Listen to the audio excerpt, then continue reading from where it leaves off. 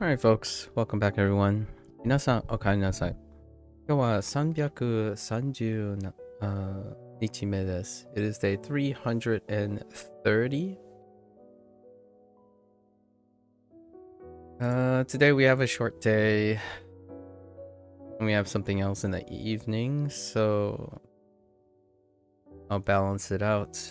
Tomorrow is kind of a weird day because of it was a separation between the day of lesson day. Took more than 4 hours, so we got like 3 things maybe, or 2 things. I think these are 2 kanji here, which will unlock some lessons. So tomorrow we'll have like a really brief lesson day, not enough to level up. We'll probably include that and do some sort of burnout review tomorrow, and then the following day would be our level 32 level up. Not too bad today. It's gonna go really quick, so let's get into it. Saka.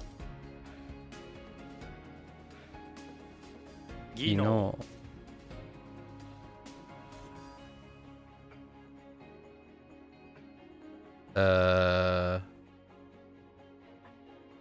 Henshin.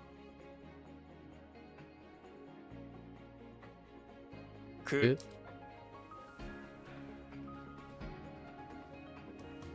Yofuke.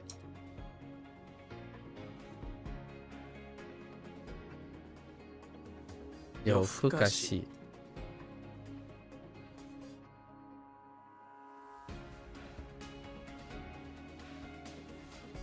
That's good enough.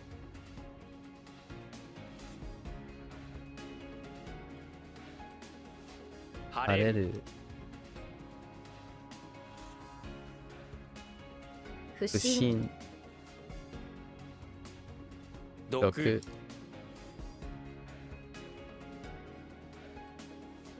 Oops. Chuka.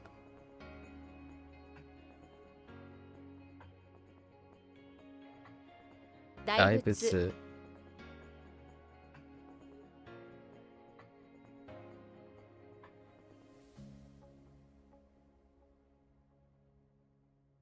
Ew.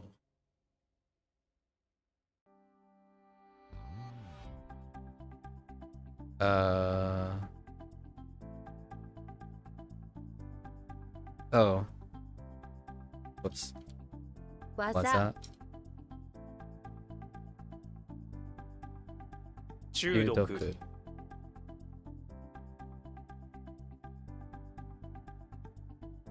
Shinjiru. Oh, that's it. Let's do our kanji review.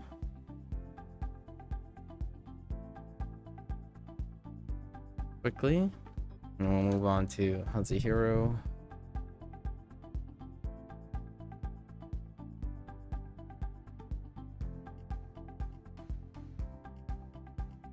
Again, this iterates why I don't really like staggered schedules, or based on completion schedules, largely because it doesn't line up very well with daily activity and routines. Maybe a slight flexibility. The trade-off is that if you're someone who isn't adherent to things, this could be somewhat of a challenge, right? Pros and cons. All right, so let's do our reads, our definition. Beat, detach. You, dissolve.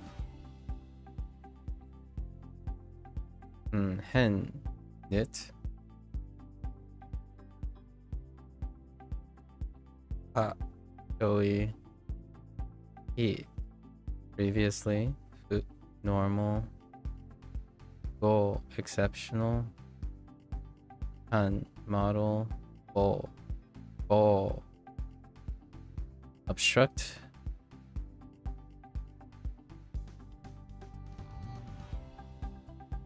Jo exclude. Gene inquire. Iku how much. Roll corridor. Soul sweep. Doro mud. Ball hole. Go surprise. Han sai. Soul storehouse. Son grandchild. Sit nest. Hi belt. K wait it's K diameter. Q rescue. Sun scatter. Kun powder. Yaku veins. Sai vegetable. Ha asset or freight. Iku plan. Neat resemble. In equal. Oh grave. Put wealth. Bucket virtue. Han search. Hey spy. All right, that's a wrap for that. Hello there, Bree. I'm doing pretty well today. Normal day. How are you doing?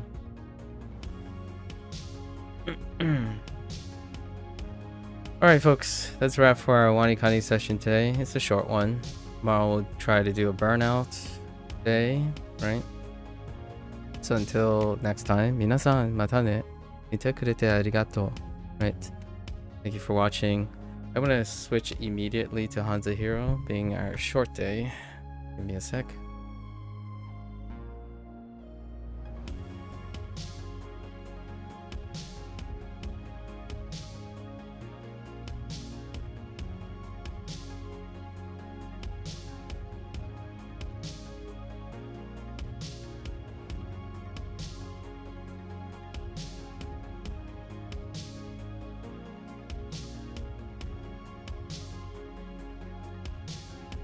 Alright, welcome back everyone. 欢迎大家回来。今天是第323天 It's day 323. This day was an average day. A bit of an average day. Have some stuff to go over. I do want to change something. I think I might have forgotten something on recollection. Let's do the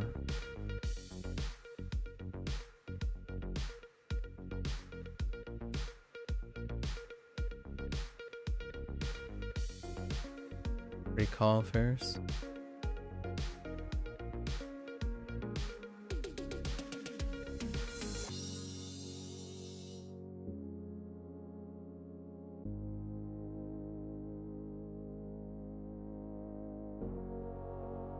Yeah, Jama.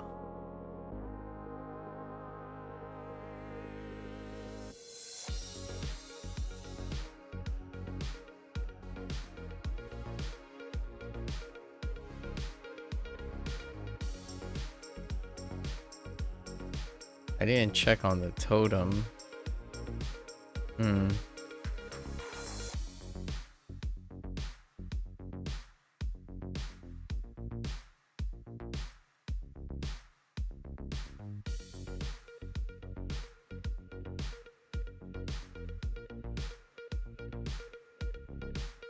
Ugh, that's too wide.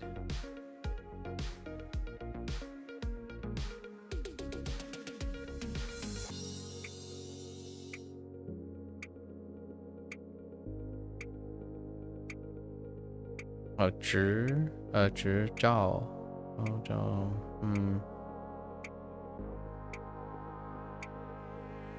Nope. Wrong one.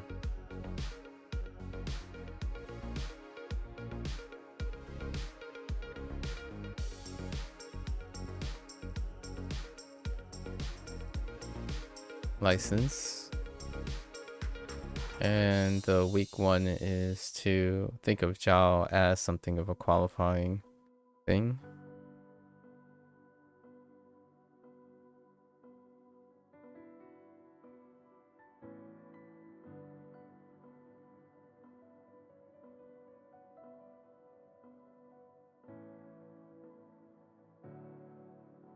Qian.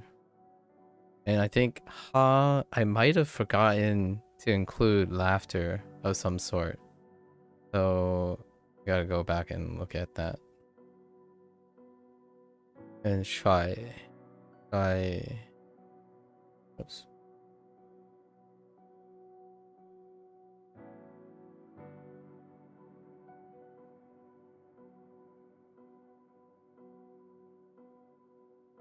Messing around.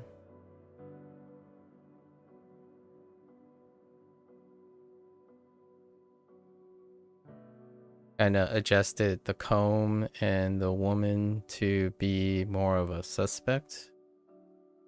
And then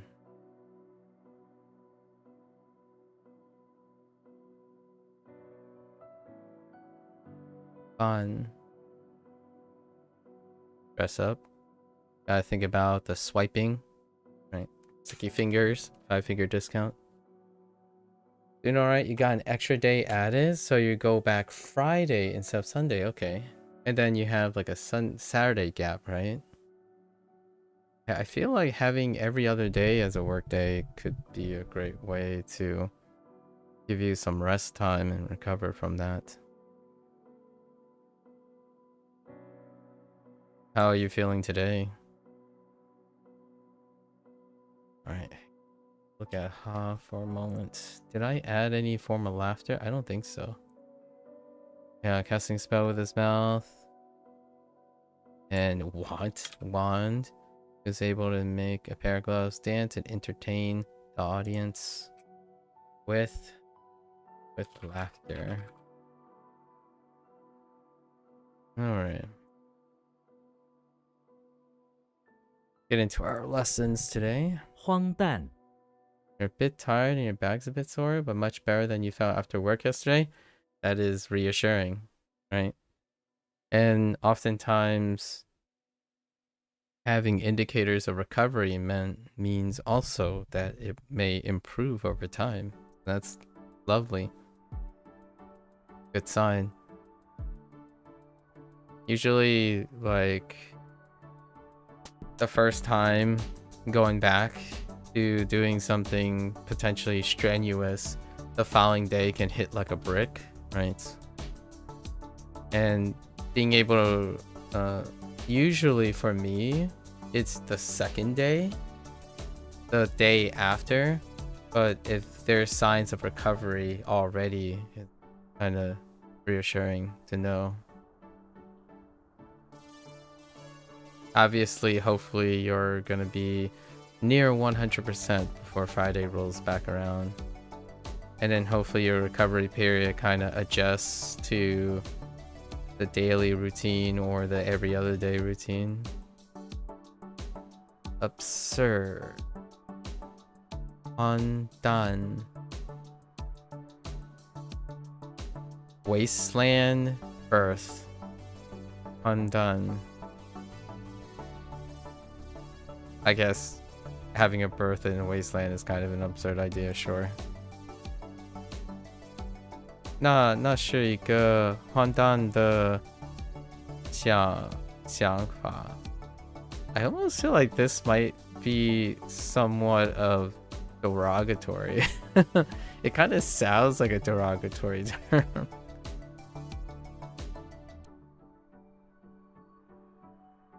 荒诞 峡谷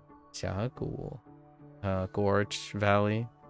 Combine them together and you got canyon. or a gorge still. 峡谷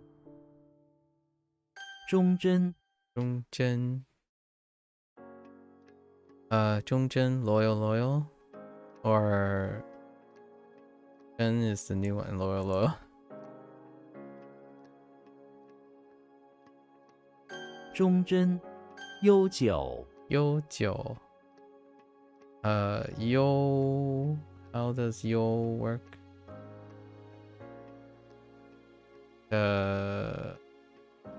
oh drawn out long standing interesting drawn out long time age old oh age old that's kind of cute I didn't realize age old is hyphenated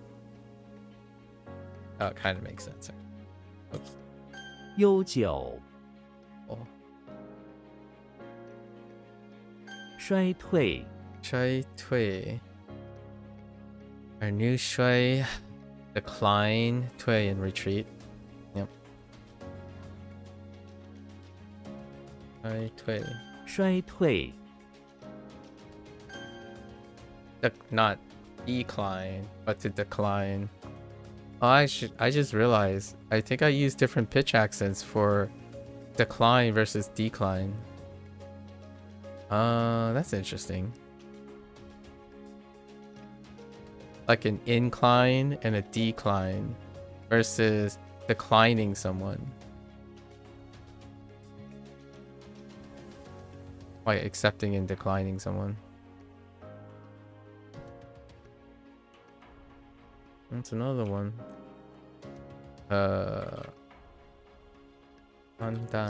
荒诞 I am getting I'm getting used out of Dan. Dan is a weak character.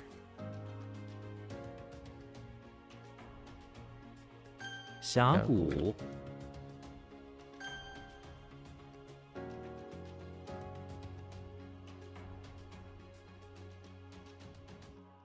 忠贞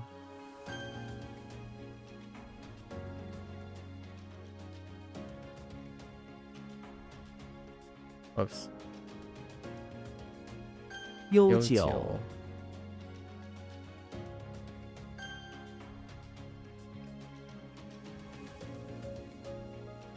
衰退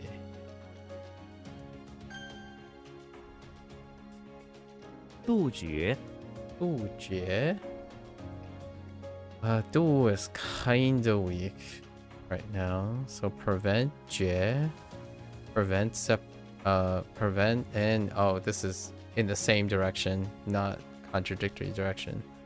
Have to prevent and then cut off, basically to put put an end to or to stop to end. Yeah, stop. Fine. Women, let's see. Women 必须杜绝这种行为行为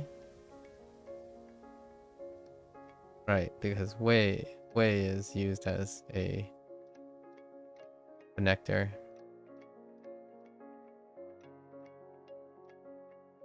not sure if I remember 行为 as behavior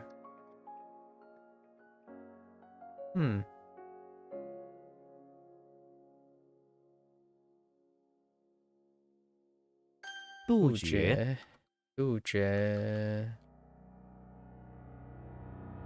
岩石 I mean rock or rock stone 岩石婴儿婴儿 yeah maybe son or it's a more of a default 婴儿君子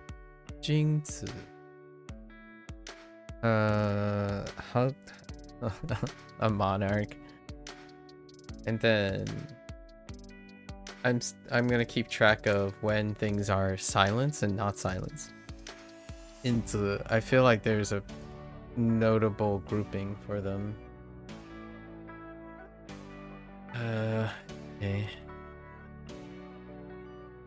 君子君子 I almost feel like a monarch can. Oh, nobleman. Yeah, I was about to say a man of virtue. I almost feel like this could indicate not just a monarch, but more of like a nobleman. In order to get gentlemen. 荒凉 Liang. Desolate. Wasteland Liang. Desolate. Oh, cool. No one really. I guess, yeah, the wasteland is cool, but desolate. Wasteland and cool. Interesting. 荒凉 Alright. 杜绝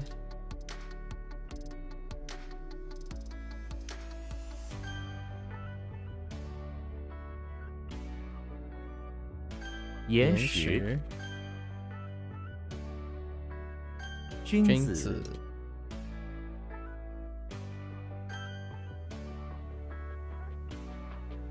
婴儿 荒凉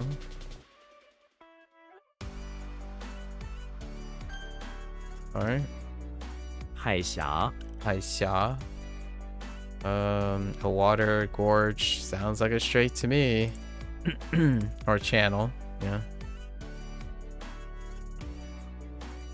海峡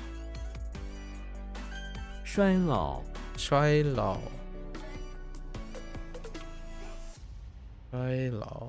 Decline. Old. Decline. Okay, so this is a declining thing. Like to decline, or to the other decline, as in declining, descending, decrepit, old. Okay. Shuai Lao. 衰老唐诗 Hangshi. Alright, that's awfully specific, but I'll take it. Oops. Ah! 唐诗猪 Jewel. Oh, we finally got Vermilion. Vermilion, Doobie, Vermilion. Although our first use of Vermilion was not Jewel. Although we do have another Jewel. I forgot about Pearl. It looks like Jewel dominates. It's kind of funny, the first example they chose was Shu, the one exception. But yeah, this is pretty consistent. So we'll probably Jewel for Vermilion from now on. Okay. George Costanza is in front of the house wearing a vermilion puff jacket. Someone asks him why he's wearing a life vest. He replies angry that it isn't orange, it is vermilion. He then wondered if he should return it. Let me see.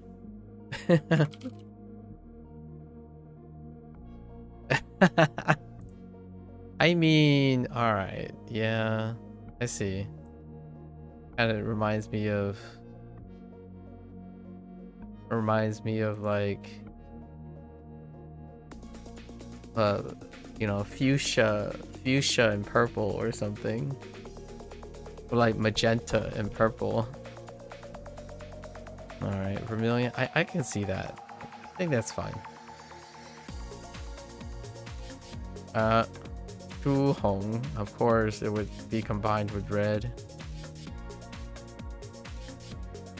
猪溜 Leo to glide. We kind of have a phrase for gliding already. What was it? Hua xiang. Or anything dealing with hua. It was like sliding. Hua xia is like soaring and sliding put together for glide. Leo, Link is in front of the bakery where there's a huge rice field.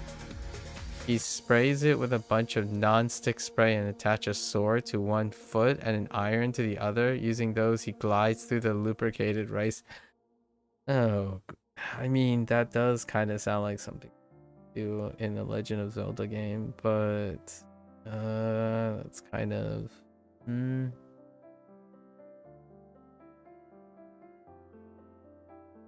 All right, I got you. So Link is in front of the bakery, attending the crops. The crops in the rice field.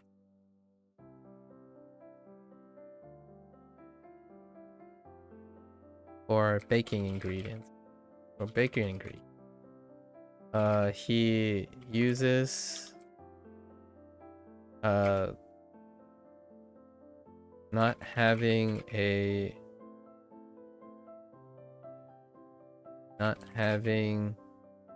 proper equipment. He improvises with using his iron sword and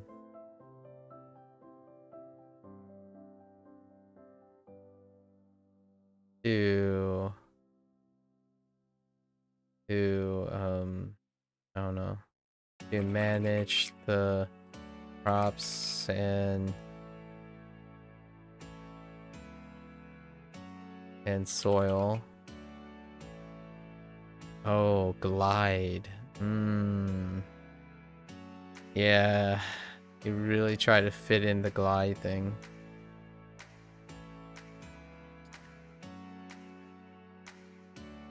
And a makeshift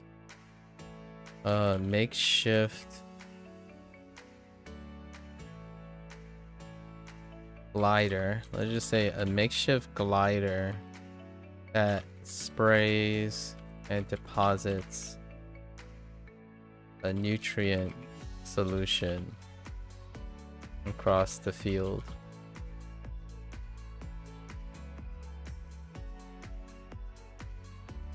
Okay. Let's absorb this for a moment. That's supposed to be an iron. Just very difficult for me to see sometimes. Or okay, so the sword, the iron sword, I see it, and then field. Okay, the glide part is kind of weak attached to the spray. Let's see how well that works. Ice skate makes sense. Glide ice. Liu Bing.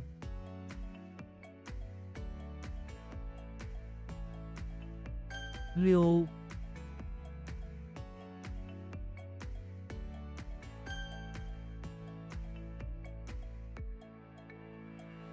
Hai xia.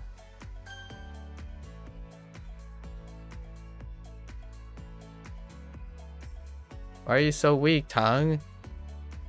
Tang shi.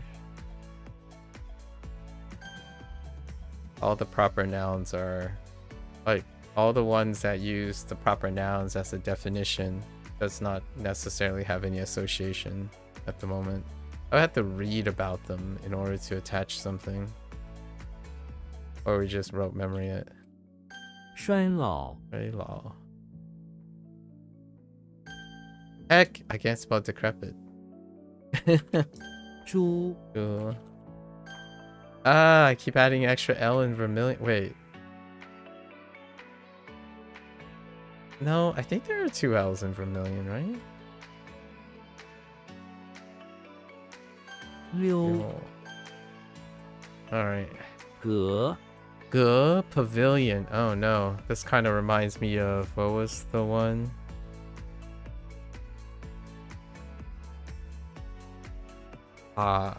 Oh no, I don't remember. Tan.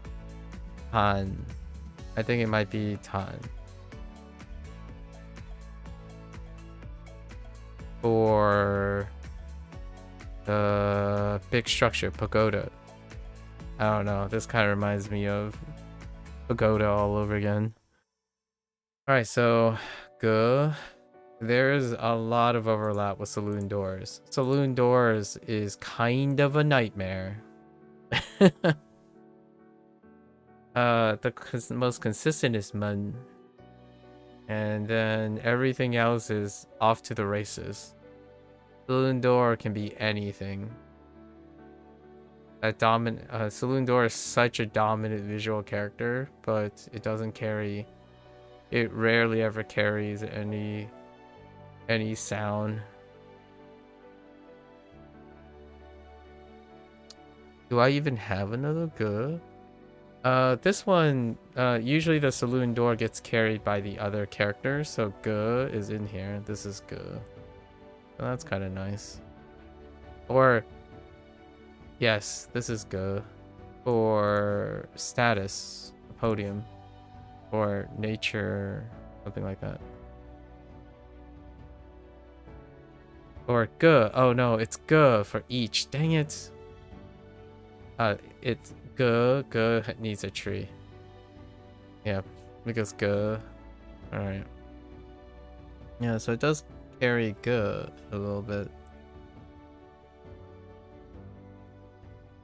Alright, G. Pavilion, no double L's. I haven't used Pavilion in a while. Usually pavilions, I think of events. Gandalf is inside the electricity plant where he is building a small pavilion. Sure. He puts some saloon doors on top of a podium, steps away, and casts the electric spell with his staff. In a flash of light, the two objects turn into a small pavilion with saloon doors at the entrance. Sure. He's using electric spells because it's an electricity plant. That's probably why Kevin chose electric spell. Because otherwise there's really not... Yeah, this one might be a little loose. Thankfully we have G to help us. Alright. So, G, lol. Attic. What the pavilion? Yeah, okay. I almost feel like G is more like Jia. It's a place. Ne Ge. Government cabinet.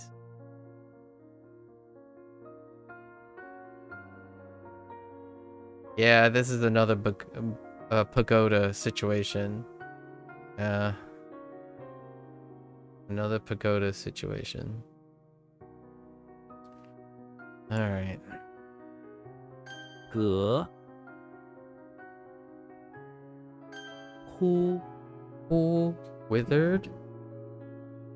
And there is some cooing with headstone. Headstone has some cooing and gooing. Yeah, cool. Cool. Cool is the only one that I could remember for bitter. Everything else is goo. Like, the majority of it is goo. There's also hu. Chuo is weird because there's three things as opposed to two.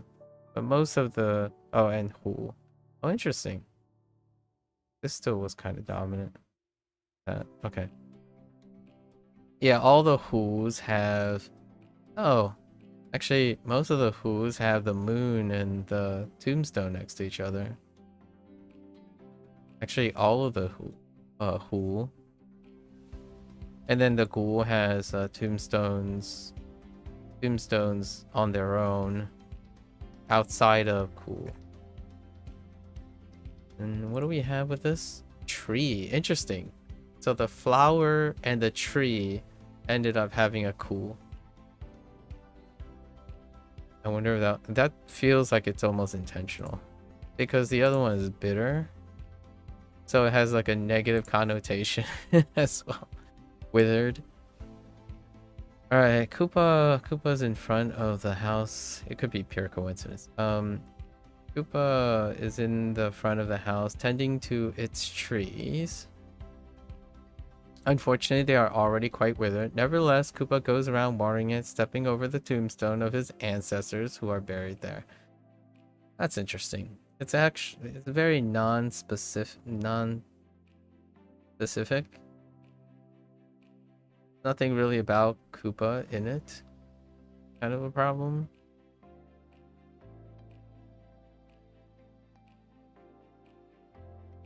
Let's go with it for now.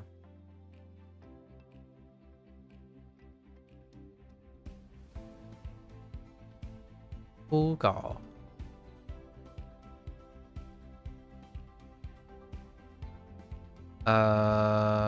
I don't quite remember. Okay, because we didn't get it yet. Ooh, and this one's weak, right? No, Uwe, withered. We dry up, ganku, dry and withered. Probably still means to wither up, or to wither. Okay. Who? Oh, you know what? I got it. So I got how we can link it. Koopa is in front of Bowser's house. Being relegated to taking care of maintaining the headstones, maybe like Bowser's graveyard, so to speak. Bowser's like family resting place. By maintaining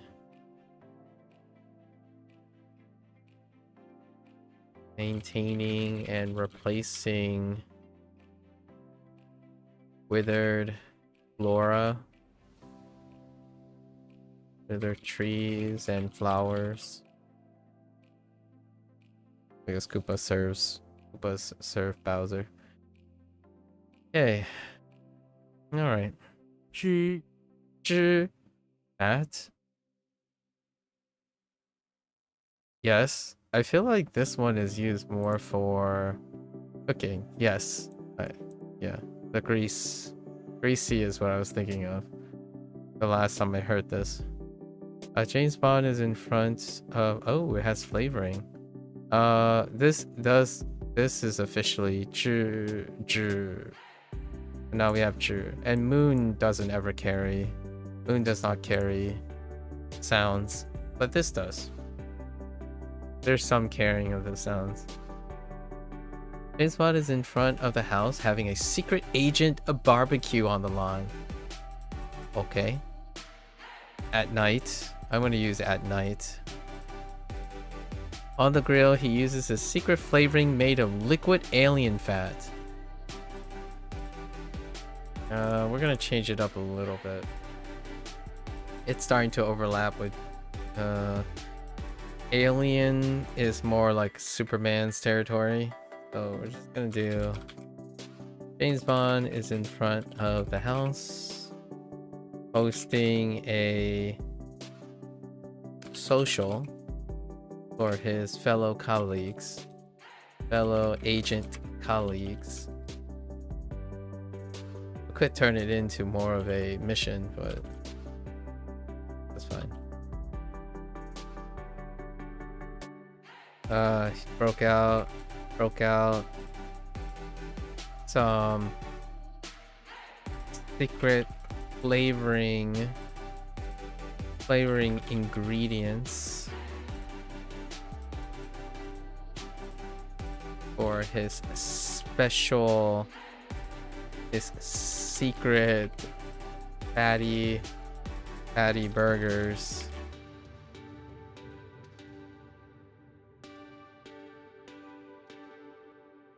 Hosting an evening night social. I think that's good enough, honestly. That's good to know.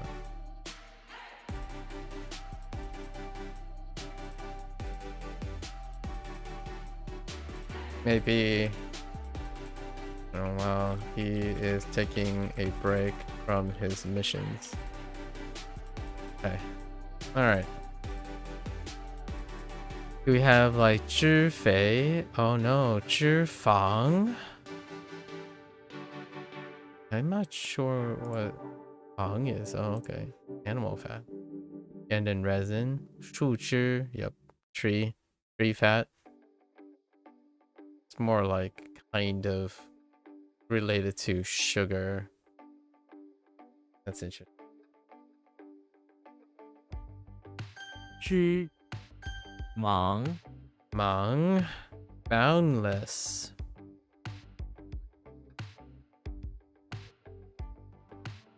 What is the closest Mang? The Ang part does get carried by the death radical. But, and then the flower, I can kind of see it overlapping with... Oh, but that's Mung. Not Mong. Oh no, there is a Mong. Mong for blind. Let's take a look. Pretty sure Mong. Yeah, Mong for blind is what. Oh yeah, I forgot about An. Oh yeah, there's An. Okay, all right, we're fine. Although we can't rely too much on this because there's also Hoang with that combination, but still. All right, I got you. Mario is inside the chapel, which has become a boundless with a forest of flowers that rise above the head. Maybe the same flowers that he was planting for Princess Peach. To impress Princess Peach. He walks in looking for the exit, but cannot in the boundless forest of flowers. Suddenly, death enters the chapel and sprays his evil aura all over the flowers, which all wilt and die and disappear, leaving only Mario and Death, who stares at each other with boundless apprehension. Interesting. I think we're still gonna go with the same. We're gonna link it with An. So Mario is inside the chapel, marveling at his efforts to impress Princess Peach. Princess Peach with a boundless array of flowers that he has maintained to maintain by spraying them, making sure to spray them regularly. Boundless array of flowers, and in order to ward off death, or the feeling of death, which was kind of what the other thing was. The An one. Meow Mong. I don't have Meow yet. It does kind of look like Meow. It has Meow with the eyes wedged in between them. Meow is without the eyes. Don't carry sound. But these two together does. Oh no, wait, that's Sha. Just kidding. It's kind of like a combination. It's Sha with a eye in the middle. Interesting. Huh. Mang. Okay. Mian. Strive. Oh. Is this part of Ben? Are you Ben? Strive? Yeah, you're Ben, right? Oh, no, you're Gun. Wait.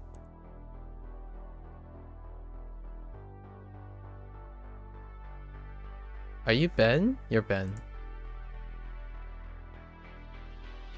That's really late. Yeah, in Benkyo. Benkyo. Strive is what reminded me of Benkyo. Mien. Huh. Does Ben line up with Mien? I'm not sure. Mickey Mouse is in the basement of the pawn shop where he is striving to be the first to catch a hare that snuck in. Okay. Running around all the junk for sale, he competes with a person, like a person who's muscular, for example. Floating arms and hands and like things, not great. Oh wait, but I want to make the arm about Mickey. He competes with a muscular arm that okay.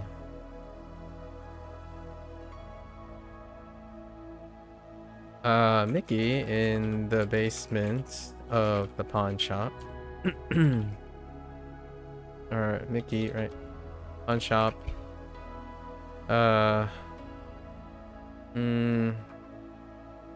Is tasked to is striving works. It's kind of not that great. He's striving, tired to sure, striving to catch a hare while his arms aren't. Oh no, but I'm negating the arm. Surprising. Oh no, that's a negation too. It's thwarting expectations. Maybe he's striving to catch a hare with the help of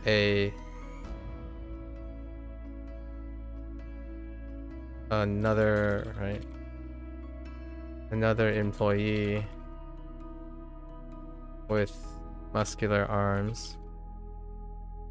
Yeah, it's not gonna be about him.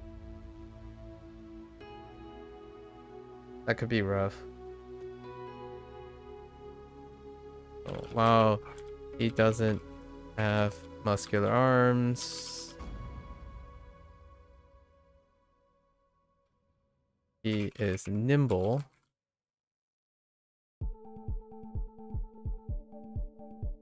Right. And together they manage to catch the hare. There was the other one. What was the other one? Agile? Mien was agile. And it still works. Mien. This part. The hare was Mien. It looks like Mien carries the sound. No example though. That's fine. Mian. Yeah. All right. Ge.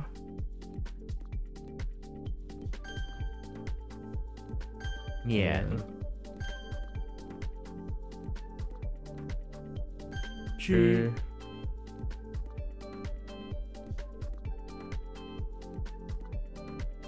Oh, what? Oh, this could be.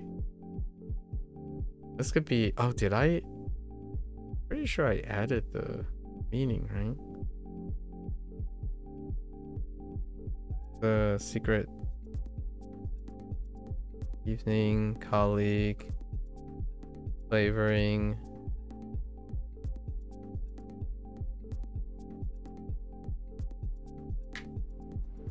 Where did I lose it?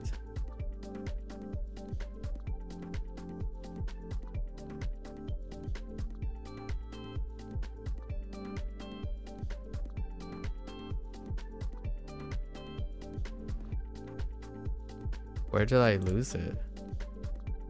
Oh, I lost in the burgers. The fatty burgers.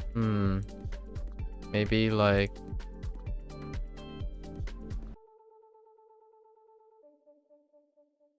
Why did I write flavor here? Hosting a secret show for his secret ancient colleagues. He brought some secret fat flavoring. Maybe we double on that. Okay. 忙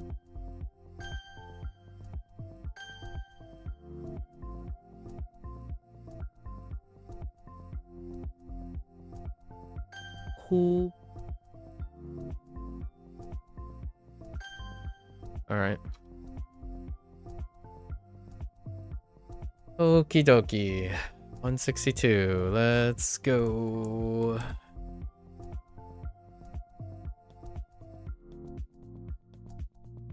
Yo.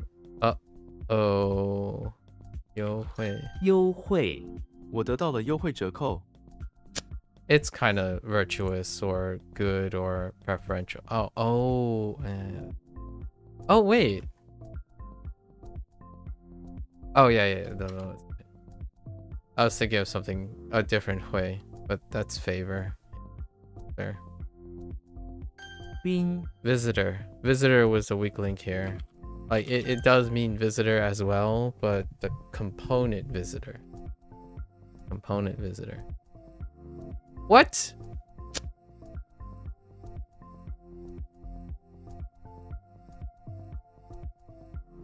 That's not what I think it is. On gut. Oh, this took me a while. 气氛 当地公园的气氛。 Okay, we're fine. This is questionable too. And I want to say 蓝 yes. Thank you. Saku. Thank you, Saku.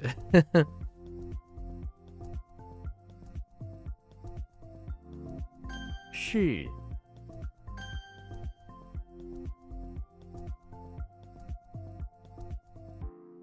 快艇 他喜欢在周末驾驶快艇。 So what happened here? I really thought it was Chen. Oh no. 圆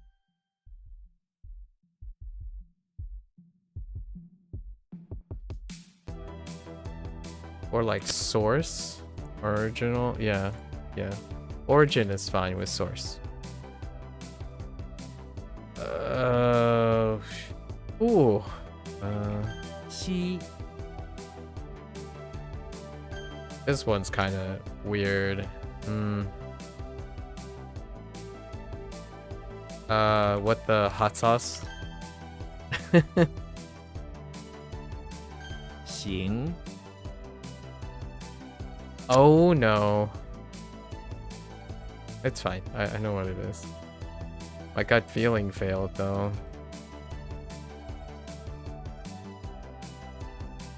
中间 我住在城市的中间。 Or middle, that's fine.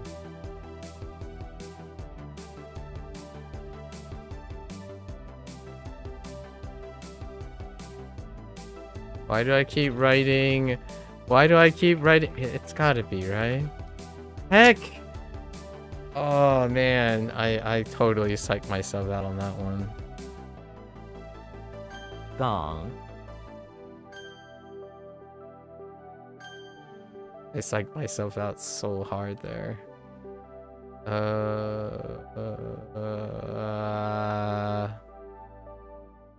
Heck!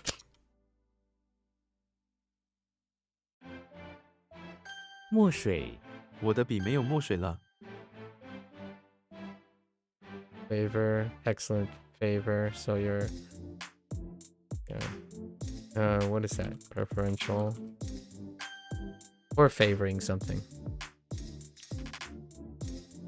What the clown?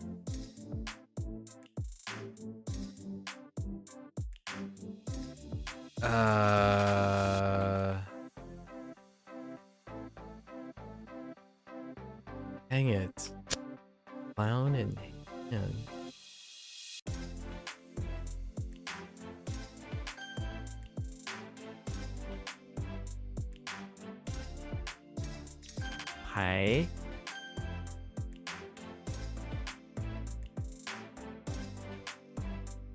Oh, I had it and now it's gone again. Dang it. I had it for a moment. No. Yeah. How does that make sense?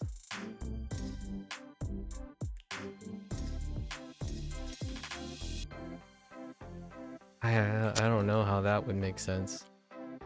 Clearly not that. 鱼卵鱼卵可以做寿司。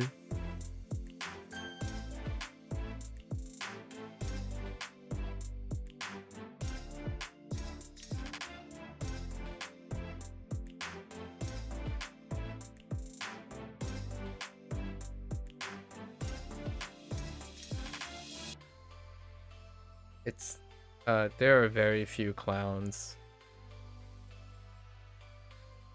Absolutely know the rightest one. Burn. 他的 Oh no. I'm not even sure what that. Oh, 他的努力 something 欢乐 是是爱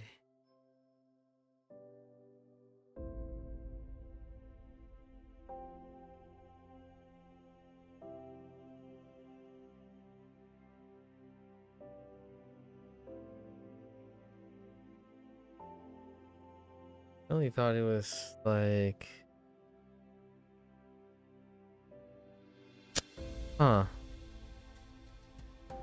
rut roll.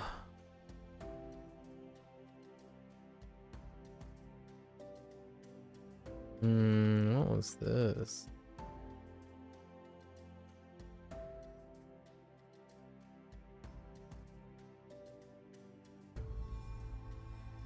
Oh no. 微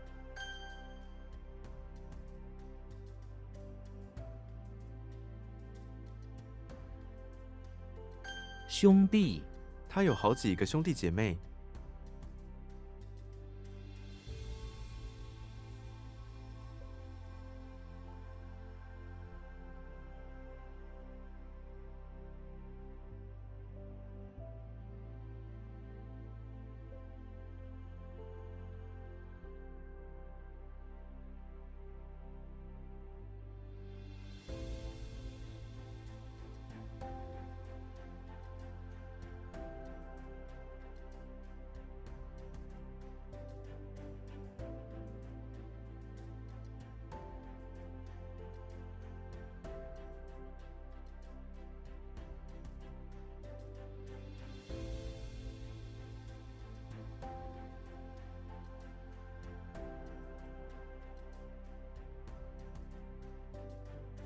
I don't know how that would make sense. I really thought it was Cho. Like Cho.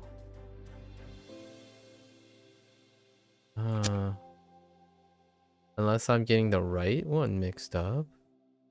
That's definitely fun. Turn into.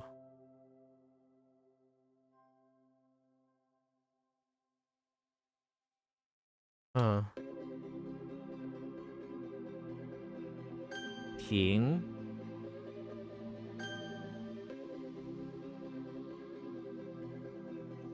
I kind of need to sort this out too. Seems like it's a common one that does get a little bit mixed up in there. Well, we'll sort that out now, probably. This one kinda rough.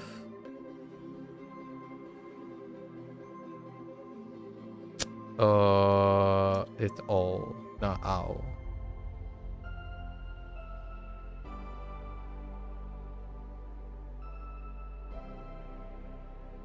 What in the world?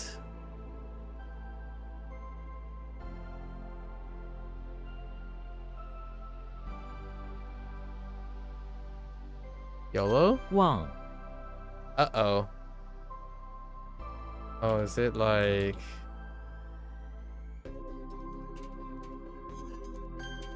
Or expect, yeah. That moon looks very weird.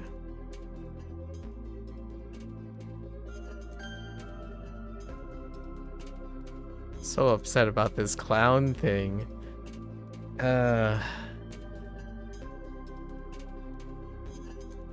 Like he like made the effort to do something that turned into... That almost seems like it's saying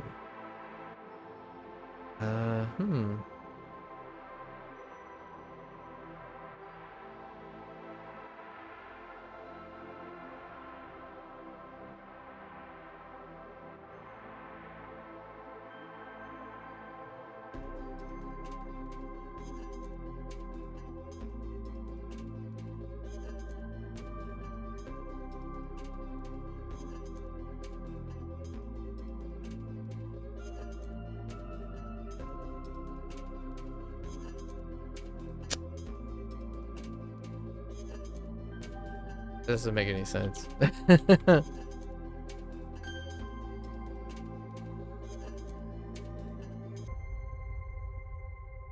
河谷 河谷里有条小路，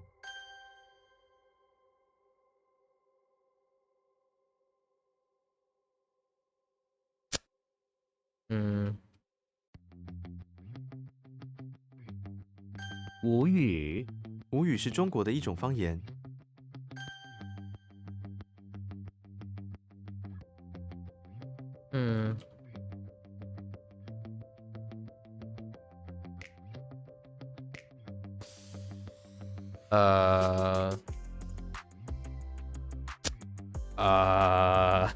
Oh no. “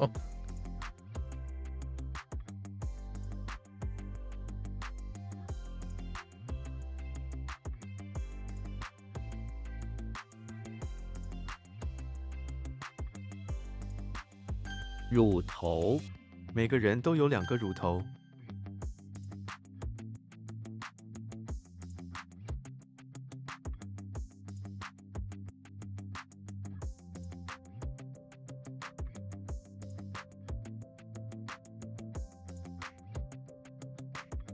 I swear it's either Ni or Cho.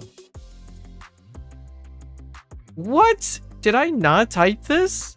I swear I typed this. Oh, I added a G. Oh no. Okay, it's fine. It is what I think it is. I kept adding a G. Dang it. Wrong. I keep adding a G. That is a fine habit. 盐 Not great habit. It's okay.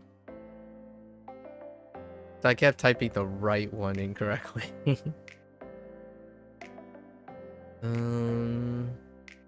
This one's pretty tough. 省 It is economical, like frugal, economize, yeah.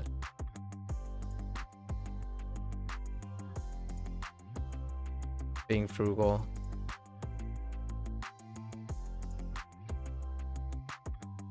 冗长 请简化这份冗长的报告。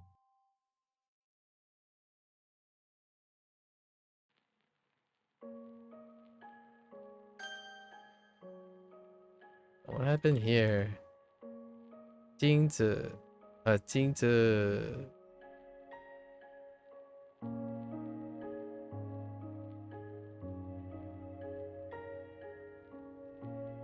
金字塔 我们在金字塔前 Oh, 拍照。 so here's example. 金字塔 pyramid. What a coincidence that pagoda is there. Heckin' pagoda. Yeah, this one didn't change. I just kept typing the 扭 wrong 转 right 他 side. 的努力扭转了失败。 Drawn. And then that's just to like twist or turn. Like to turn around. It's fine. Ooh. 延伸衍生，衍电影生的成功衍生出一个系列电视剧。 ，All right。无忧无贵，no， 无忧无虑，无忧无虑，无忧无惧，无忧无虑。Oh no！无忧无虑，孩子们在公园里无忧无虑地玩耍。无忧无虑。玩， And then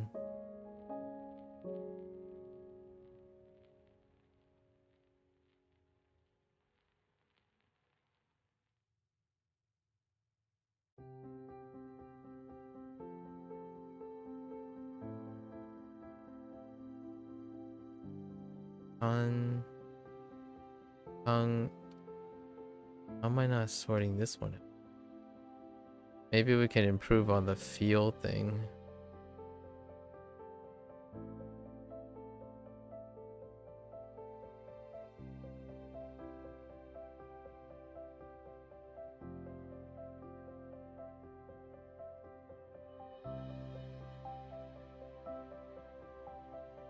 Yeah, we can improve. Oh no, it's BN. Yeah, we really need to improve on that. Oh well, I need to. This is a special thing. We need to. What is it? I need to look at gun. Okay, hold up. Gun, gang, and BN. That's what we need to look for. And found BN. I can Bendy. Lost Bendy and Bendy most so many times. Okay.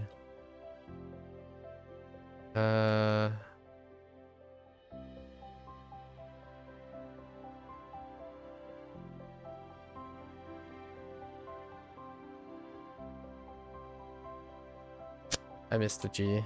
Fine.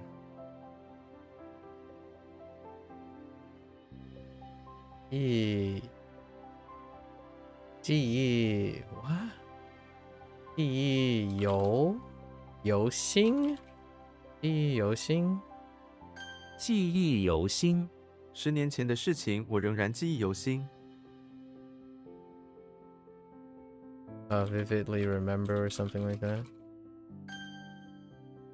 Okay. 稀， I have no idea what that means yet. Okay.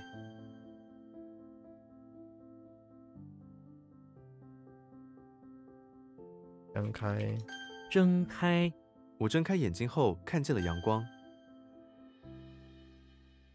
绝。Okay. Went for it. Didn't pay off. 无法 No. 违法。违法，杀人是违法的。 It certainly is. Certainly is. 如，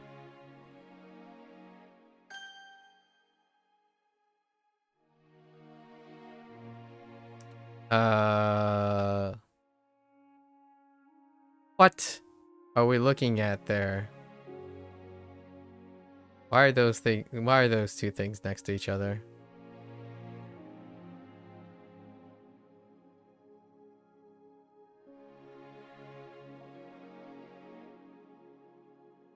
I want to say, heck.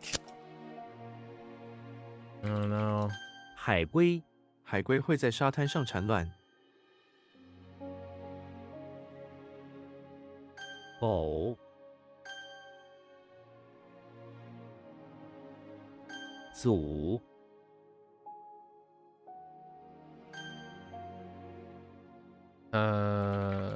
猛， Mole, right? Mole or fierce. Yeah. I'm gonna say Chuang. 闯入，闯入，他半夜闯入了别人的房子。资，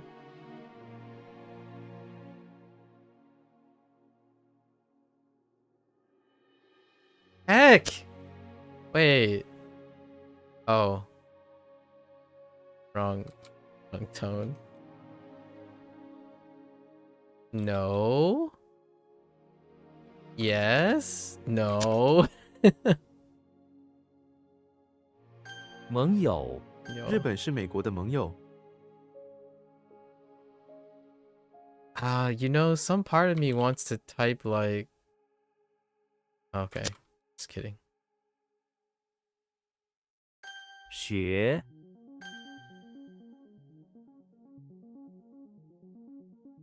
人口，这个村子的人口很少。 Oh, what happened? Oh. 着，儿， Son or child is fine, honestly. Shun. What?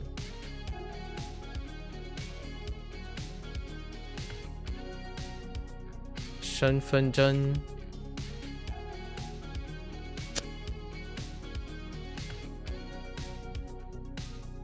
Excuse me?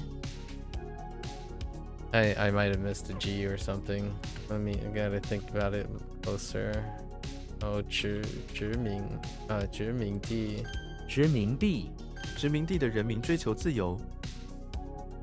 Okay. I thought this was Tor. Oh, it could be like Ban. Oh no. I thought it was like companion or something. I can't tell if that's R or Ye. We'll just say R. 日， Yeah, is fatter. It's wider.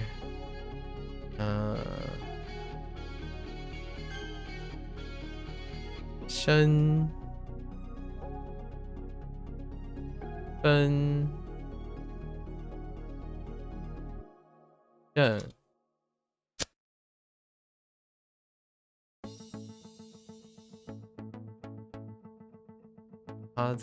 Shun. Shun.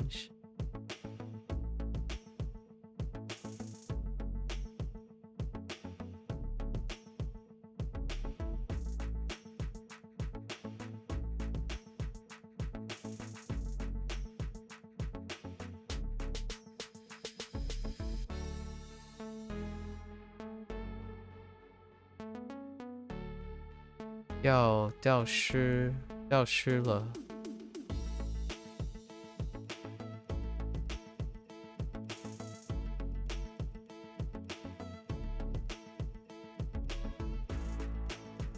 It's kind of like to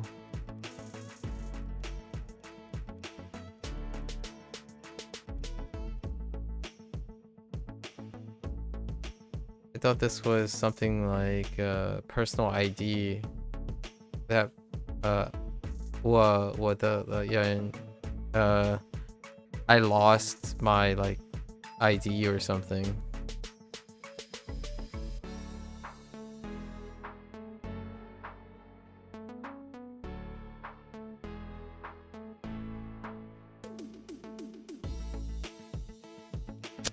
What?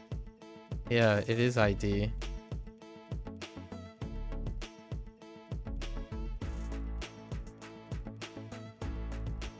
Huh. Hold. Hold.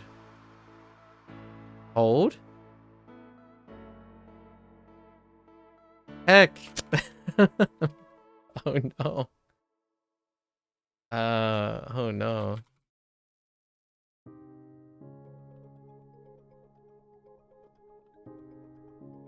What is going on? I swear I oh, fun. Dang it, fun. You know, I could improve on fun.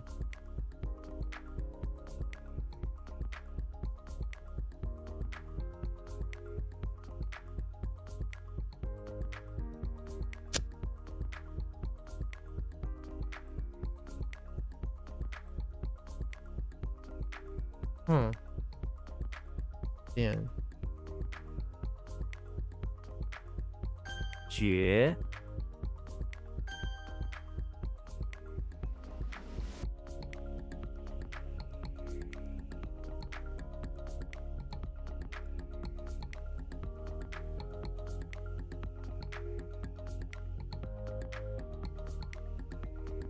I really thought it was like...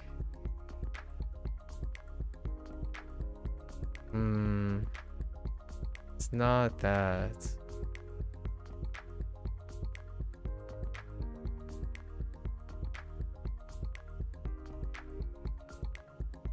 Then something 都很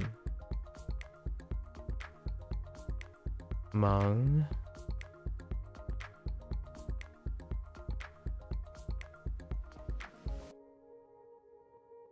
It's not that. Not that. I really thought it was... No, that's include. Or inside.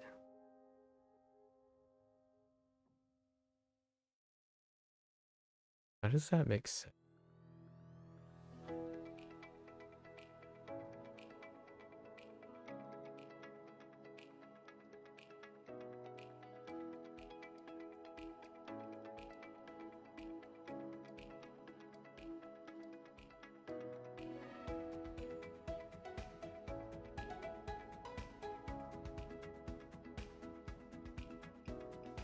So I need to sort out between diagnose. There's also... Oh no. I need to sort that out too. 有 Huh.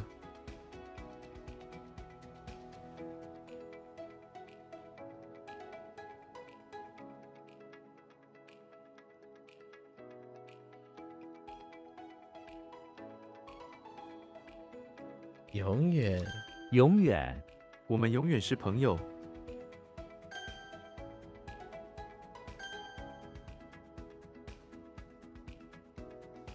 Heck! I just went for it. What?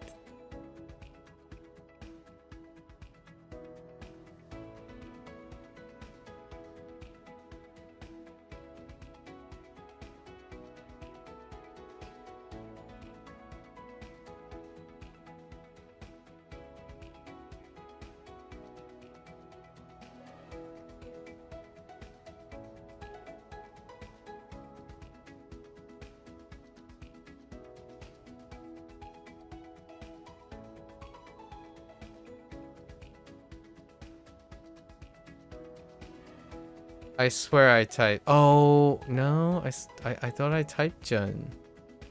Diagnose. Did I not type diagnose? And that should be patient. Or maybe it's not patient. It's like, yeah. Or outpatient or something. No, just patient. Yeah, just patient. No, it's diagnose. I don't know what I typed though. I know I tried shun the second time, but I thought I typed Jun the first time. Huh.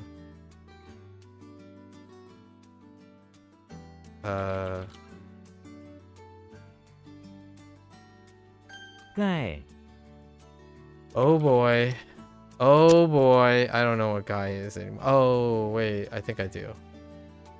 Do I? And how does this not work? I thought this was... show. So it's not show.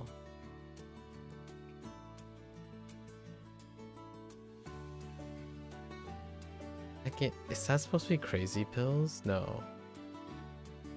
Yes. Am I... I'm having... What? I don't... Oh, and is this... Wait. I know what this is.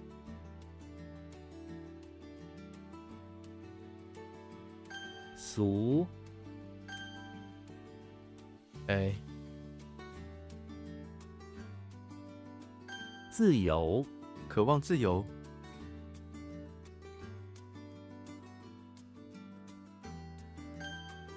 Freedom's fine. 方便， 你哪一天方便？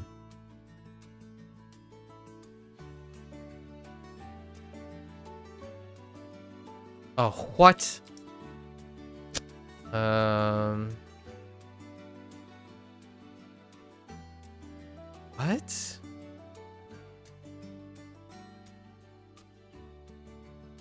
Maybe like area, towards an area?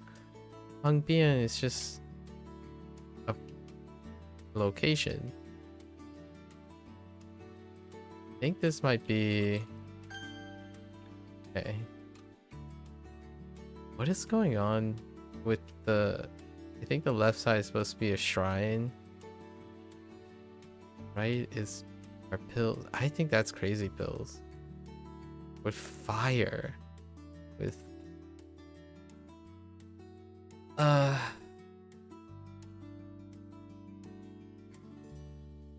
don't... 手， Oh, I got the tone wrong. Wait, what does that mean? Guard against? Oh, it's ripe. Heckin' Zen. It's ripe.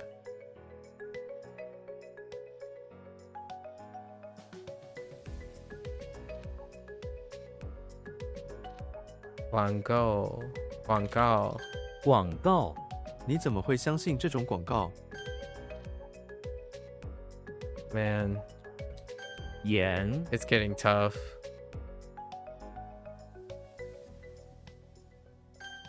Things are getting tough. Okay.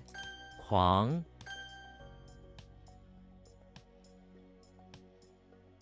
What the? Excuse me?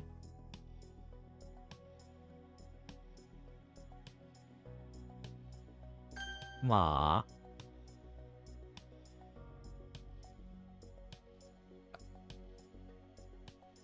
Um...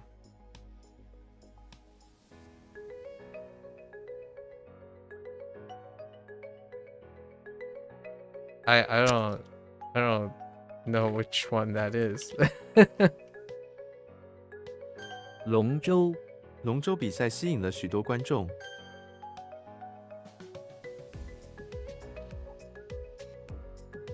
What? Wait, hold.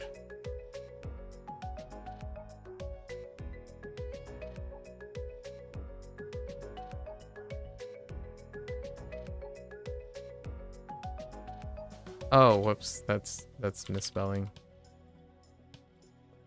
有趣， 她是个有趣的女生。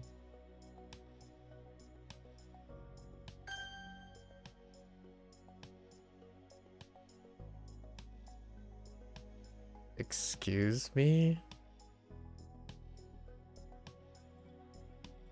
I'm gonna say he. 批， Okay.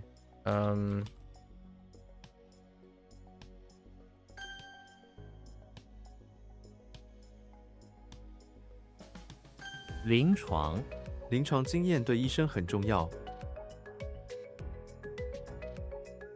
Bing Chong is really weak. Or clinical. Just clinical.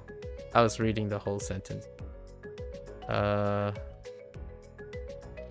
This is heckin' ripe. Show you a ripe.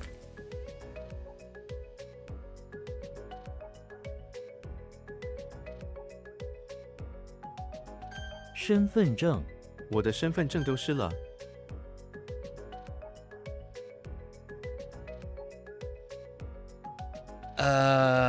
I'm gonna say 因， okay.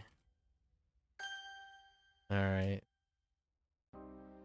Posing along.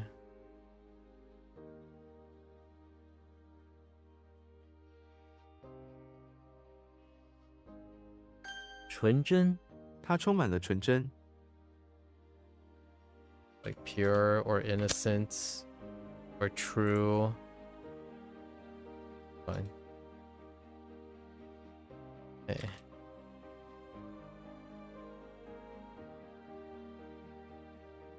外交官。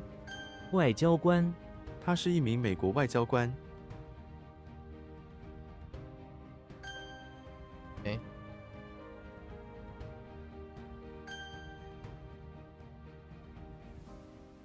秒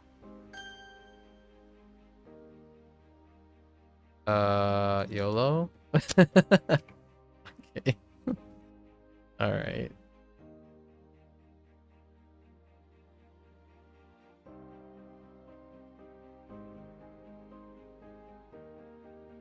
肾病，他有肾病。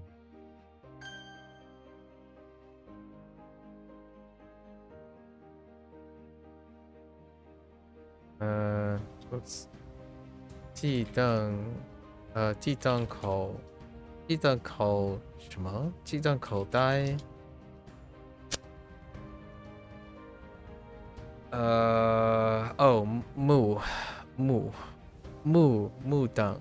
木蛋口袋。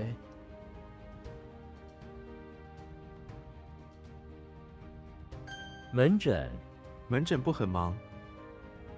Oh, it's not patience.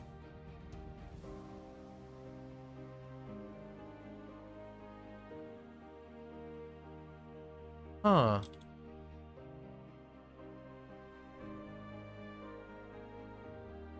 面霜，晚上睡前记得涂面霜。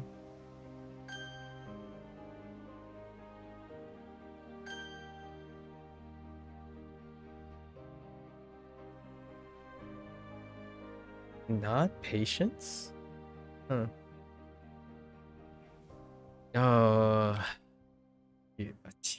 瞧不起。瞧不起，他们瞧不起穷人。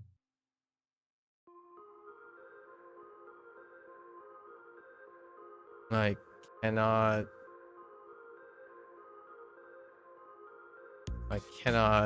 like look up to. It's like cannot aspire to. Yeah. Cannot look down. Well, look down or up. It depends on the relative, but I guess they want to go down. Sort of up. Okay.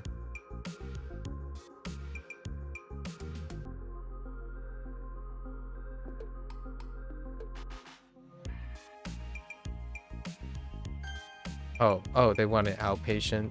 Okay, when I think of outpatient, I actually think of the normal patient. Okay.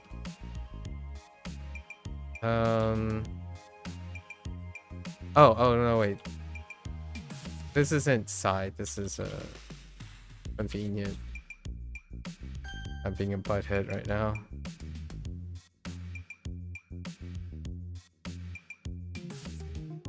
Shit.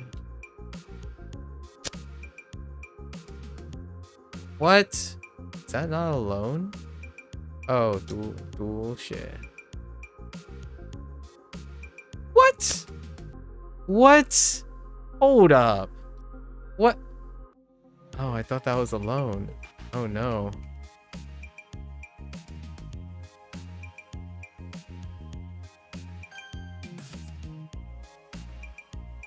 So, the reason why I wrote cannot look up to is the same as to look down on, because you don't want to look up to something if you're looking down on them. This is saying it in the opposite. You're not doing something. So it's saying you're looking at but unable to look up, like to raise up someone. So basically you're underestimating them, not overestimating them. You are unable to overestimate them. So cannot look up to something is the same as looking down on something. Which I typically phrase things in, this is the same thing, but it's kind of a roundabout way of saying it, I suppose.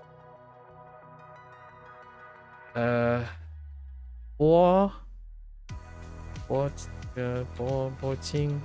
Dang it. Oh, Chengqing, not Poqing. What is going on here? I really thought it was Shu. Oh, wait. That's not Xie. That's Shu. Heck. Du Jie? No, Du Jie? Du Jie? Du Jie? No. Wait a minute. What is going on? Oh no.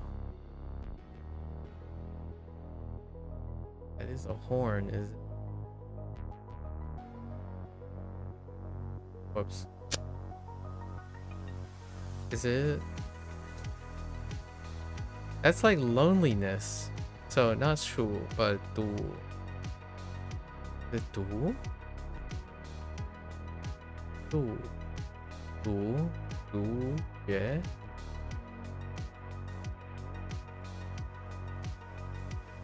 Shan. How did I screw this up? Oh. Chengqing. 澄清 他想澄清这个误会。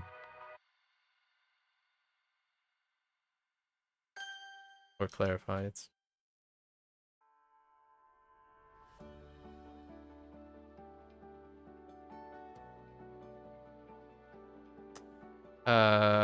Hold. YOLO. Dang it. Not it. 逃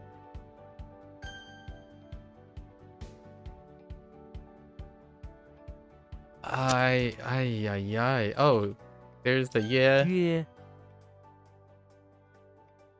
And it's gone. Alright. 目瞪口呆.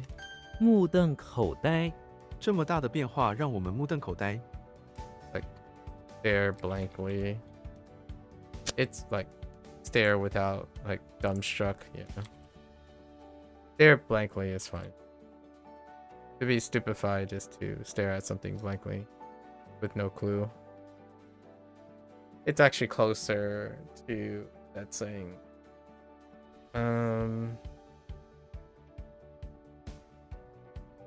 What the moon? Oh, wait. More? 磨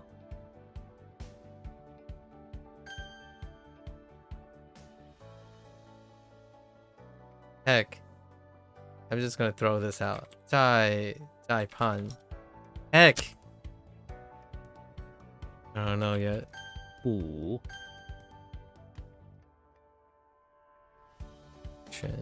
警犬 Oh, 警警犬可以嗅出毒品。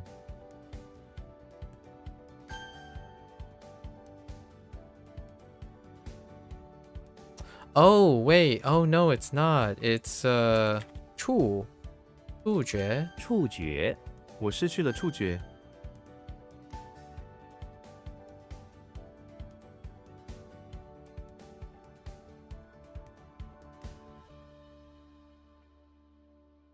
晋升 晋升需要努力工作。 晋升需要努力工作. I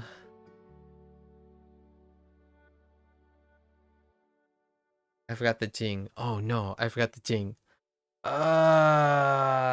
Hold. Yeah, so okay.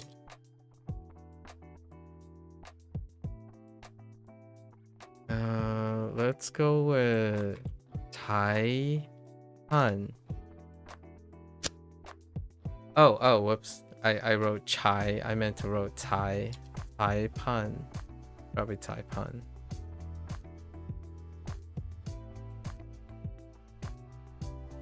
凳子 他把凳子放在门旁边。 裁判 他当了10年裁判。 他当了10年裁判.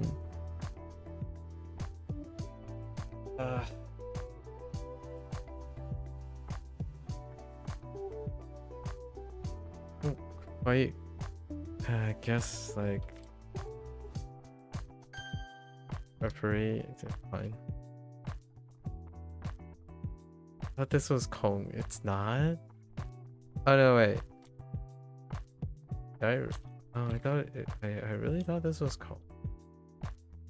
Oh no, this is oh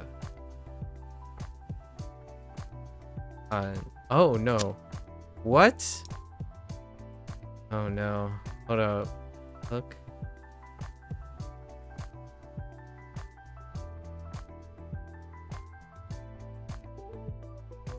I got it. I got it. I think I got it.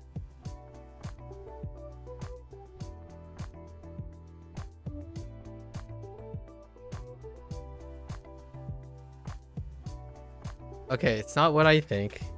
So it's definitely guy, right?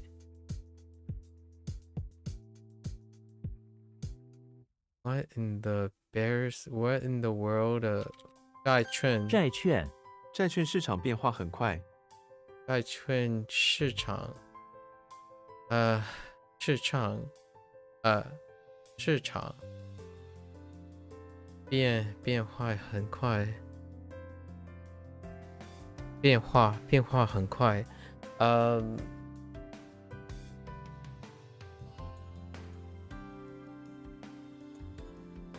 ，Hint.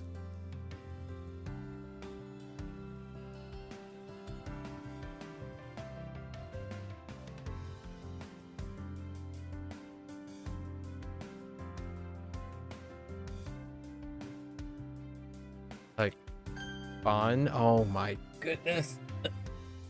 Wait. The voucher thing gave it away, but how? Guy. That one's a little weird. And I think this is 吼 oh. It's roar. Why? 怀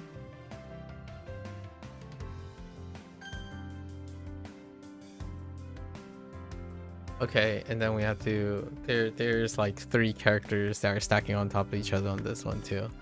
So the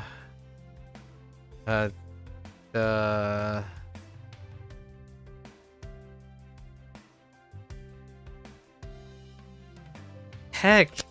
Oh no. Things are getting rough.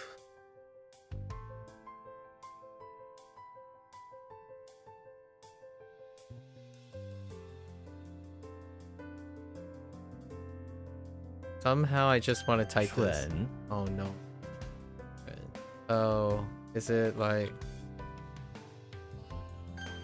Oh my gosh, there's too many clumsies too. All right. 叫什么？交分？交锋这是一场激烈的交锋。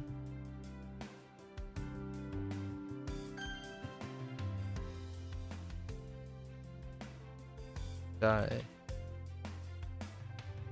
只在这本书旨在教授实用的技能。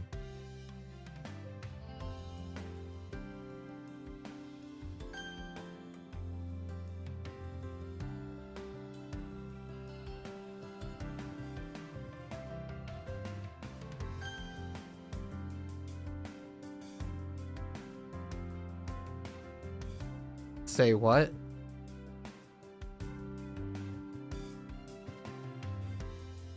The heck is that? Something makes me want to type toe.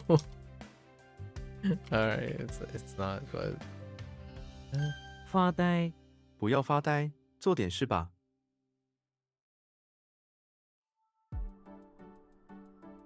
不要发呆。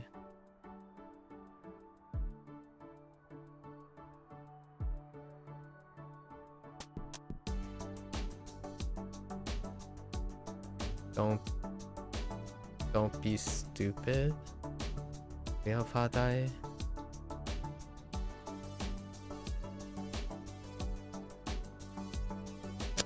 It's like stare blankly. Yeah, to be stupid. Okay. It's fine. Same feeling.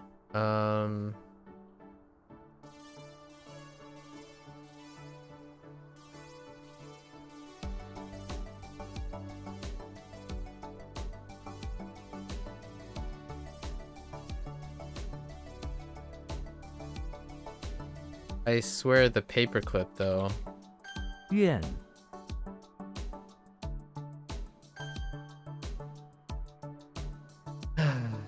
Okay.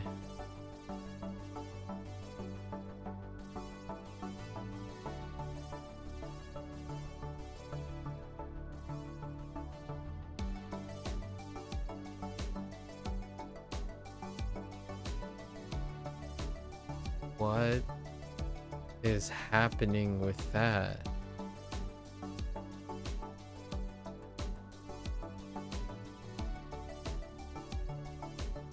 A clay pot?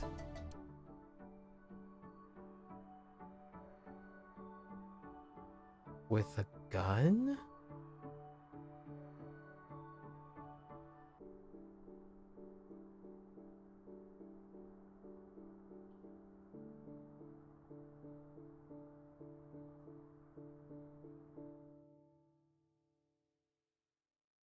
威胁别人哦，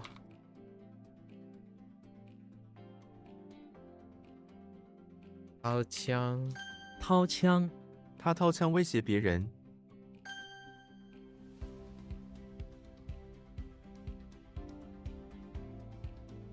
Ooh, Tao is gonna be rough when it comes back around as alone without a vocabulary.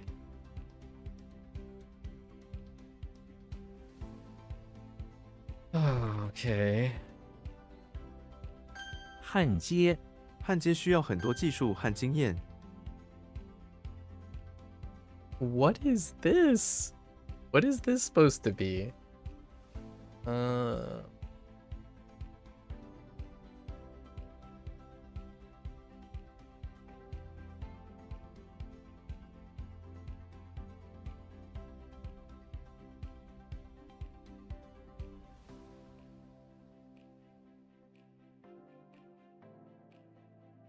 Certainly doesn't, like, neither of these things carry any sound, like any very specific sound, and it's too little to go on at the moment.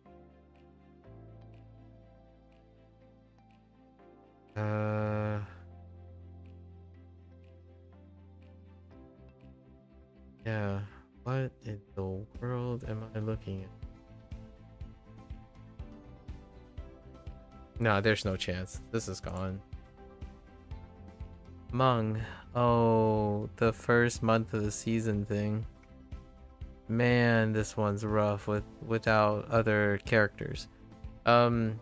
It becomes obvious when it has to attach to some sort of time frame. Like it's first, second, and third, or the beginning, middle, and end.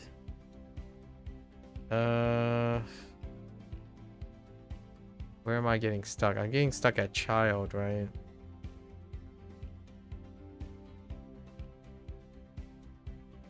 Oh, I mean, I'm getting stuck at plate as well because this is in the bathroom. Huh.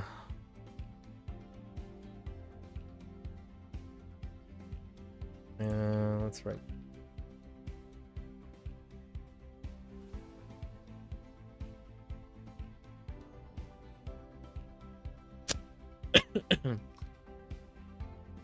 Okay. Work on it later. 是 This one's kind of not great.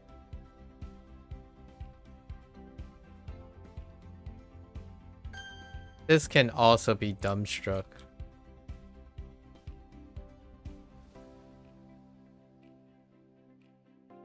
Uh, 鼻孔不要挖鼻孔。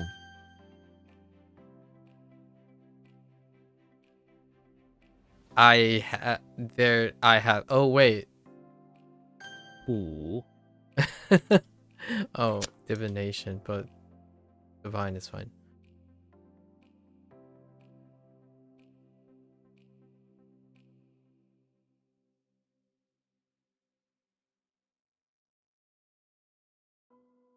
Oh, that is not good.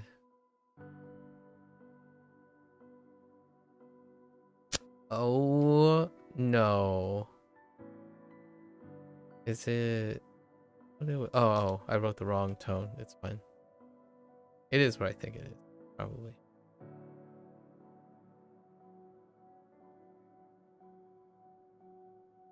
拴住 没被拴住的狗， I can mung. 梦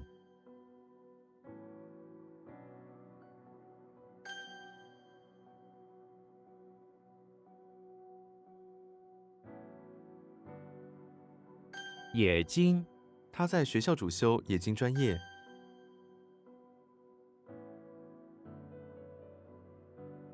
洪流 大雨引发了洪流，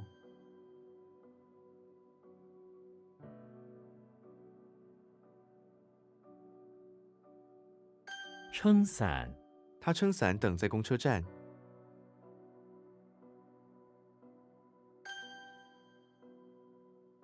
That's not how you spell prop.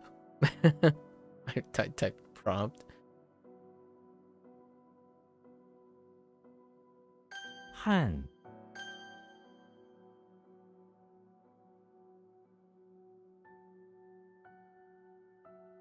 冶炼 这是一个用于冶炼的炉子。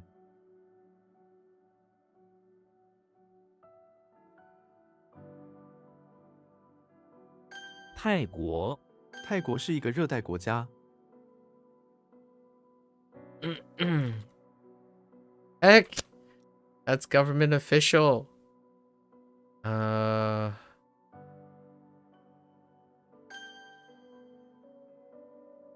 训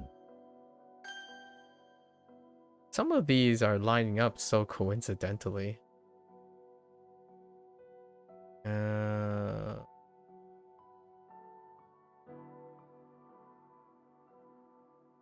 What? Oh, low, not feel low.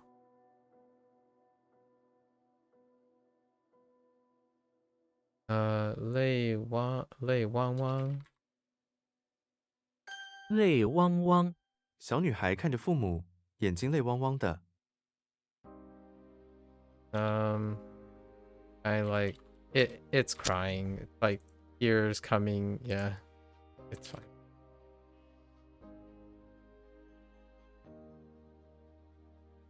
搂抱 他们在离别时深情搂抱。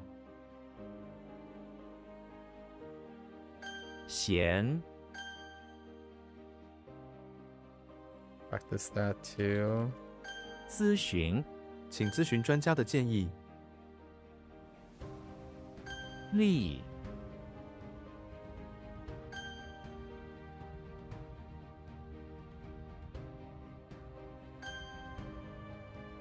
YOLO. 采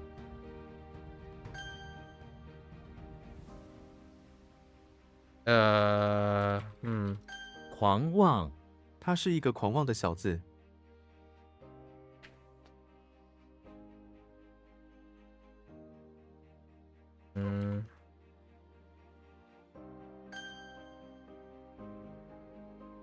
Okay. 汉料 选择合适的汉料非常重要。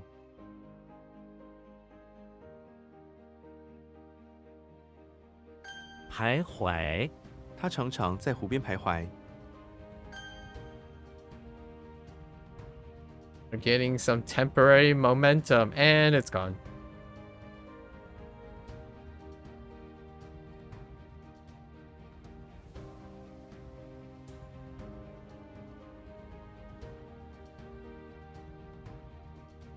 It's supposed to be... I didn't think it was, but still. 逗号 这个逗号放错了位置。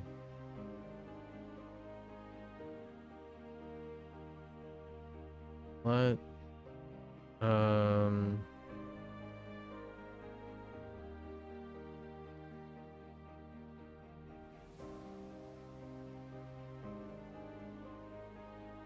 丑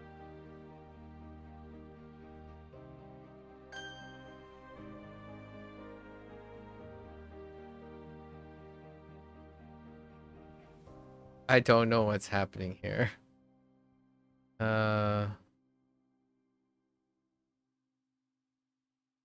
Ma.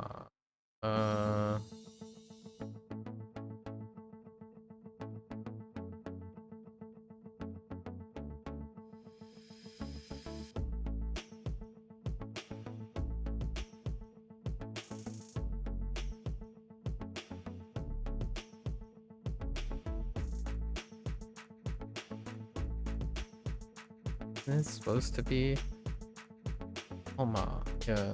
How do I get the number thing?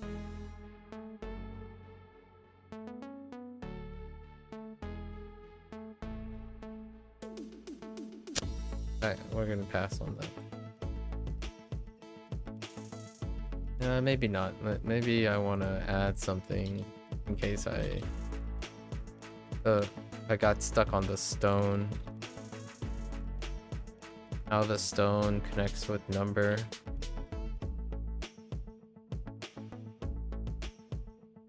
What is that? Ooh, oh no. Ay, ay, ay. 5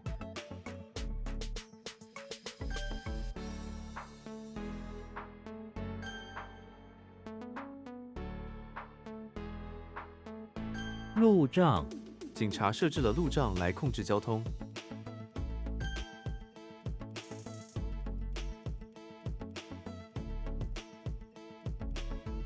翘 掰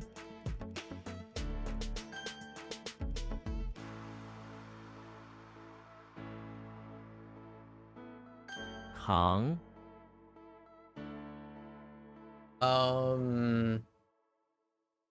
Uh,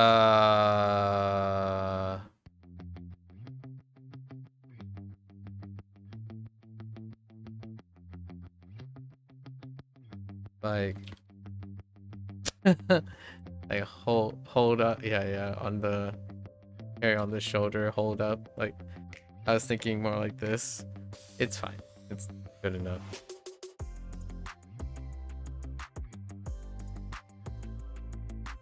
What the cleat? What is that? Oh, wait. Is it what I know? Wait. No. It's not that. That's the Slender Man and child thing.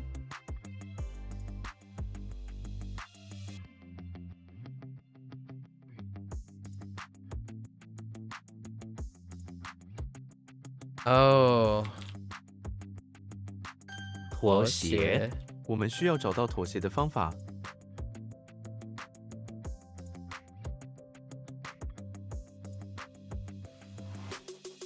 不朽 艺术是一种不朽的创作。 彬彬有礼，有理 not 体 okay, sorry.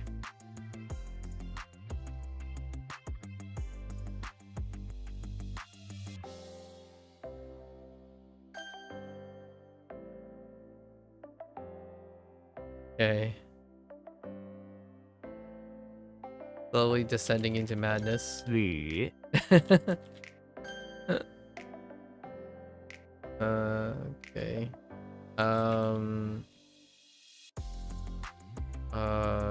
What? That doesn't look right.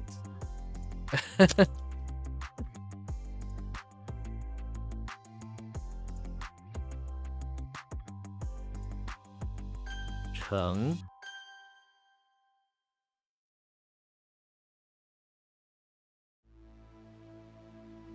No, this one's so weak. 鲁 It doesn't even have a vocabulary word attached to it at the moment. 盐 This one's kind of weak too. Oops. I keep typing land instead of lane. 煽动 他试图煽动群众。 These are fresher. They're... Oh, maybe not. "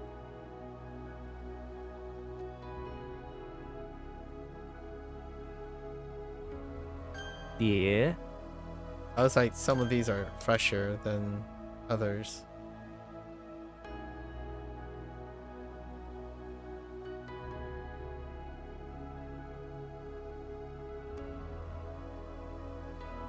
柔软 婴儿的皮肤特别柔软。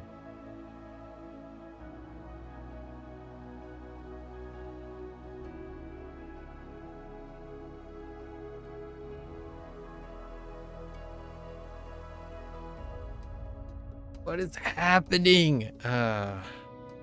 他在 something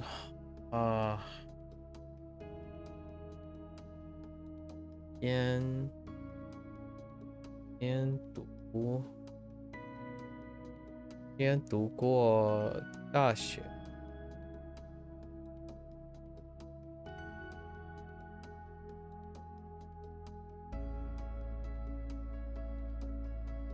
Oh my gosh, it's heckin' young,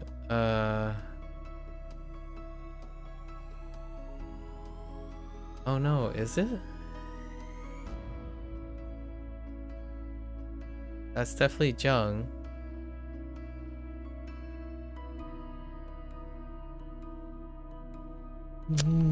What? It's a location. It's a location name, I think.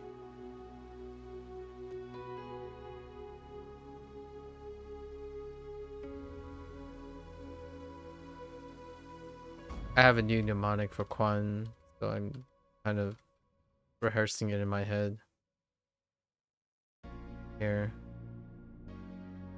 And then the right one is also a weak one too. 宽恕 他愿意宽恕我们的错误。 那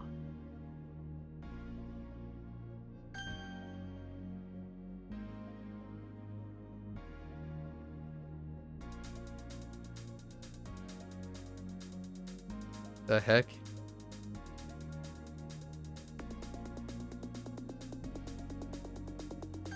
酣睡 孩子们都在酣睡中。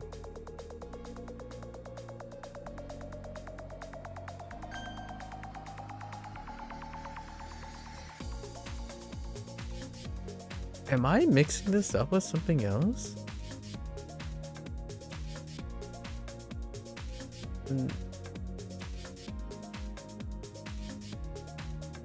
Yeah, it's definitely Jung.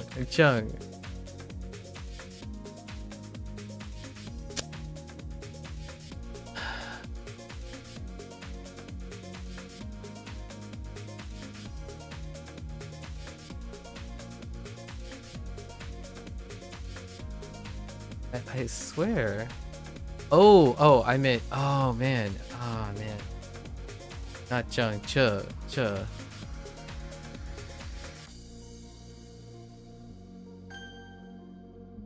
Oh yeah, and it's just Jiang. We're not gonna belabor the 浙江 他在浙江读 like 过 the 大学。 names. The names are just gonna be the names. There's not much to go on other than they're the name.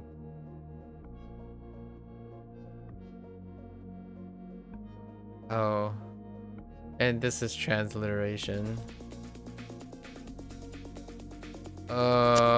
Whoops, that's 3.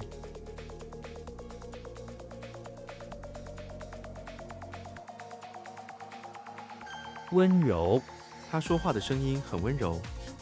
We pivoted on a meaning on that one. Oh, and it's not silence because it's something else. It pivots whenever it's not silenced.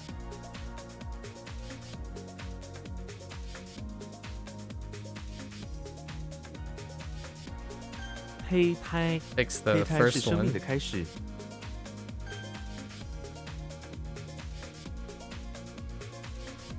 彬彬有彬彬有礼，这名男孩从小被教育要彬彬有礼， like just proper, courteous. Yeah.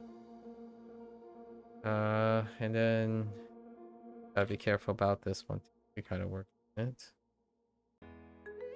Oops. And then I typed the wrong thing. Not the snow part. Well, I typed the snow part incorrectly, but it's re is the thing that we work. 瑞雪 瑞雪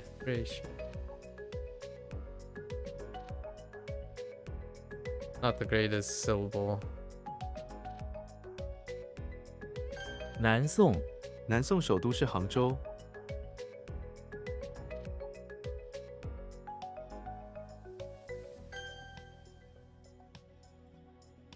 Oh, this is the gem we worked on too.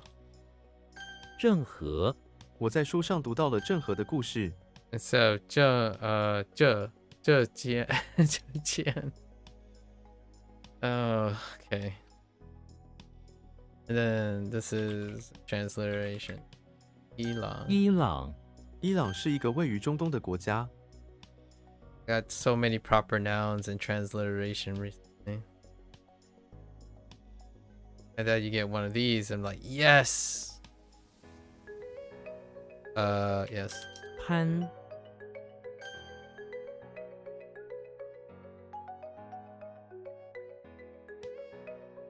伯父我的伯父住在城市里，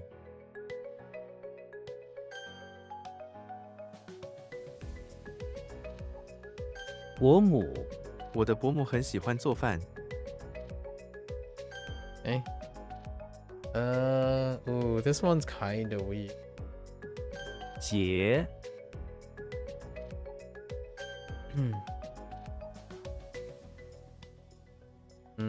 Oh. This was the one. 福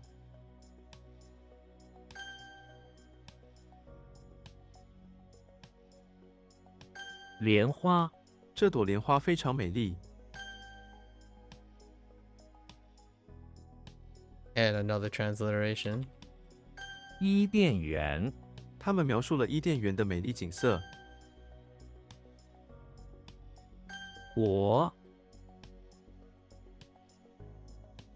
This is very specific as well. Cyprus. Okay. 北宋北宋首都是开封，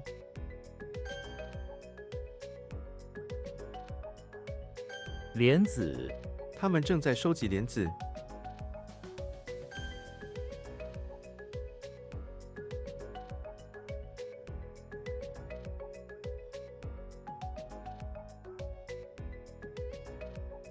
I lost it. It's gone.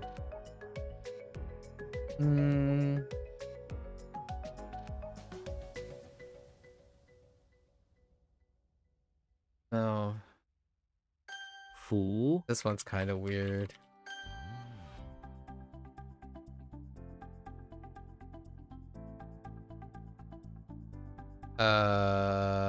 YOLO? Okay. That didn't work.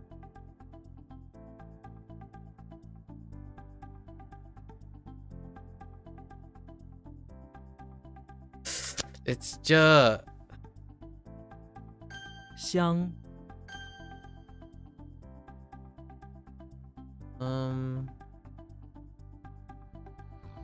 Oh, this one's 爱 really tough. It's super tough.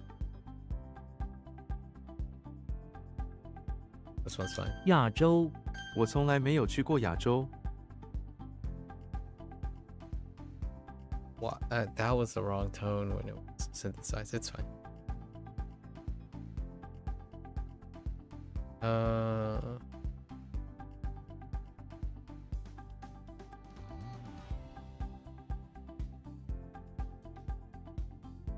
Isn't it? Oh, I need the... 账 This one's rough.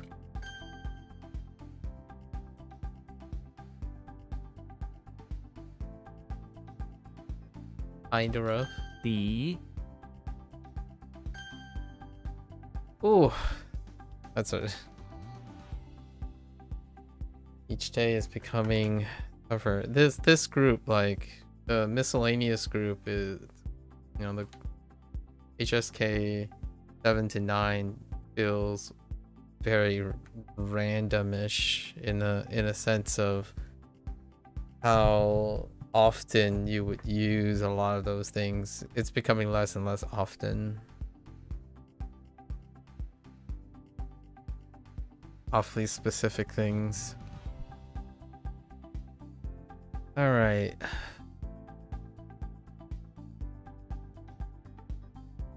Cool. The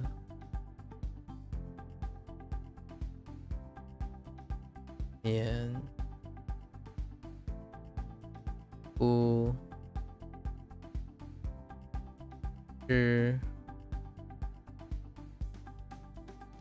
Mong. And then the toughest one. This is probably the toughest one.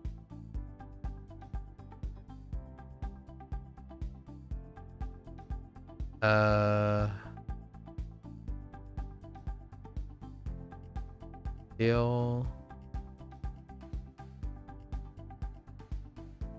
Yeah, this one's the toughest one. Leo is the toughest. All the other ones are related to something else. So whenever it's on point, like if there's an abstraction that carries, they have a sound character in the character. A sound character basically makes the read almost automatic, even if it's the first time I've seen it. The meanings, on the other hand, are getting a little wonky. It is scaling up though. Character reading is scaling up really well.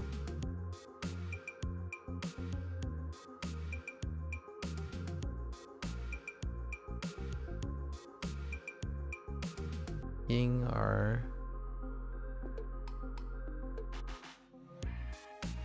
one done.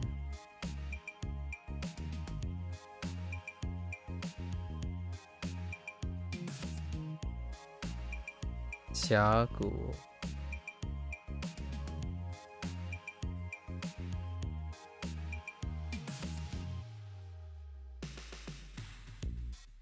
Dongzheng. Dongzheng.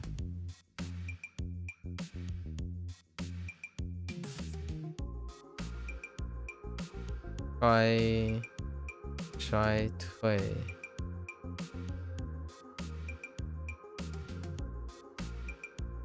What?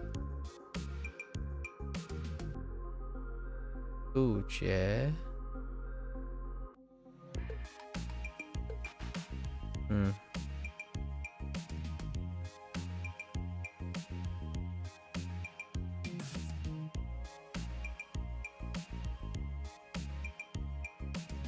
Yan Shi.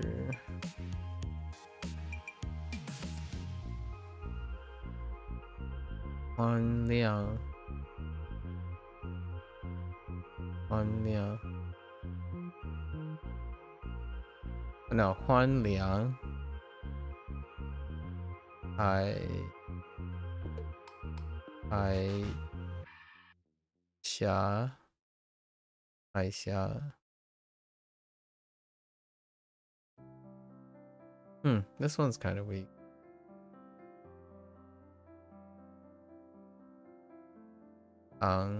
Which is a proper noun. It's being used as a proper noun. Shi.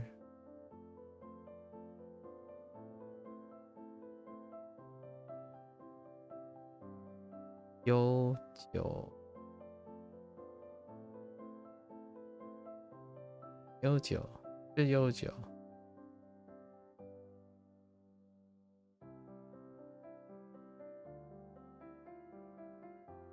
衰老。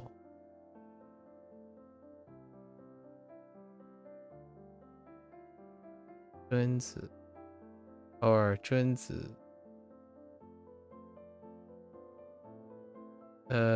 贞子。Yeah. He's saying it more aggressively. Alright. So we have George Costanza in front of the house making an unnecessary fuss about his vermilion life jacket as opposed to, what was it, an orange one? I think that's pretty on brand. So we have Gandalf in the electricity plant trying to construct a pavilion. Just stacked up some saloon doors and placed a podium in there. Right. Place a podium nearby. Like bam! Magic conversion, conjuring. Okay. Then we have Mickey Mouse, who is once again in the basement of the pawn shop with the help of a muscular guy.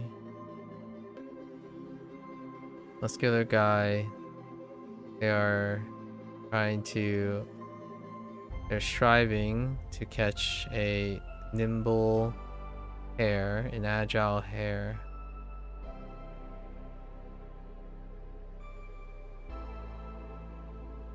Luckily, Mickey Mouse is also pretty agile. Not strong, but agile. Okay. So we have Koopa outside of Bowser's house, maintaining all the tombstones, taking care of all the withered stuff, the trees and the flowers. I'm sure things are nice and tidy. Okay. And we have James Bond, who's in front of his house, hosting an evening barbecue, breaking out his secret fat flavoring. Those burgers juicy, right? Alright. My mouth started salivating. Okay. So we got Mario, who's in the chapel. Yeah, chapel. Still trucking away daily, spraying all the beautiful flowers, which eventually created a boundless array of flowers inside to impress Princess Peach. Starve away the espresso death feelings. Alright. Then we have Link, who is in front of the bakery attending the rice field with the crops for baking ingredients. Had to improvise with his iron sword, as well as coming up with a way to glide and distribute nutrient spray across the rice paddy. Okay, so we kind of have a mix. So Bien,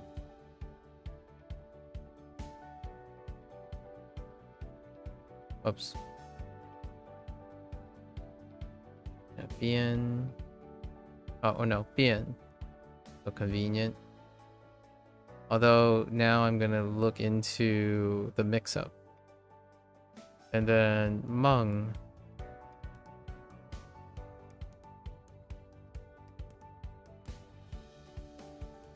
Meng is crazy. First month of the season.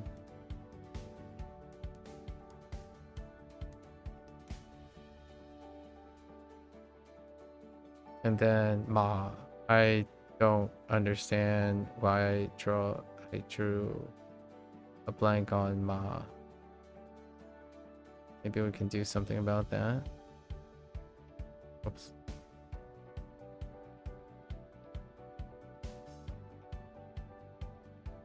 So let's take a look.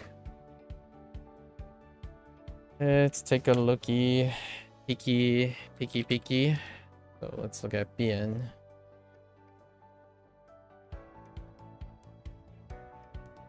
I remember the convenient, like, yeah, the mnemonic triggered convenient. But then I started thinking about it as something else. So it's not Bigfoot that I think about, it's Gandalf that I think about, which does not help because gun is the thing that I think about immediately. So we gotta separate gun and bien. And then when it's wrong, I think of gang. So gun and gang are linked too. But I think of gun more than I think of bien. There is a Slender Man though.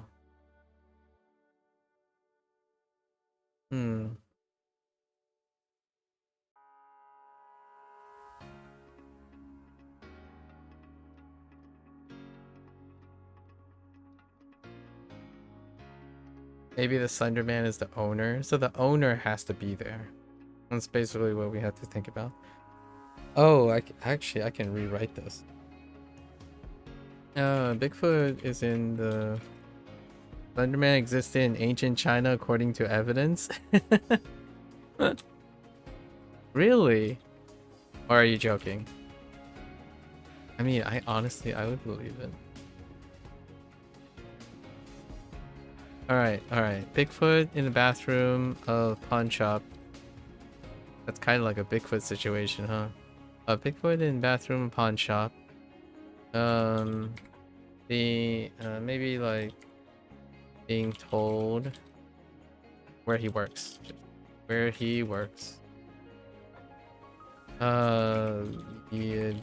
instructed by the slender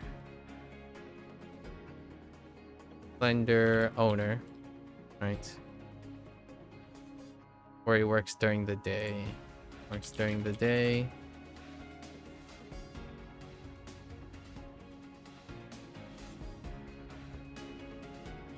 He was given a convenient task. To make patrons. This is the same pawn shop Patrick is in the competition to win a discount at? Yes, it is the same pawn shop. Exactly. It is also the same pawn shop in which Tarzan was instructed to go look for a secret artifact on the shelves stashed in the bathroom of the pawn shop. This is also the same pawn shop where Xena is kind of trying to take a break from her warrior days by resting behind the counter. It happens to also be the same pawn shop that Link is trying to sell off a priceless lotus, acting as a convoy for Zelda. This is kind of like the Mind Palace thing going on. And this is what makes, in my opinion, that's why I feel Kevin's approach, he and I, while we're, cut from different cloths, this is how the memory association stuff works. So then when you have all these stories, all the stories also relate to how all the characters relate to each other. So whenever you hear something like, so Link is trying to... The reason why I said Link is trying to sell a lotus to the owner of the pawn shop as a convoy is because continuous and convoy is Lian. And this is a continuous. The character for continuous. And the character for continuous is as a separator with road. And then Lian as well is Lotus, which has a separator on flower. So this Lian is this. Sorry, mouse writing is something. So this is Lian. And Lian with a flower is lotus. So if you add a flower up here, it becomes lotus. So that's Mind Palace at its work. So then you know the relationship between these two because you also kept the mnemonics consistent. So when all your characters and all your places are sorted out based on the things, they're all connected in some way. And it also transfers to literally the radicals explaining things to you. And that's how my mind sorts things in general. Like how I remember the details of someone's name, for example. Like if I take Bree's name, I sorted Bree's details and then figure out how they're related to each other. So then I can take one instance and lead to another instance. It's really quite fun when things start clicking. You amass such a large thing and then you can describe, I can practically write stories and draw entire scenes and I can write a short story right now about the English manor. And writing the story about the English manor legitimately tells me all the characters that I have learned related to the English manor. So the English manor is every character that ends with the ing. So it's ing, and ing, and then ing. So every one of these is gonna happen in the English manor. And then you can sort it out and plug any character in the English manor to figure out what their actions are. And then where it's happening in the English manor is going to tell you what they're doing there. Pretty wild.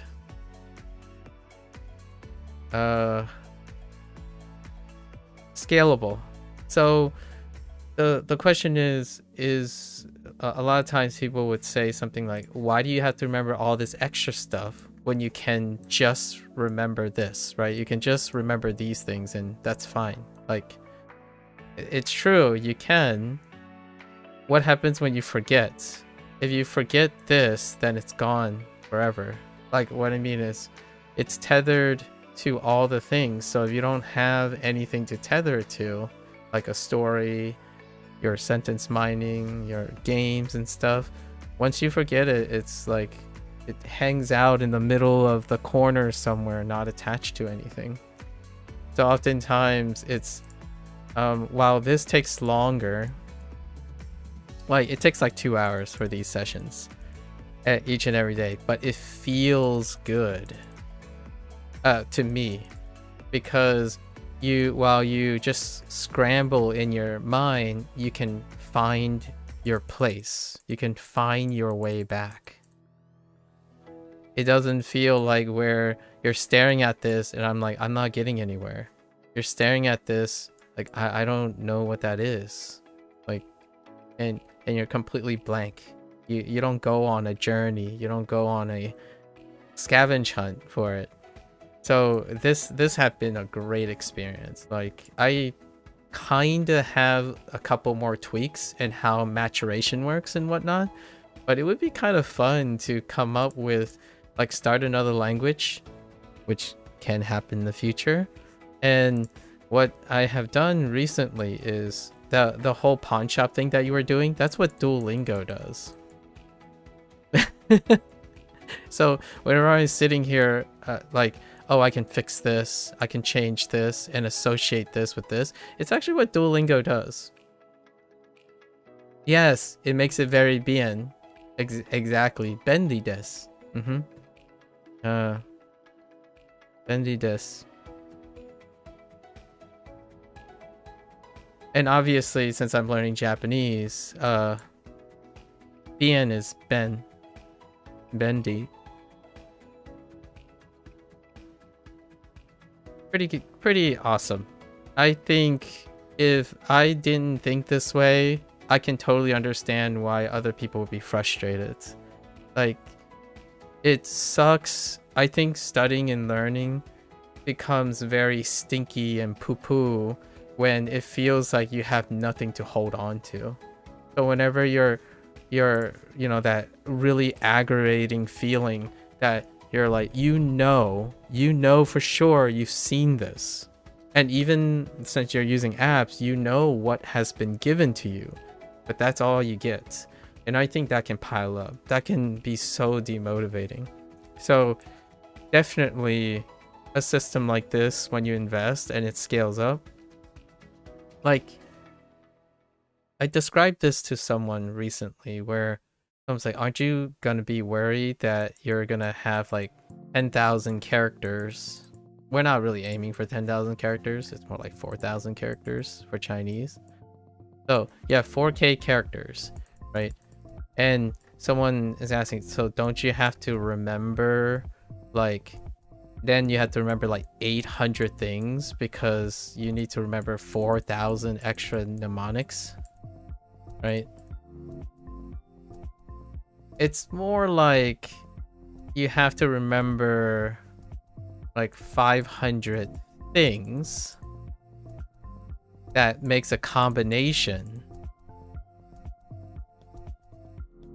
that applies to, to disproportionately more. I would say even 4,000 things. So the question is not necessarily about the total things you have to remember. It's about the thing you learn and how much it can scale up. So you're not learning one-to-one. Someone who's thinking about 4,000 becoming 8,000 things to remember is thinking about a one-to-one thing. You're remembering one extra thing for another thing. But that's not how it works. People use mnemonic exactly because they aid memory. Exactly. So oftentimes when someone says this, you can definitely tell that they're not someone who understands how association works in memory. Like, it's more like this 500 things is helping you not to have to retain this more often. So whenever you use one thing, you can trigger memories for other things. So whenever someone's studying, when you get one exposure, right? One exposure or one practice, right? One output or one repetition, one repeat, right? One repeat, you're actually getting 10 repeats of associated things. So the value proposition is, in the long run, when you're practicing, you're spending less time practicing. Or you're required to practice less over time. And that's kind of hard to quantify because delta T factors and humans in general, like this includes me, it is very difficult to frame things across time, like across a long time, right? Especially when you're acquiring a skill that you see representations that go beyond your lifetime. So like whenever you're thinking about a language, the language you're studying existed well beyond our lifespan, like one generation. So it's very difficult to see things across time when we're mortal beings with dilated and contracted aspects of time. So oftentimes it's underappreciated how much time you can save by creating a system that makes you repeat more efficiently, like retain more efficiently, because exposure only happens a couple times. Like exposure basically happens like 2 or 3 times, but the retention of it is the most important thing because you increasingly lose value of the things you learn if you do not retain them over time. It's kind of like a return ROI, right? Or maybe like Hey, I don't know if you're American, James, but it's kind of like Roth, if you're a working class in the United States, like Roth IRA, the concept of compounded interest is something that's very difficult to appreciate, especially in general for humans. Roth IRA means that when you're saving something, it itself will propagate its savings. So it's kind of things like compounded interest.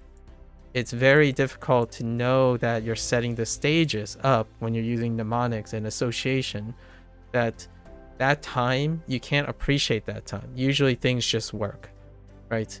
If it works, it works. But to me, whenever someone says, oh yeah, you know a lot of things, you remember a lot of things, like, well, I practice a lot. My answer to most people's questioning whether I have better memory or understand things better is I practice a lot, and it's not treated equal. When I say I spend 80% time practicing and 20% time, quote unquote, inputting, it's not quite the same as what people think as practice. Practice, they typically think of output. The thing is, when I remember something, I am practicing a larger volume of what I remember. The literal act of remembering a new thing is not it. Every time I remember something new, I'm also practicing all the things that connect with the new thing. So all my memories that are associated with that one thing gets practiced in return. So when I'm learning something new, I'm also practicing everything that I've learned as of old, not focusing hyperly on the new thing alone and treating it as some isolated thing. That seems like that's going to make you feel like you're spending 80% time inputting and 20% time practicing, because everything you do feels new. But most of the new things trigger old things for me. So it feels like I'm always spending most of my time practicing, when inherently these actual volumes are the same. Like how much someone is inputting, I'm inputting that much too based on their definition. But most of the value I get from is the associations that come by all the time. So in order to learn something new, I'm using like most of my old knowledge. So it becomes enriched. And that is what I call association, the power of association. Most of the things association to me is a life skill. If you're able to associate it with your motivations, your past experiences, your memories, it creates this flow that keeps most of your memories intact. So that's, I mean, other people have different names for this. I just used the word association. When you were first doing Anki, you were struggling with, oh, okay, oh, so I imagined that it was Liu from Street Fighter doing, yeah, Hadoukens, and then you always got it, yeah, Liu, yep. And that also means the same in case you're curious, it's Leo, which sounds like Liu, Leo, and they both mean the same thing, by the way, same thing. So more layers, yeah, Liu. Very cool. Oh, I think WaniKani ended up using Liu as well for their mnemonic. So anytime Liu came up, they used Liu as the proper noun. It's so useful and it's fun. I feel so far right now I've been talking to like 2 or 3 people who've been trying to study, but they're unable to form associations through abstraction. Yeah, onyomi should be close. Yes. Yeah, onyomi should be close. Now, we talked about this yesterday, James, where it could create confusion too. I understand that. However, when you know something very well, like if you know Japanese very well, it isn't that much of a stretch to figure out the slight differences in something else. So knowing something well and then having something new is using association. If both of them are relatively new, it can create interference, right? The whole thing like getting confusing. But onyomis and Chinese reads can be linked even if they don't sound the same because they're consistent. Like G is usually key. So Japanese key, the onyomi key, and G is the pinyin. So despite them like being appreciably different, you know, like in Japanese, a G and a key would be really far apart, like distinctively in your head. But when you link between pinyin and Japanese, you know that the instance in which they show up is relatable. And yo, any form of yo is linked to yu and us and yo. So there's these, and then like kan is, oh, wrong direction. Jian, like jian is linked to kan. So is zheng. Zheng is linked to kan, and sometimes it's linked to keen. So when you think of mnemonics, you can link these up too. So like kan here, these are like rulers. And when you think of like things like, oh, like G and stuff, there are rulers in these. They're not like all the time. When it does, you remember those associations. A good, what's another one? Tan. Tan is tan. Chinese to Japanese, tan is tan. So anywhere there's Tarzan, there's a tan. So WaniKani is the tan, as in going out in the sun, and tan, these are doing everything dealing with Tarzan. So whenever I think of Tarzan now, he's kind of tan. So in my head, I think of a tan Tarzan because tan in Japanese, like for example, search, right? Sagasu. Tan, the onyomi tan, is the same as tan in Chinese. There's others like soul. Sao is soul, and this is for like things like sweep.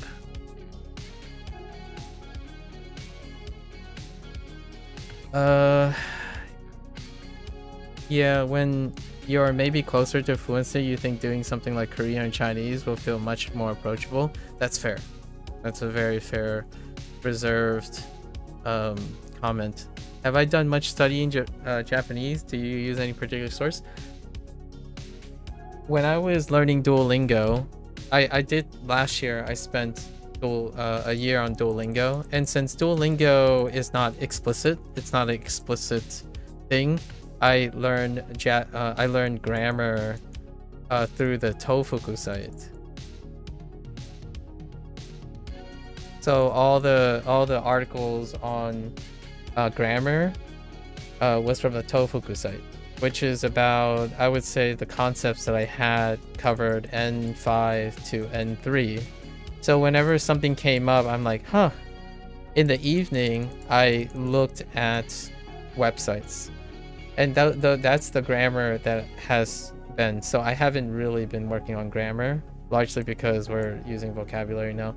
However, in 2026, we're going to be using BoomPro, because BoomPro got brought up a couple times.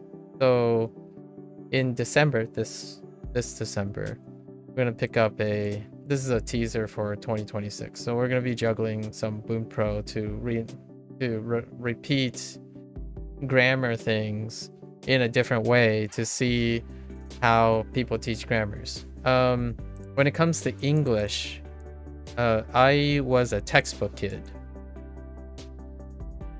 And I was a diagrammer. I diagrammed. I love diagramming sentences for grammar. So my appreciation for English grammar and the complexity of English grammar came from association in terms of this way. So this mnemonic has a organized structure to things. So much like mind palacing, grammar works really well in that nature. So we're going to try to see what Boon Pro has to offer, the developers of Boon Pro, and see about that grammar. So it is a 2026 dealie. But before then, I learned as I went.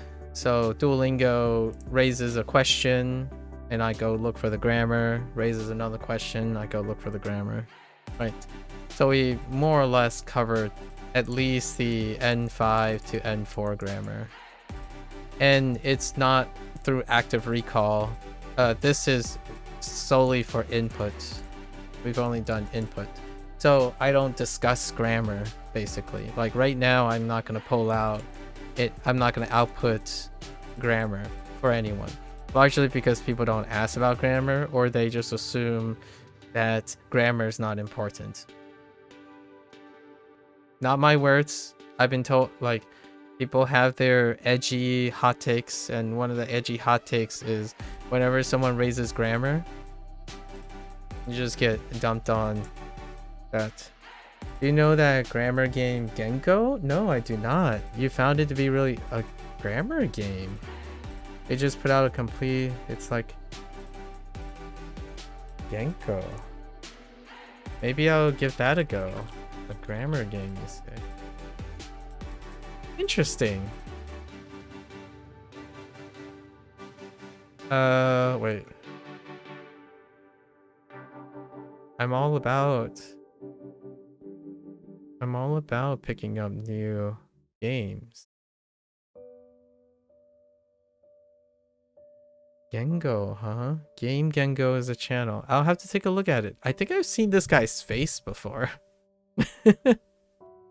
Yeah. Or at least the YouTube search result that came out. That Game Gengo. Interesting. I'll take a look. We might have to do that in 2026. That could complement the whole Boon Pro thing. Yeah.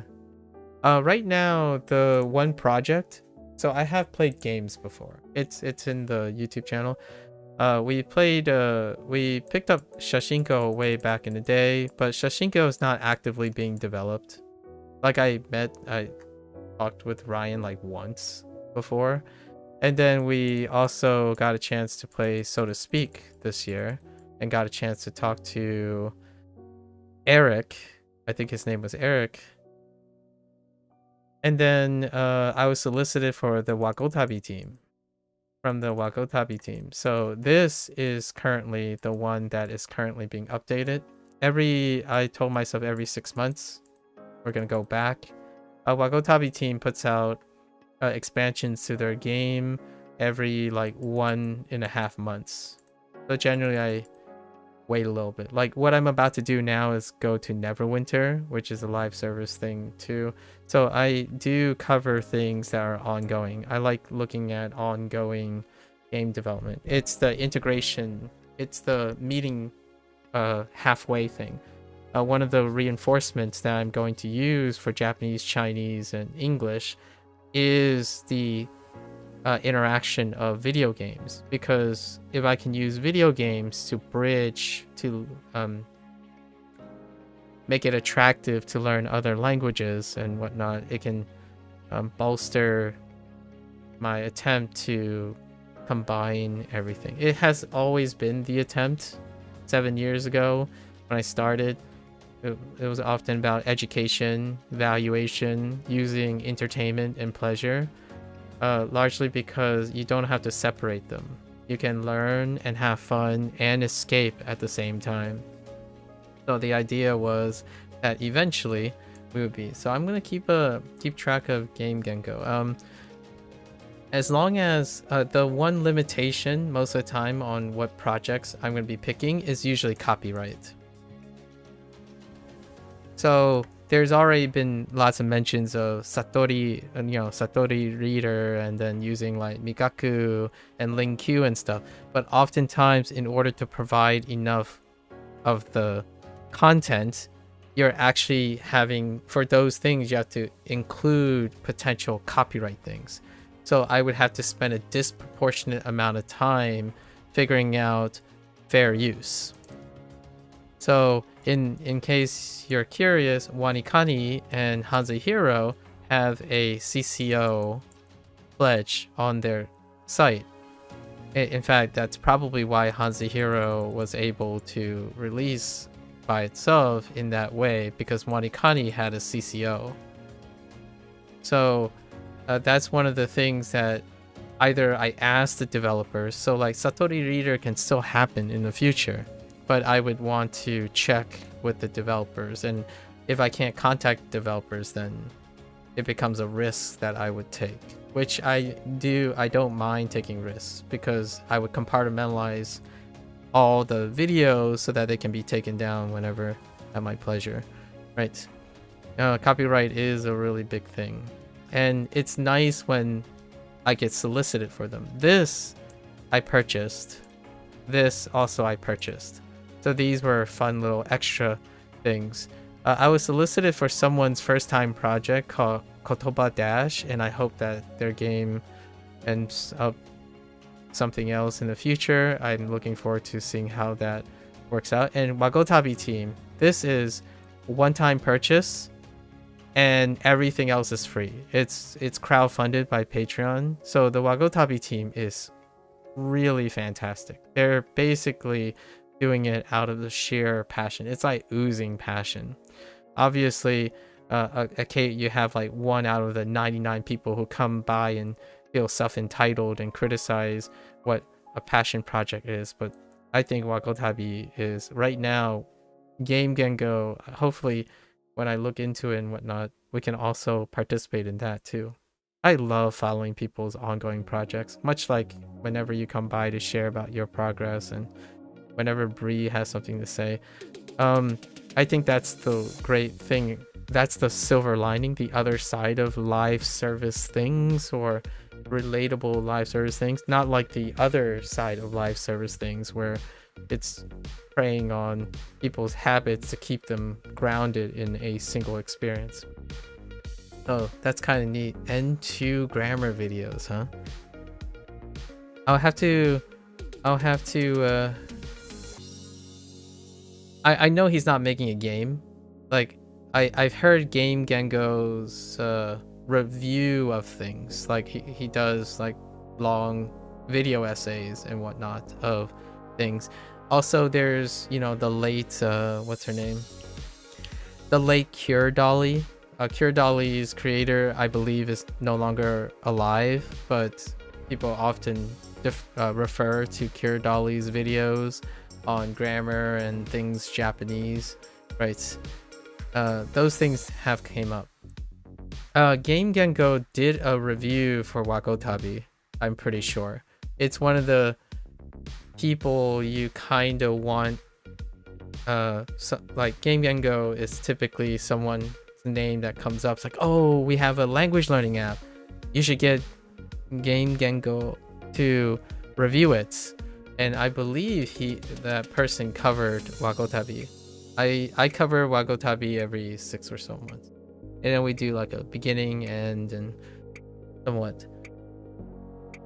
Thanks for the suggestion. I'll have to take a much closer look when we get into grammar again. He was okay. So he received. So Bigfoot received a convenient task to make.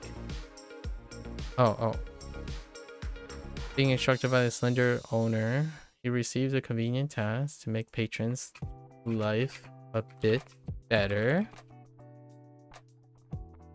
So he was given a broom. It doesn't have to be a walking broom. To simply sweep and keep the ground conveniently clean. Okay.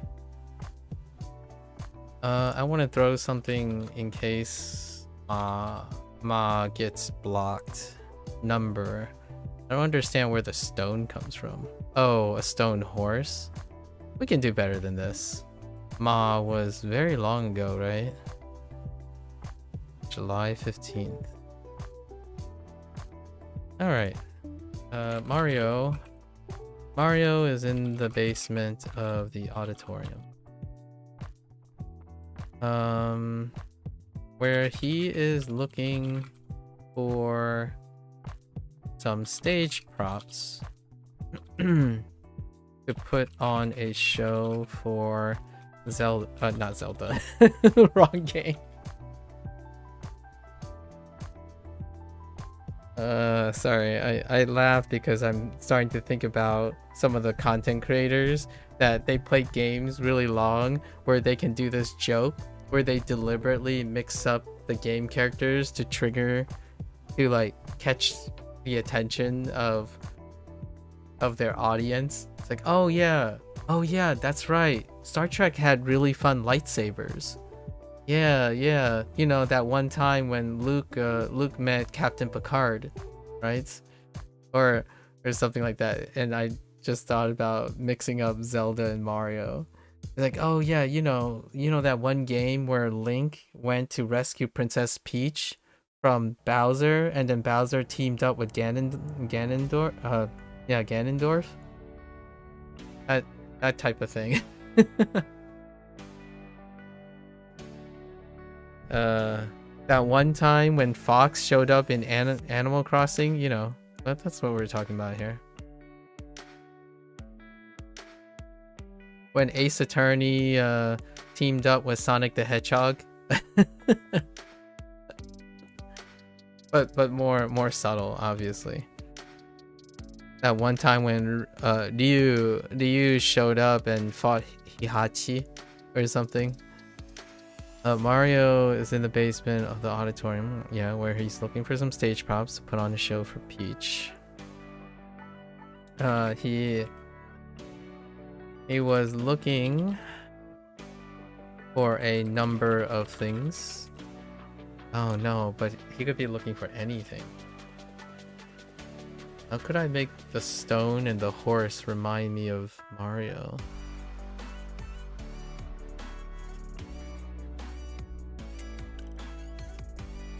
Maybe he was looking for a number of things, among which includes a shiny stone horse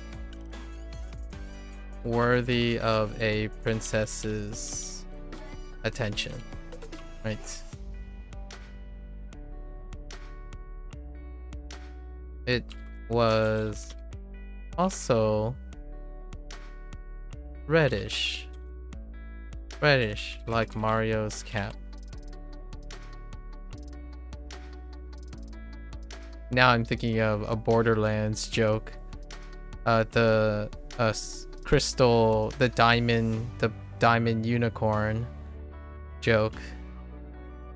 The diamond unicorn joke that can bleed. I think that was Borderlands 2's joke. All right. Thanks for sharing again, James. Yeah, 2026 we're gonna brush up on some grammar the whole year, while WaniKani and HanziHero ends. WaniKani and HanziHero is projected to conclude around June-ish next year. It'll be kind of, I kind of feel bittersweet about these things, but that means we're opening up for a new routine, and then we'll be carrying WaniKani and HanziHeroes, whatever shenanigans into whatever we're doing next. Boon Pro, when we're using Boon Pro, we're gonna do like WaniKani-isms, Duolingo mixed HanziHero WaniKani-isms into Boon Pro. See how many things we can kind of blend together and mix and match. Right now, this kind of thing that we're doing is actually from Duolingo, or my experience and interaction with Duolingo. How I develop this stuff, right? Like, whenever I learn a new character, like this, I have a hyper focus on looking at similar characters. So whenever I think of Meng, I would think of, okay, what else also has Meng as a reading, and then I look at the character itself and like what else occurs with the character itself, like the radicals, how they overlap, because that's how Duolingo teaches or challenges the person. Whenever they introduce a character, most of the exercises is going to either they sound similar, most of them tend to be homonyms, and they're homonyms based on either their meaning, their sound, or even what they look visually. So that's been a routine that I did last year for quite some time. And then we're then using mnemonics, which doesn't rely on that. WaniKani and HanziHero doesn't rely on picking out and organizing things based on their association with each other. Duolingo is organized by theme, sound, visuals, and lookalikes. Or visuals. So lookalike and sounds. And even near rhymes most of the time. And also antonym and synonym relations. So all of that is implied in Duolingo. They're not explicitly used to tell someone, hey, you should know this. In fact, it's a point of frustration for most people, where like they would, a choice, if you had 5 choices and the character you're learning is this, at some point your choices are going to be like this, right?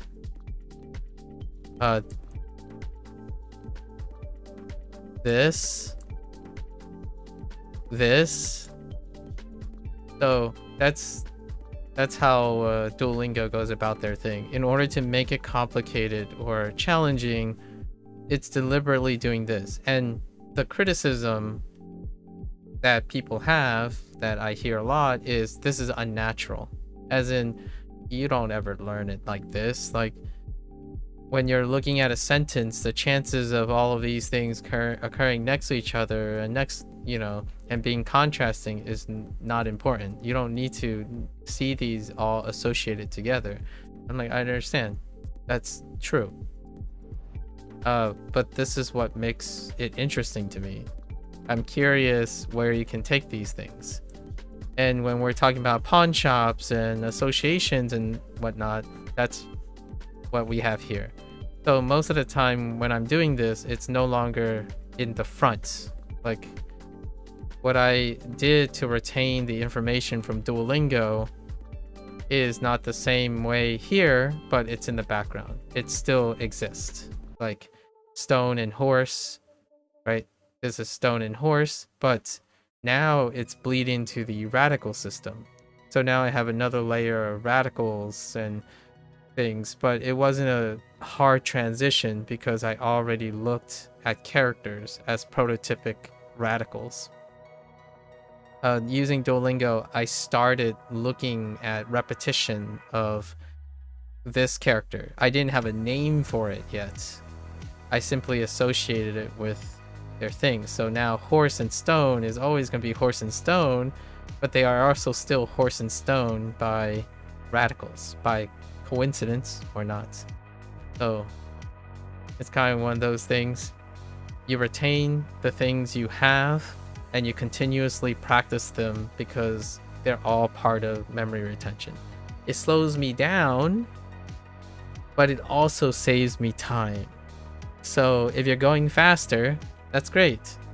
You'll probably, honestly, statistically, you'll, for like long skills and mastery skills, will probably reach the finish line about the same time.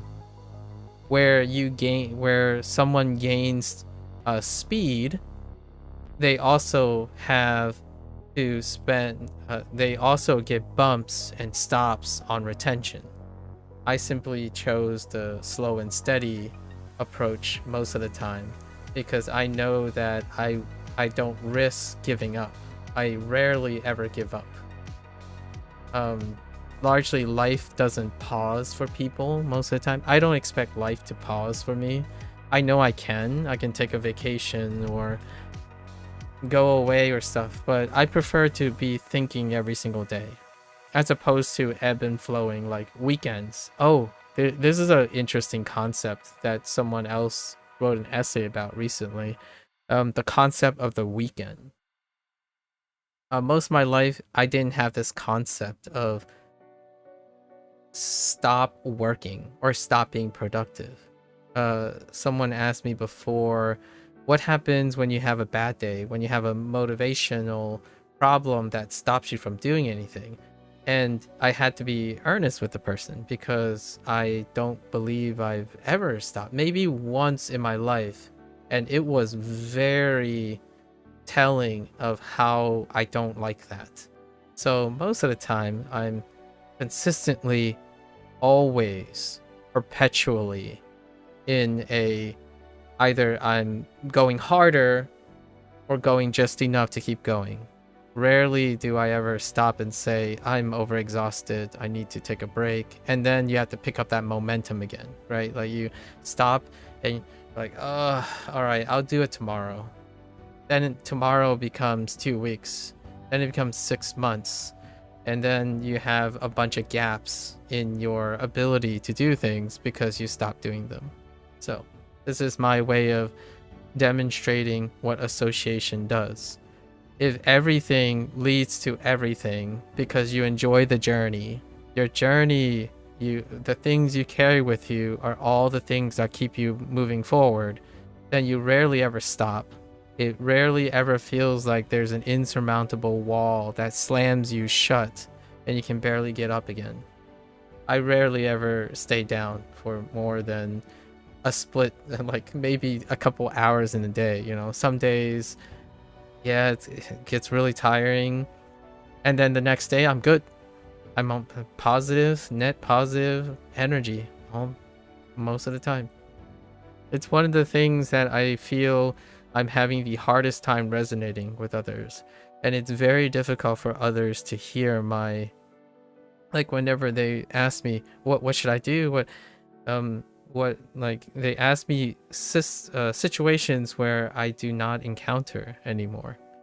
I did stop one point in my life, and that is when I burned out from science. And not burned out in the sense that science was bad and it caused me to stop. I was moving too fast. I pushed so hard unrestricted that I needed time for my health to catch up. So nowadays, because of that experience, I also know where my limit is as well, you know, with that experience. But usually 99.9% of the time, if someone asks me, do you ever lose motivation to do something? Absolutely not. Do you have good and bad days or lower and high days? Absolutely yes.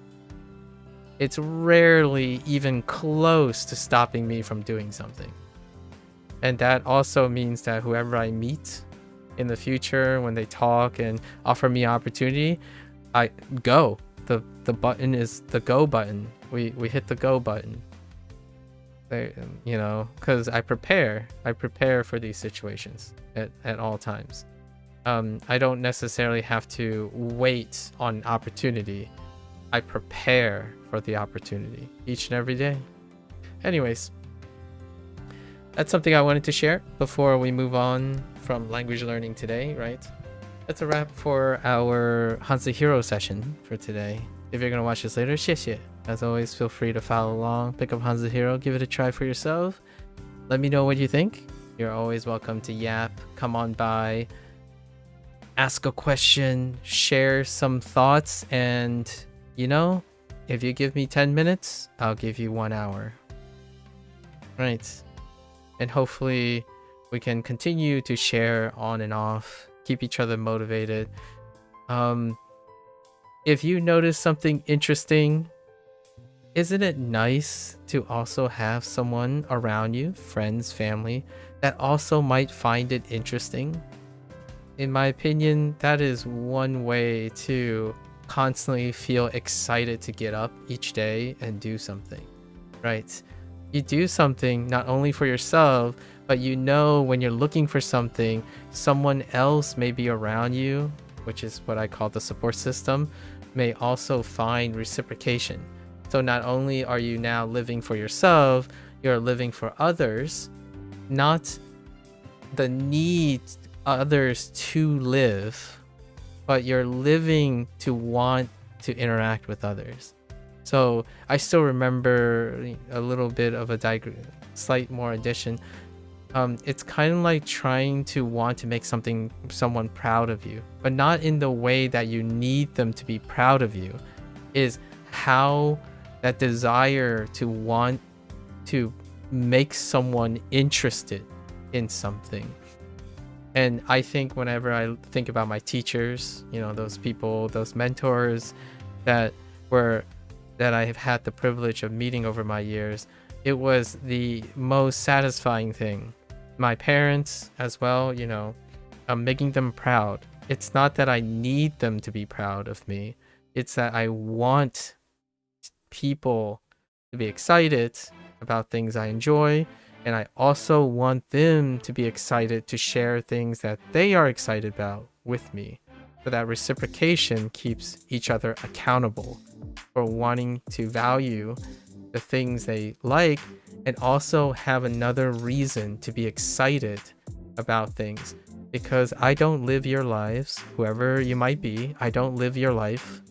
So inherently, pretty much everything you talk about, as long as you have someone who is enthusiastic about wanting to solve problems or hear about it, it can make you want to also share and work on the things. At least that's how I think about it. And maybe the internet will be a little bit more encouraging to having a smaller group environment like that. Parasocial relationships do not cut it these days. I think we clearly know, at least in my opinion, wait for more data if you want, or statistical longitudinal studies, but personally, the hyper focus on parasocial relationships is very convenient. It's so convenient that it is preventing people from finding value in their own lives. So when you're watching that amazing person doing their thing, they're there already. The person that's watching it may become more and more discouraged and detached from wanting to do it themselves. So it's not like the content creator themselves is to blame, because they don't actually know. Parasocial relationships are one directional, right? They can only try to predict. But generally speaking, I think having at least a couple people around your life, both online, offline, however you want to compartmentalize it. Right now, that is a talking topic in itself, how people compartmentalize treating people differently, because somehow online people have this radiance of something, and then IRL is not. Mental gymnastics, I say. So until then, you're more than welcome to come on by. We can try to develop some sort of habit formation to keep each other interested in each other's lives and our own, right? So until next time, 大家下次见，感谢观看. Thank you for watching. I'm gonna get up and walk around, stretch a little bit, maybe get some more hydration, and I'll be back to cover the second week of Neverwinter. Thank you.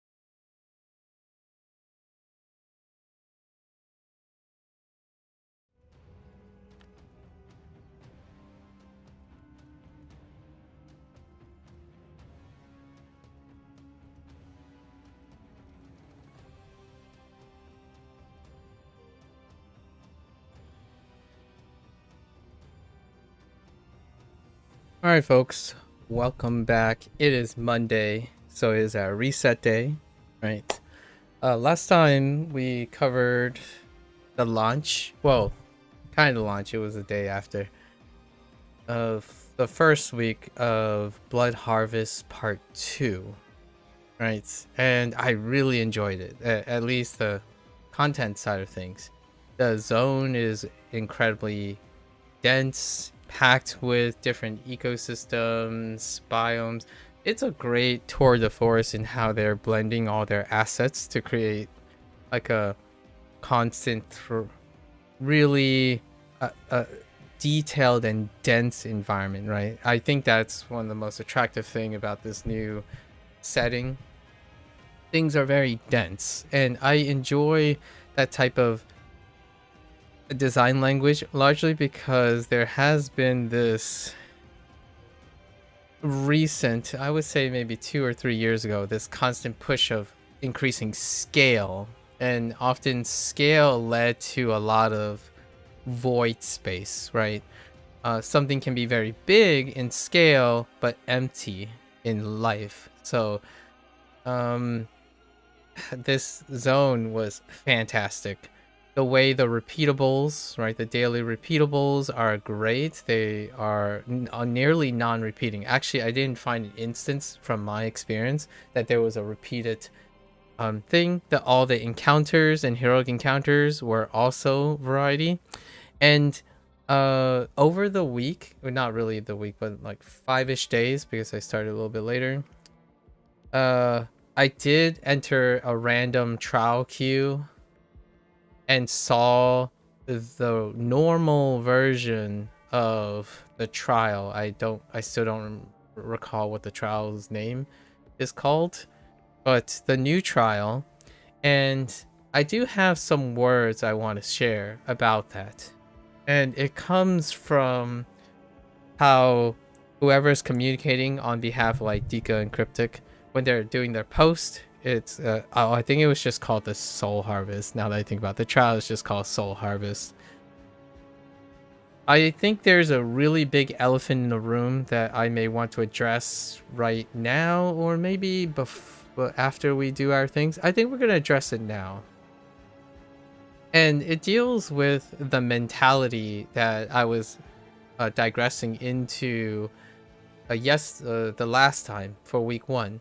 And that is this constant conflict of interest between me and the direction of the game, right? Or the design philosophy.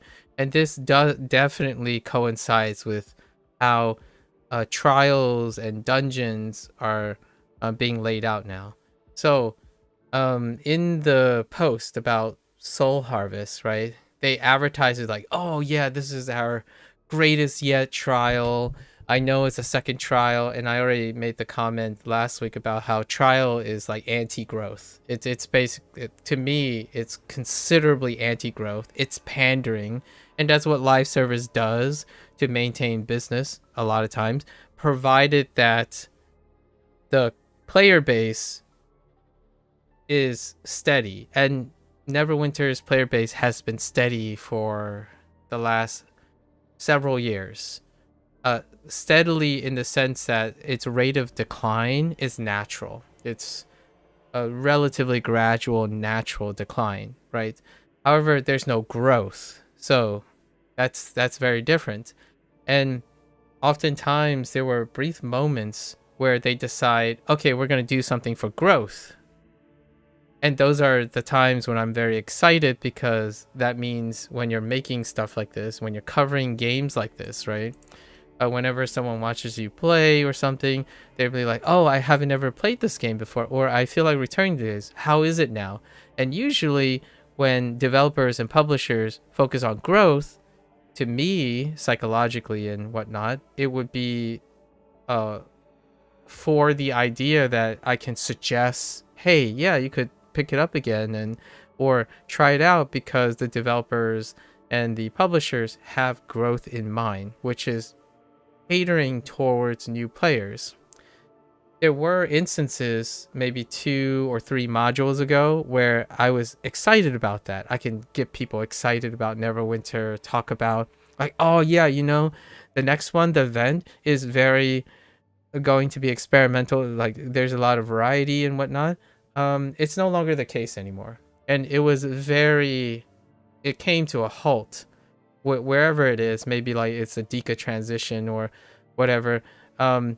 What it feels like now is that while I absolutely love what they're doing with the map and how they're consolidating all their assets and years of like structure and subsystems into a densely module, that's awesome.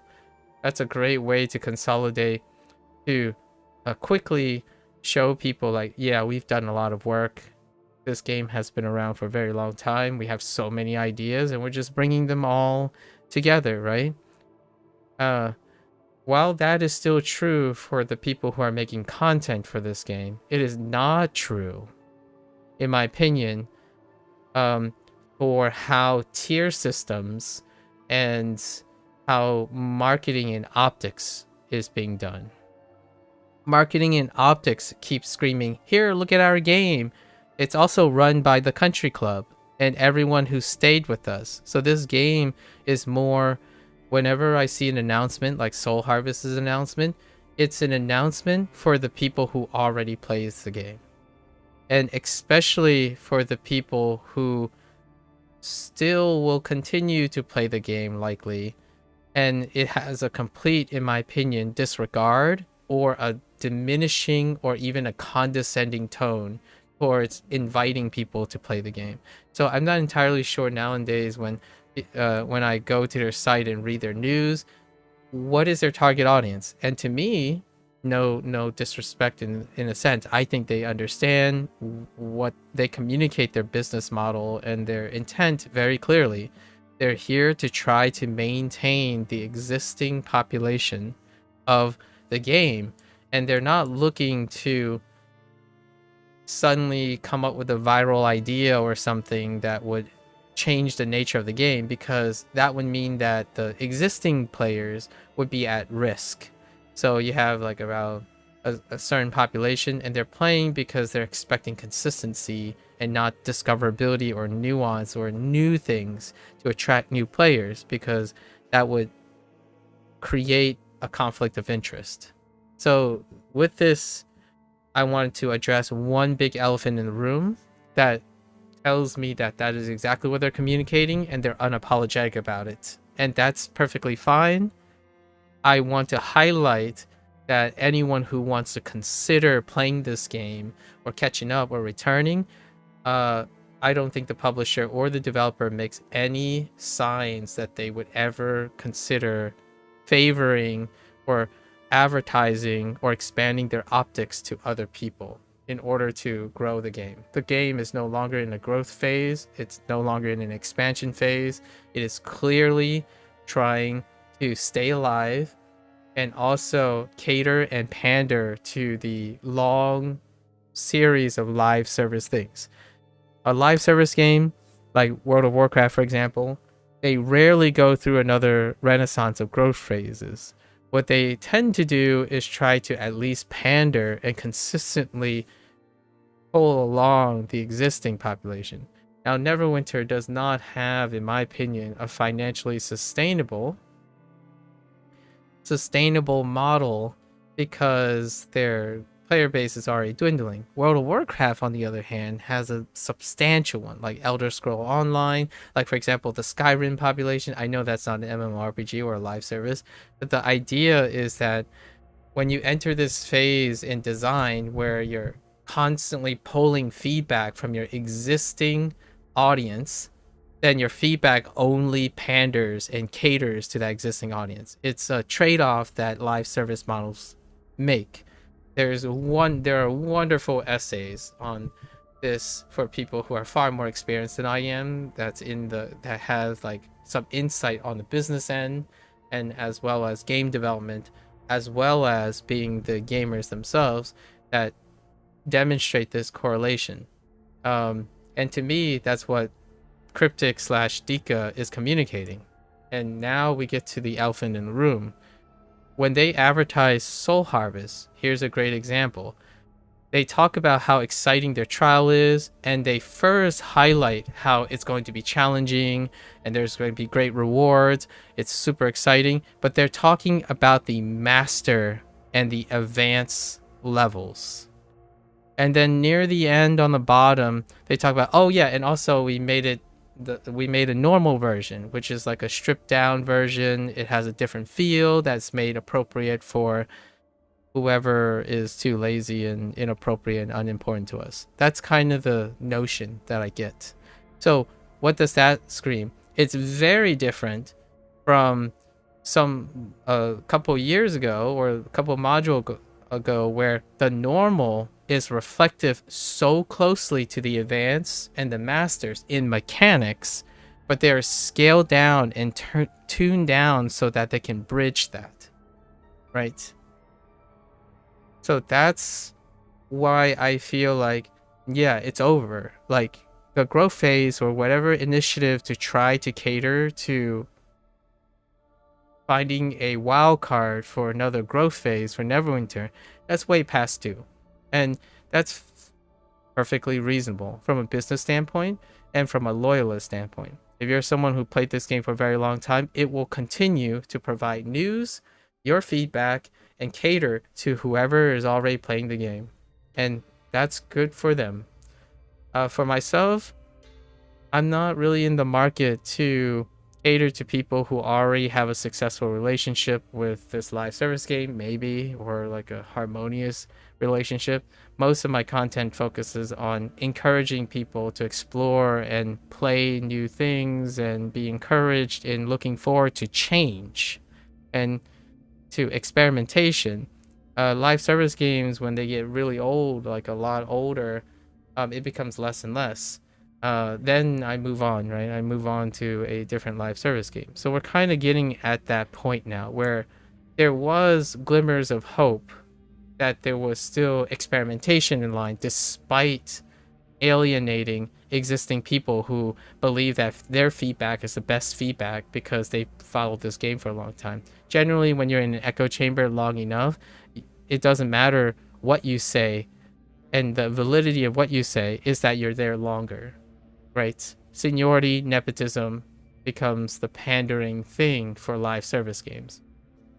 So this game is going on 12 years, and that's a natural course. So I'm not here to strong arm anyone to thinking otherwise.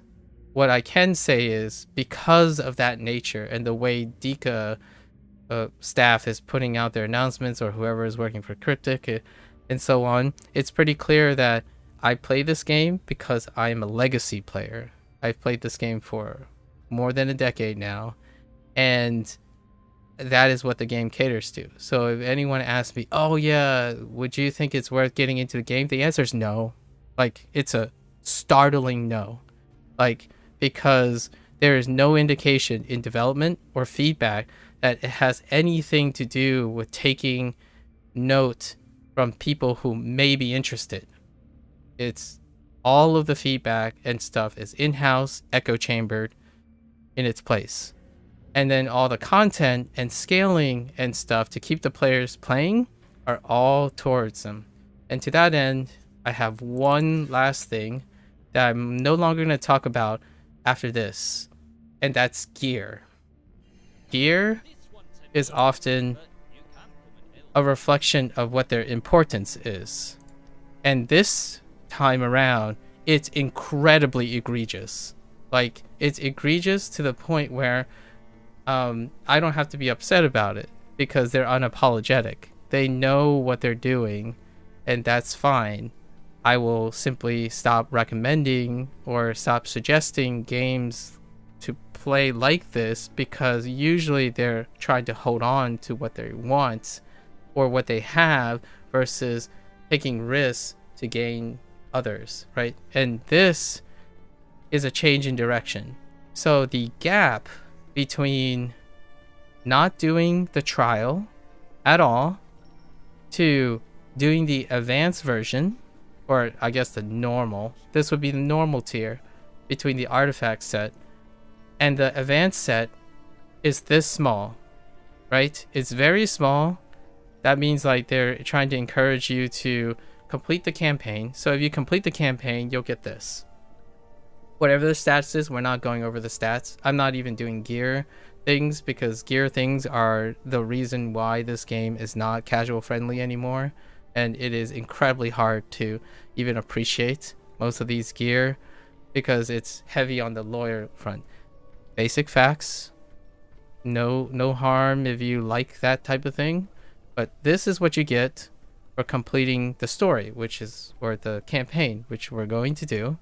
And if you, without looking at all the stats and effects, when you go to the advanced trial, this is one of the goals, the features of each module.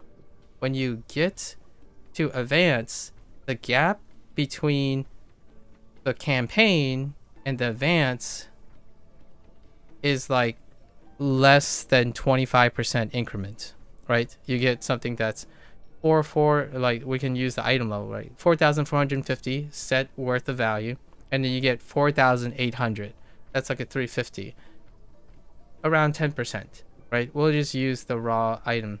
But when you get to masters, it shoots all the way up to 5,250. Prior to the Dika thing and the Cryptic thing in the last two modules, the gap between advanced and masters what actually closed. It got closer to each other because to me it builds accolades. So it's more separated by skill, so to speak, right?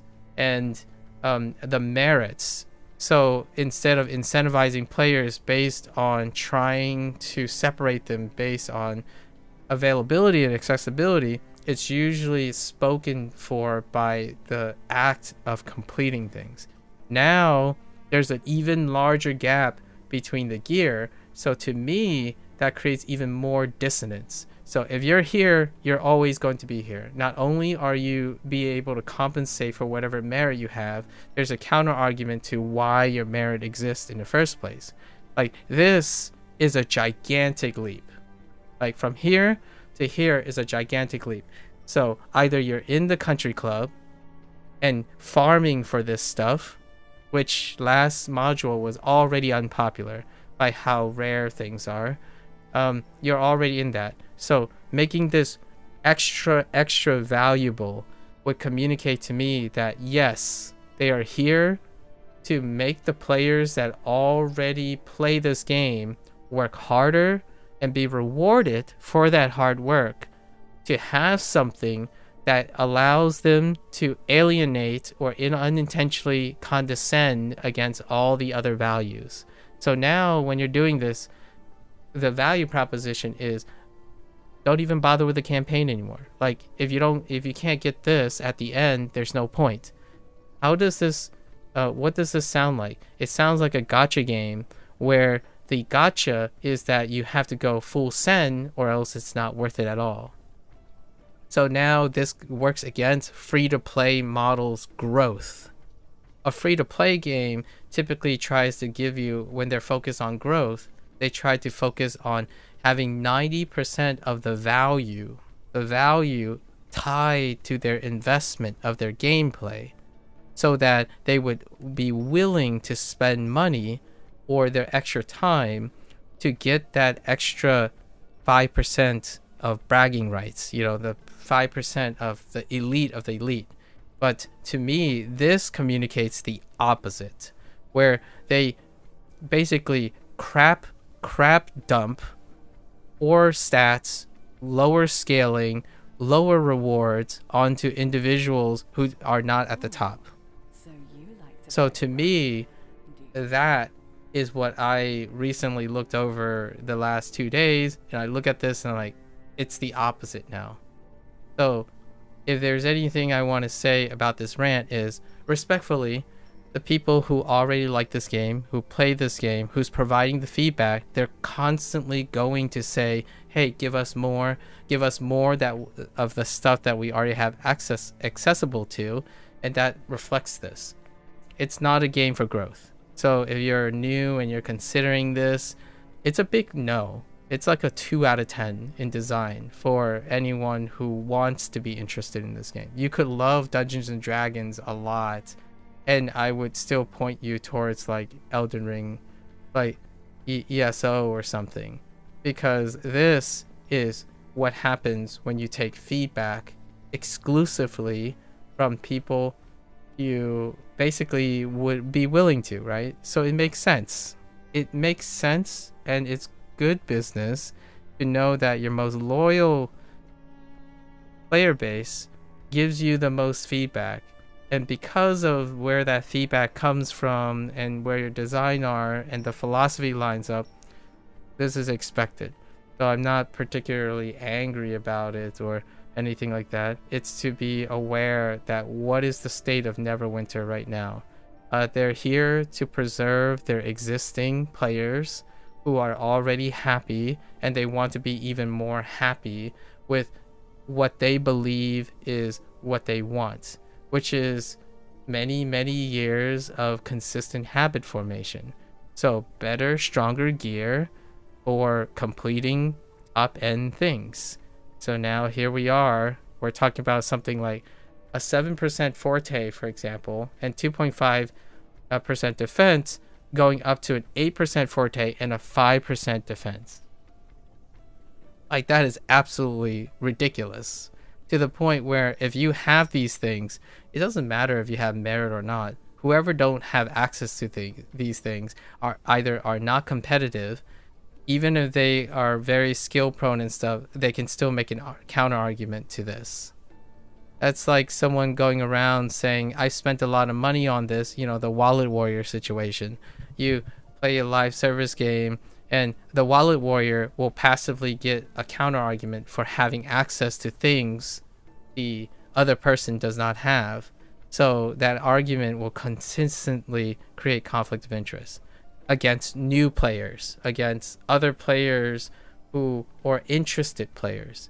This is a design, and it goes true with all the armor, how the scaling is. It's so hyper aggressive now. So you've played this game already and you can do everything, you're happier than ever, which is good, because the remaining players are just that. I think as far as I know, the publishers or the developers don't seem like they really are interested in taking more risks and doing something different. They're scaling up and doubling down on keeping the existing player population satisfied. And that's the state of Neverwinter right now. So as I'm going through this, there's near zero chance, because of their asinine decision to constantly focus on trials or higher and higher requirements in a dwindling population. The population again is naturally decreasing, not actually anything unnatural. There's no like plummet or doomsaying. There's no mass exodus. But there's also no growth, and there's no intent of growth. If you're collecting feedback from everyone who only plays your game for a very long time, then yes, most of the feedback will turn into retaining what is existing, and rarely will it ever lead to growth. It'll lead to attrition. And because of this, like, this is irrelevant to me, but it will be an eyesore for the rest of the module, and it will be an eyesore for the rest of the module and the next module and the module after that. So the next dungeon, my radical idea is 1-player dungeon, 2-player dungeon, and 3 tops. Do the complete opposite. If people really want to flex their accolades and whatnot, accessibility has to go up. Like, in my opinion, this is like your pawn is filled with 50 people that you know, so you're not really upset with anyone because all 50 people agree to pat themselves. It's almost akin to price fixing. This is price fixing. the philosophy is everyone's in on it. So I don't see any reward or justification or the satisfaction of things that are completely internal, right? Like the difference between this and this is whoever's still around. The difference between this and this is whoever's still around. So you're clearly, whoever's still around is being favored and it's at the top.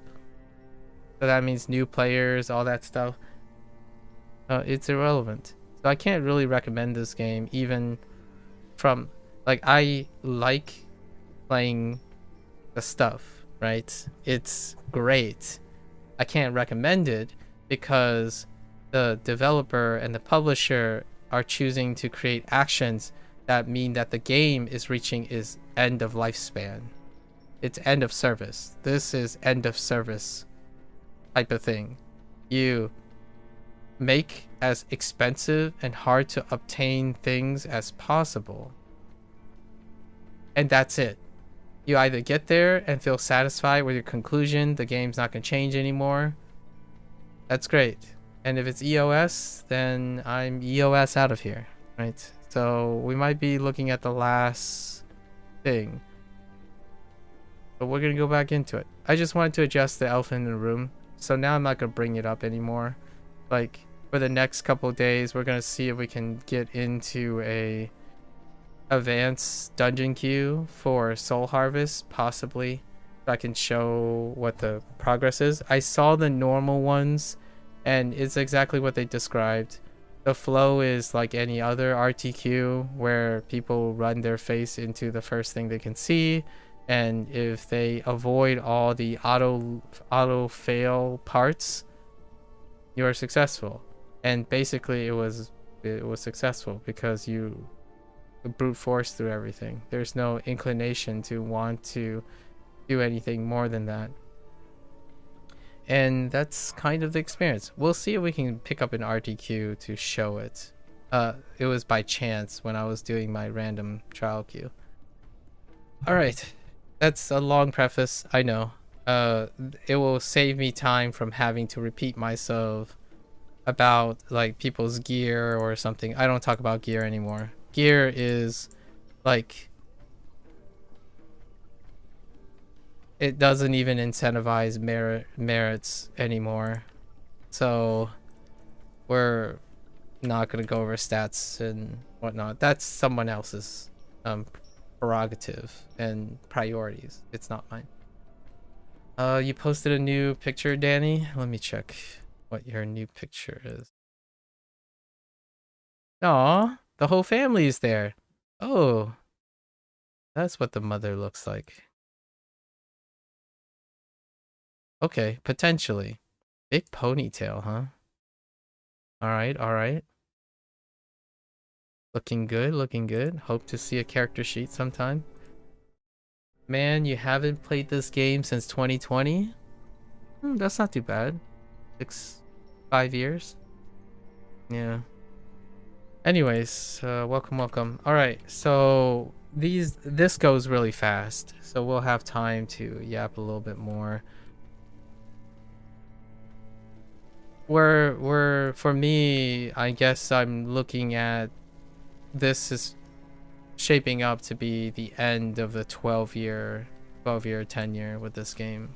Like, I think we're kind of reaching the end where there really isn't much to talk about. I mean, I could also choose to play this in the background, but covering or sharing things is usually like beating a horse over the head or something, a dead horse over the head, where it's not exciting to share with people, in my opinion, because most of the content is not supposed to be exciting for sharing.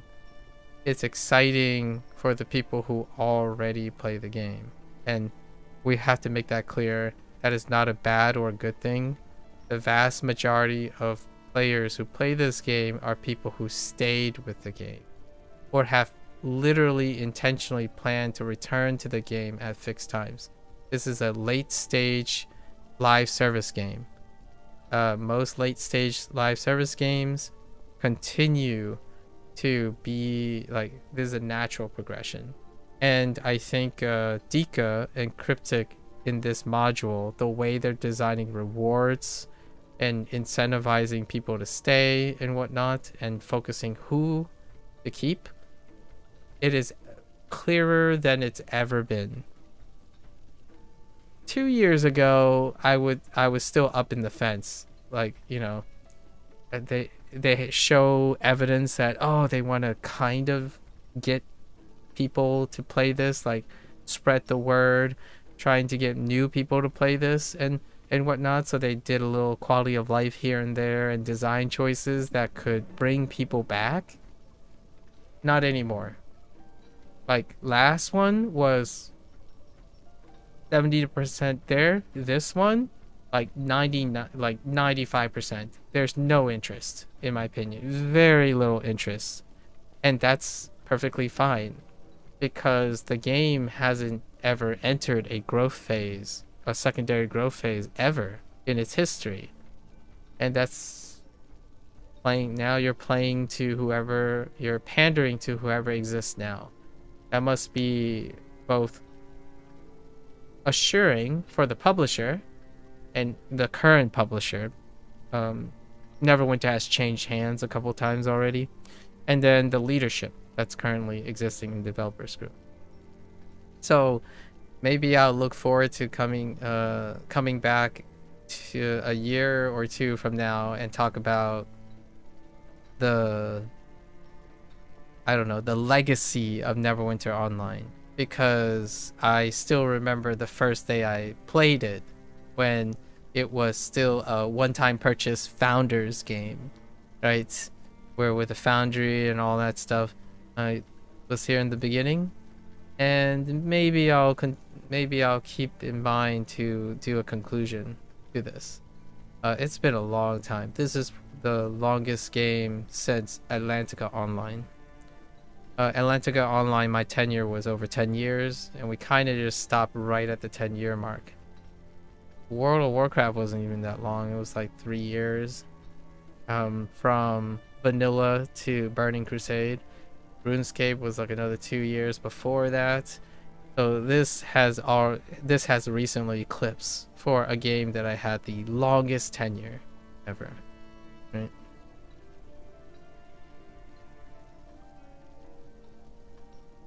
And who knows? You get replaced. I mean, Overwatch was what, 4 or 5 years?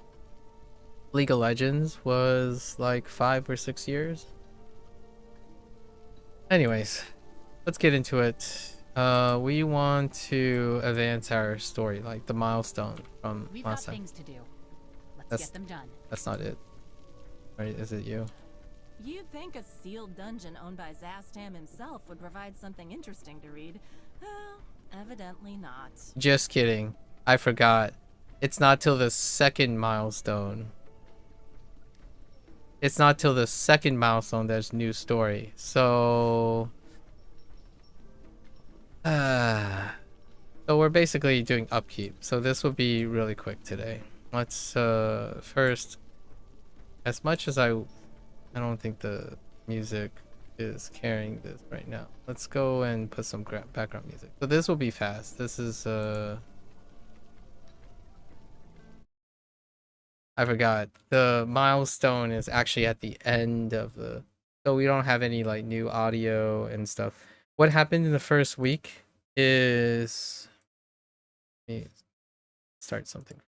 Some background. Okay, so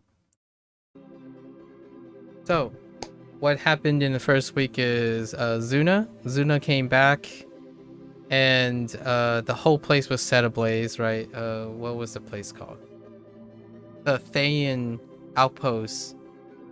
It might have been Tartaros or something. Was set ablaze by Zastam, right?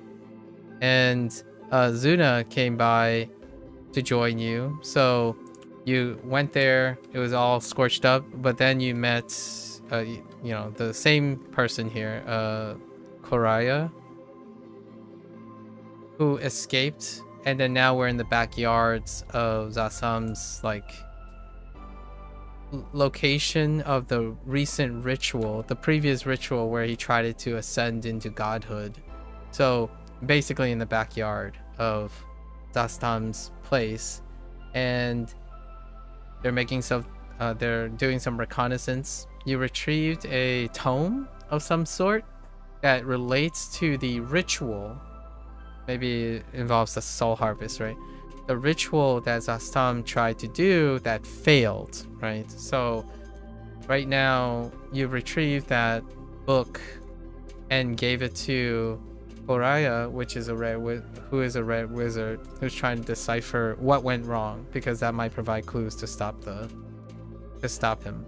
But basically he's on a scorched earth path, and everyone's holding refuge, and then you're doing random tasks around to help with adjusting to things.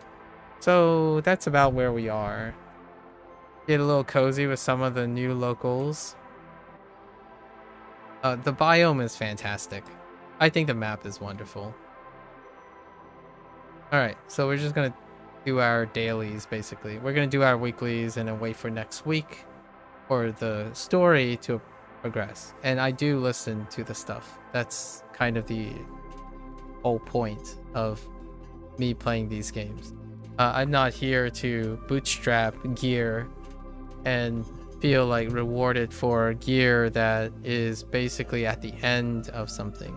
I don't think this game designs it functionally in a manner that the gear functions to complete things. The gear functions as a country club statement, like an elitism statement. So you get gear to show off. You don't get gear because you're doing something. That's the reason why I typically play this game, to hear the occasional voice actors who still continue to voice act, the developers who continue to make maps and design trials and dungeons. Unfortunately for the trial thing, I think it's pretty asinine because they invest so much resources into it and I rarely ever get to appreciate it. So I'm sorry for that. Generally speaking, the people who are appreciating it, in my opinion, will probably appreciate it for the first couple hours before they break the trial. I feel like this game has gone down the path of not creating more subsystems, so they're not interested in expanding the game's growth or investing in any longer. It's more like maintaining the status quo, right? Usually when you're looking at live service games, the greatest indicator that they're continuing to invest is they're expanding their subsystems. There hasn't been a subsystem expansion in a very long time.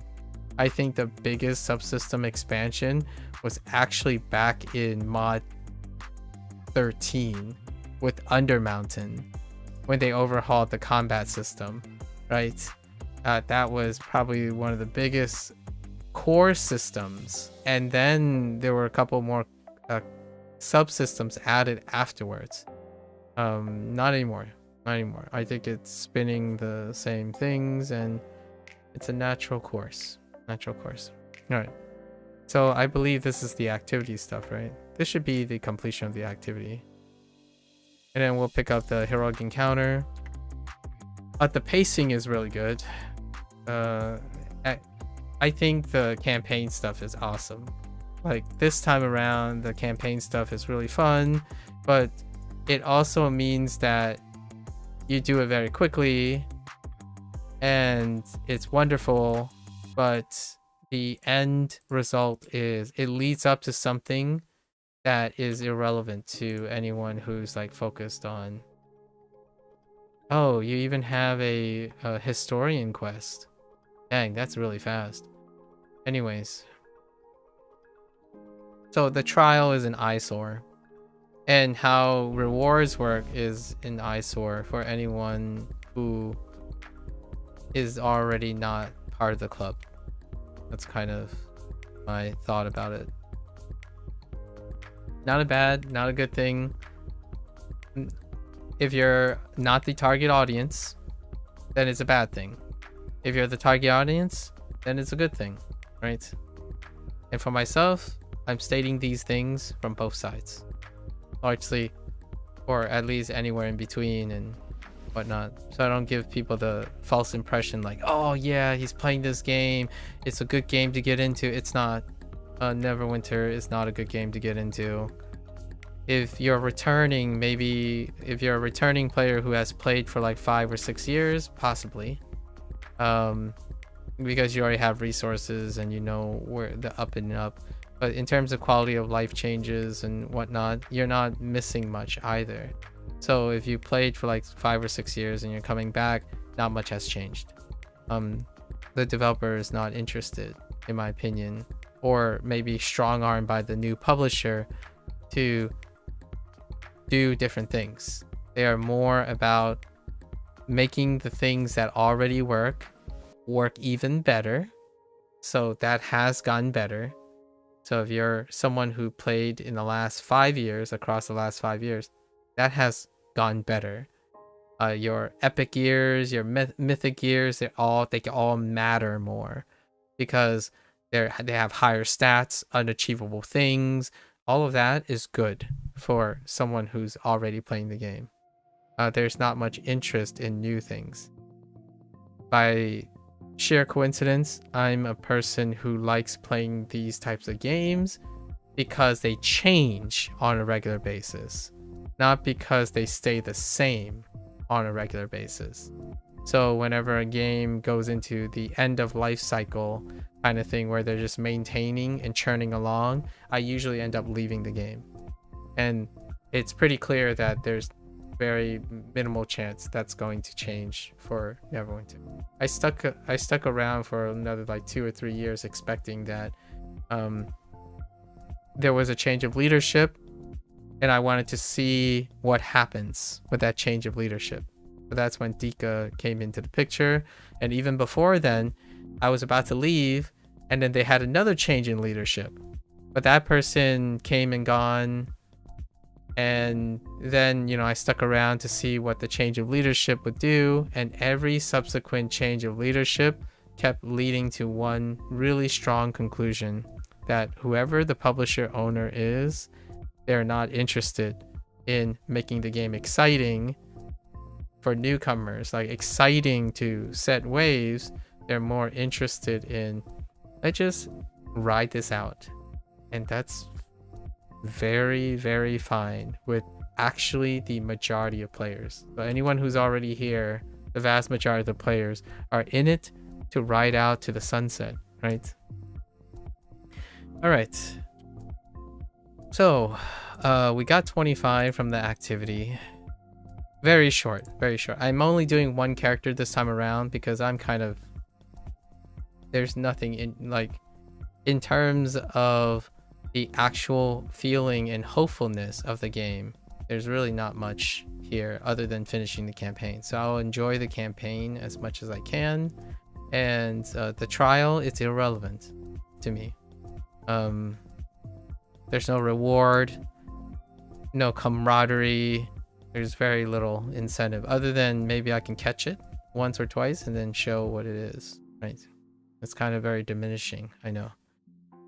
My perspective is that I'm not the target audience. So yeah. Let's see. So we got 25 immediately, and then we can do the heroic encounters for another 25. And then we can do the one task, the weekly from last time, where it's the thing on fire, right? So let's do this for the immediate 25. So we're reliving historian, so right here, which gives us 25, so that's 50.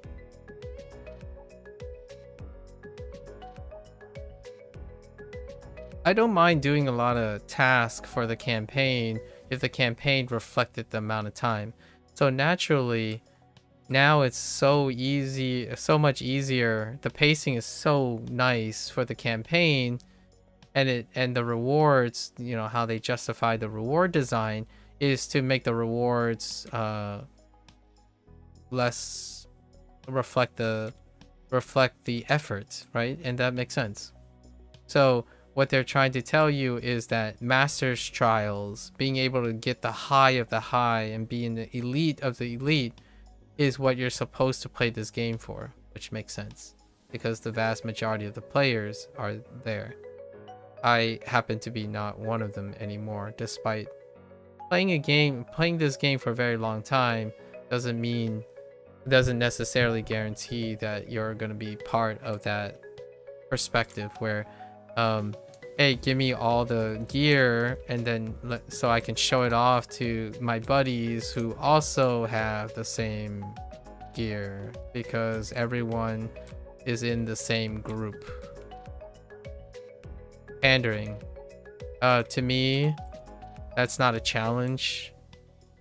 That's more like somewhat of a nepotistic way of preserving hierarchy, right? So that's perfectly not my jam.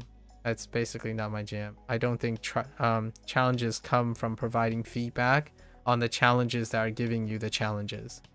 Like, you are inherently determining the rewards that keep you doing the thing, that you keep you wanting to do the thing.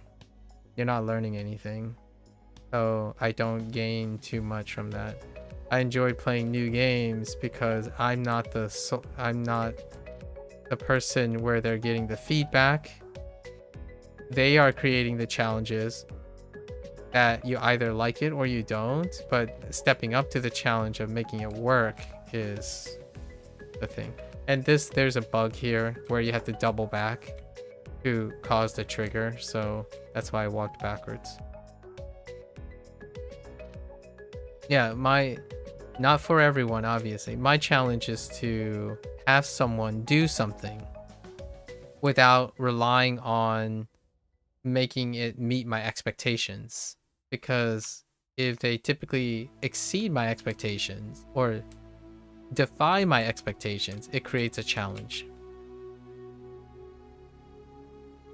Again, it's not who's right or who's wrong about challenges. I just happen to be someone who loves learning things, learning to like things or things that I don't have control over. So I don't usually voice my discontent. And that can be useful for publishers and developers if they have a open-minded community. But I don't think this community is open-minded. It's actually the opposite of open-mindedness. And open-mindedness doesn't mean that it guarantees happiness or harmony. I just happen to like to resonate with a community that the whole theme of the game is to constantly switch it up. Like, for example, I am one of those individuals who would love that they switch up combat and overhaul the core battle system like once every 2 years. If not once every 1 year. The core battle system hasn't changed for 10 years now. Not really 10 years. I lied.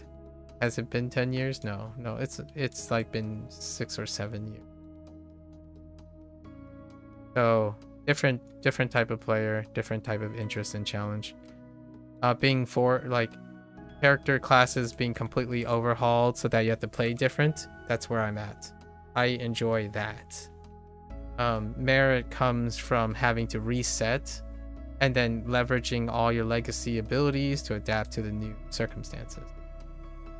Not incremental upgrades based on your own feedback to determine that you're right. Like, oh, hey, my class needs a boost or something. It's like, see, it's so much better. I know I'm right. Yeah, but you didn't learn anything. You just gave feedback on what you wanted to see.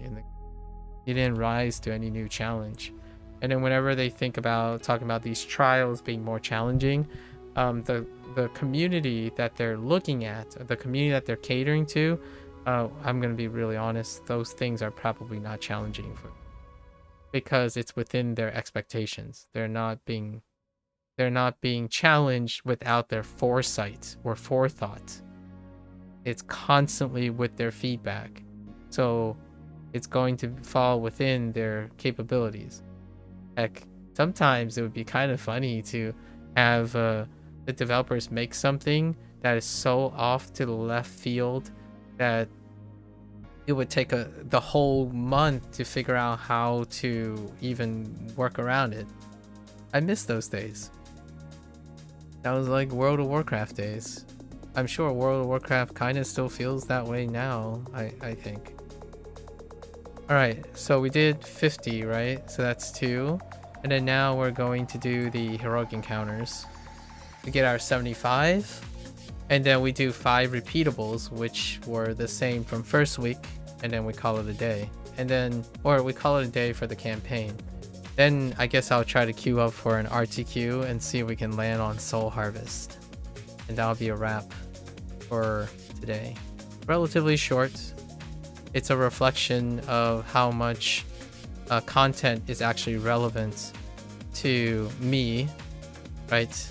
The trial is not that. Trial is like 3% value. And it's pretty disappointing to me because that's what they think is the most attractive thing about the game. And that's probably true for most of their player base. It's not to me. I think even trying to be excited about the trial is very low priority. I'm excited about this stuff and I think it's good. Like the new map, the campaign pace, it's awesome. I think it's an improvement.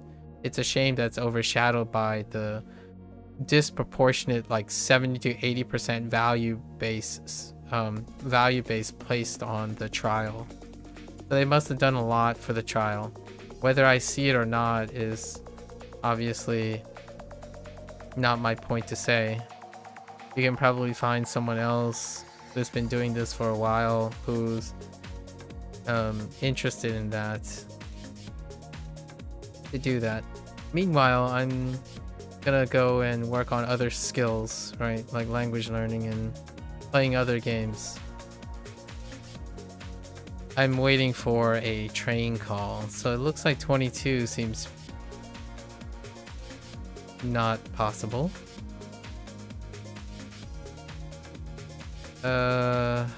25.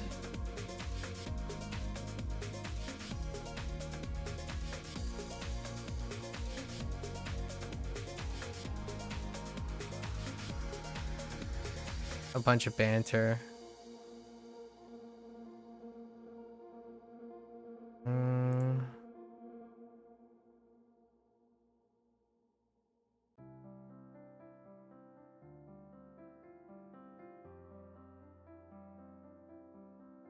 It'll be interesting. I think 2 years. 2 years left. Around there.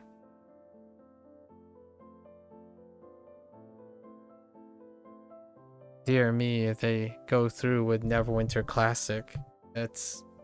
I think that's kind of a joke at this point.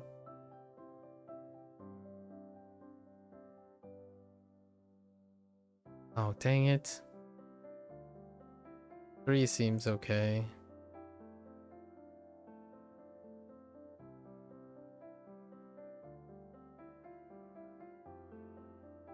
Okay.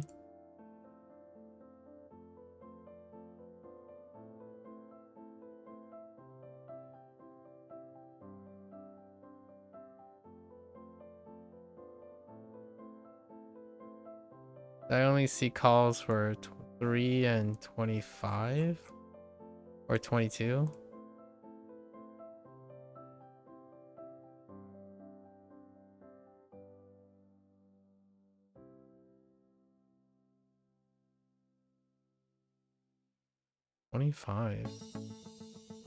Anything on 25? This is the routine.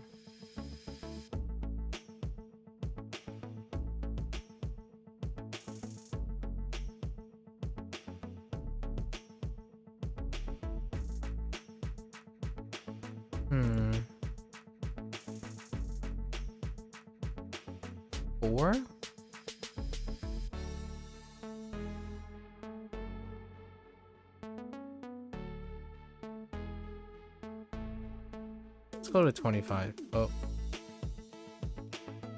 That didn't work. How about number 5? I don't see any 5.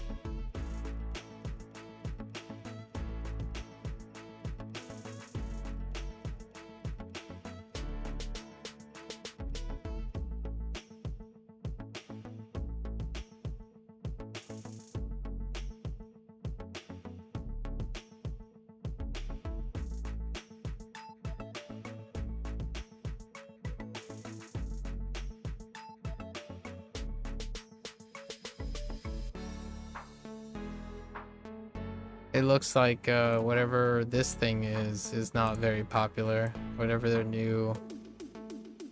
What do you call this? I guess the this would be more like Avernus.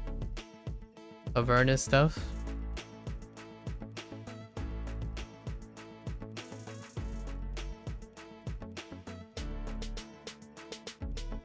Apparently it takes a very long time. I guess the most recent one was the Moon Dancer one, the invasion gauge.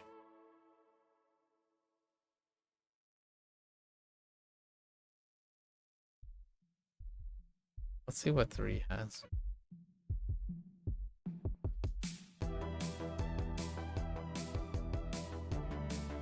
Where are we at 13?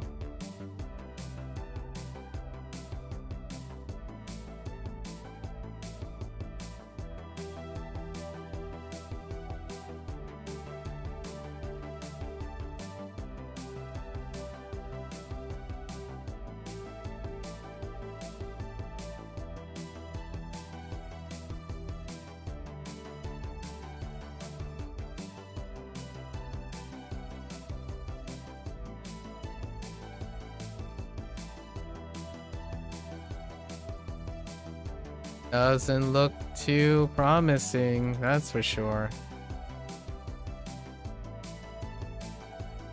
We need to bring the guy into the circle, basically.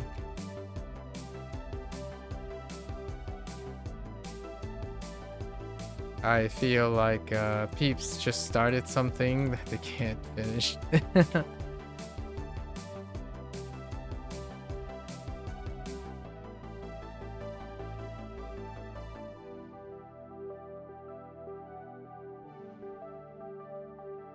Pretty sure this is the spirit, right?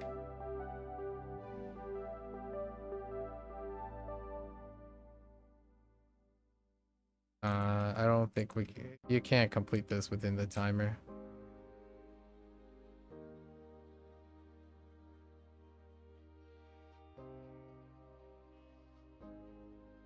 Yeah, because there's still 3 more fragments.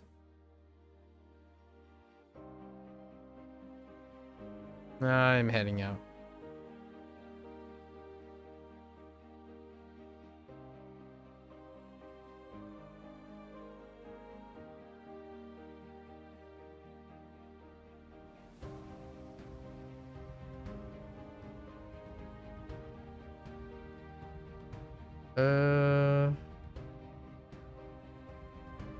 Okay.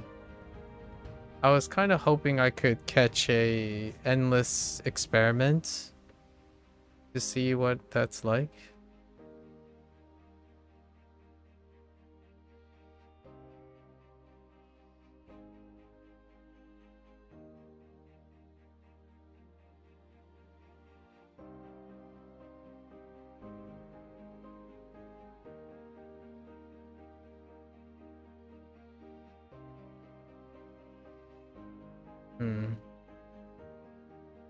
I doubt they're still going here.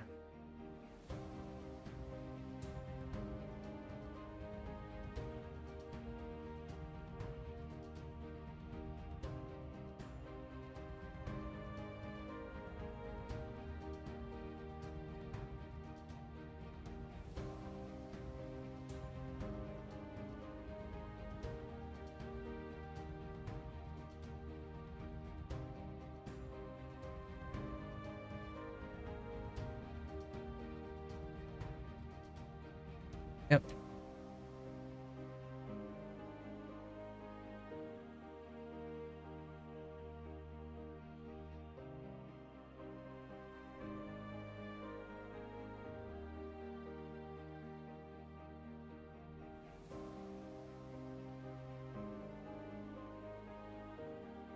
I think this path is really pretty to look at, but boy, is the path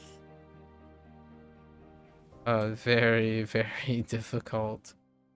Like, what I mean is, this is very long.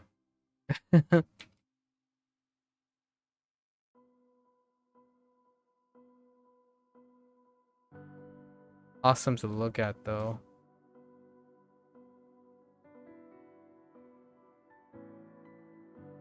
I mean, I doubt it. Yeah, yeah. They abandoned it for,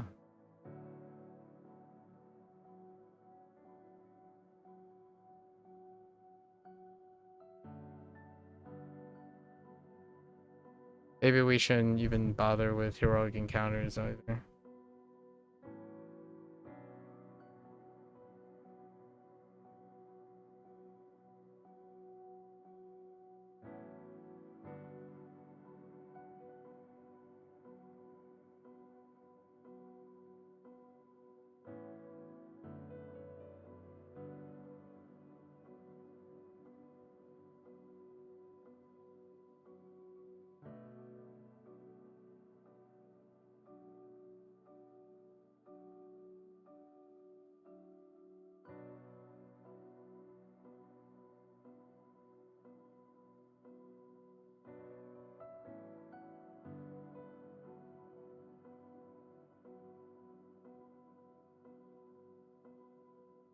Boy.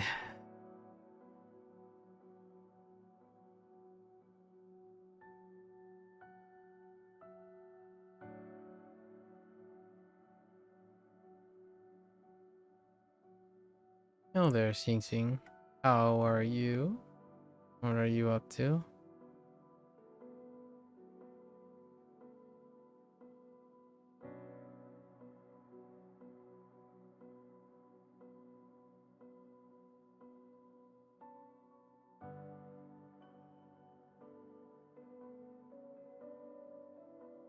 Yeah, I think we're just gonna do two sets of eatable.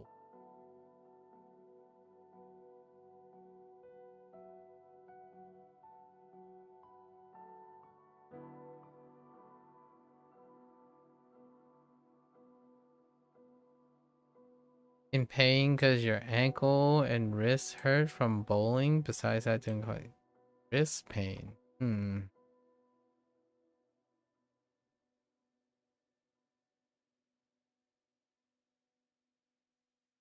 Suspicious.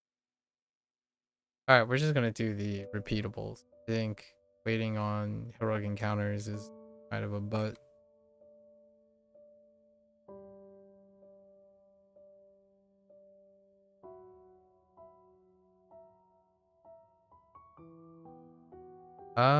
You know, pretty business as usual at the moment. Continue on language learning, covering Neverwinter here.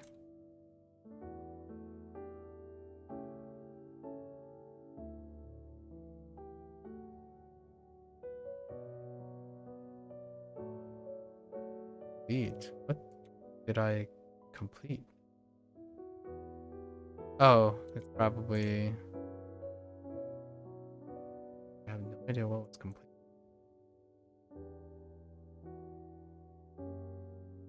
Yeah, I spent a lot of time in the background talking to people. Lots of problems. I have lots of problems.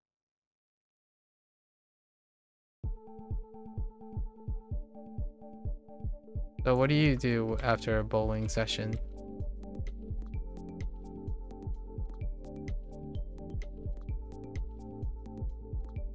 Do you go bowling regularly? I mean, Australia is kind of a hot ticket for bowling, considering for a while who was one of the representatives of bowling. I'm not sure how familiar you are with Australia and representative of bowling.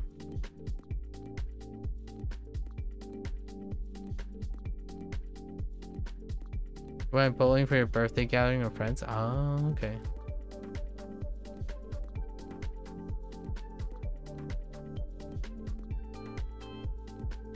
So is that a rare thing? Or is that a common form of recreation?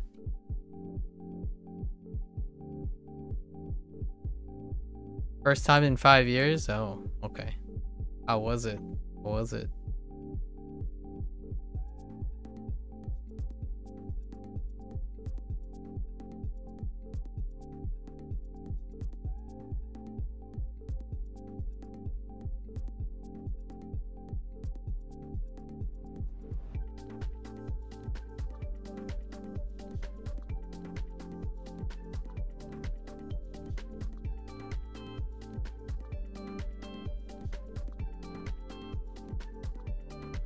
Broke your nail end of the first game, couldn't do the second. Oh, well now.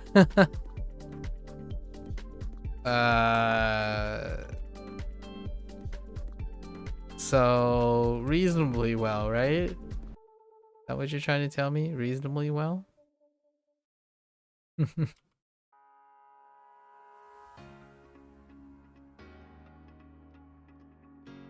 Oh, okay. This didn't do this daily yet. Repeatable. This seems pretty reasonable if that's where this guy's kind of chonky. What the heck? Why are you so chonky? I think this is gonna be an S tier if it ends right here.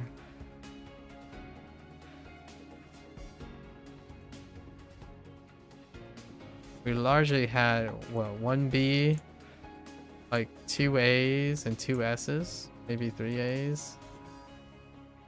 Really agreeable.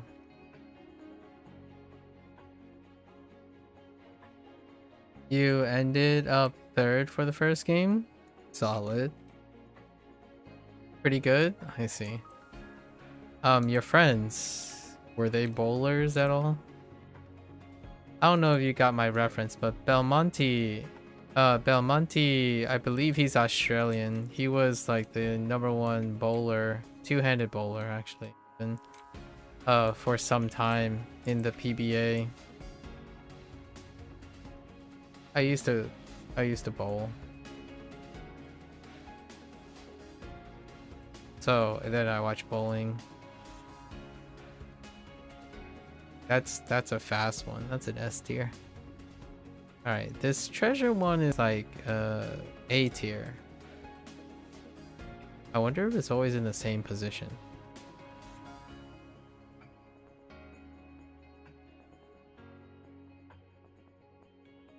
Like here, this is the where. Oh, it is in the same position.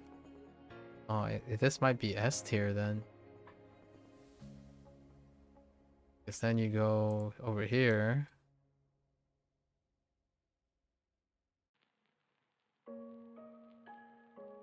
No, they are more crafty people. Oh, crafty people than sports? Ah, okay, okay.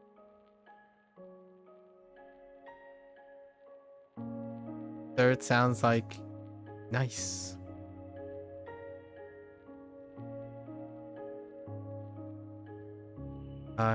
Was it this? I don't think it was this location. Oh yeah, it was this. Please let me target this.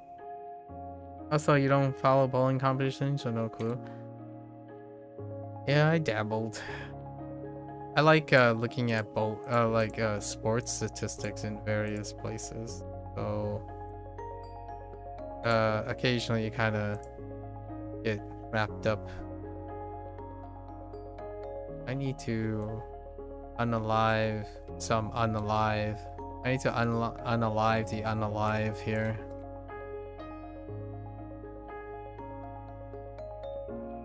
There we go.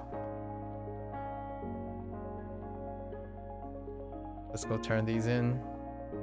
The repeatables are super agreeable, so we don't have to do counters.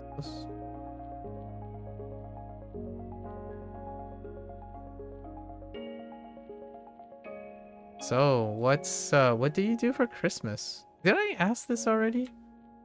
What was the plan for Christmas? I know you mentioned recently you came back from your getaway. You mostly follow F1, soccer league, and recently a bit of horse racing. Well, that's kind of a left field. Nice. Right now, I follow track and field. Track and field. Disc golf.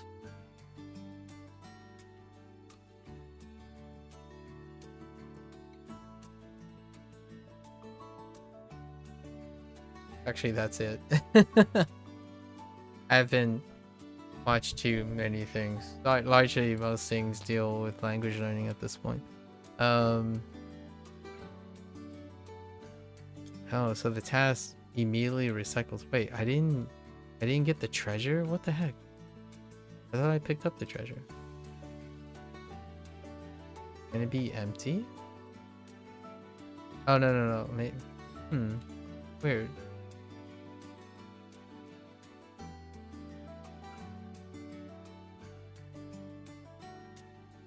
Was this always empty? Something? No, it wasn't. Huh.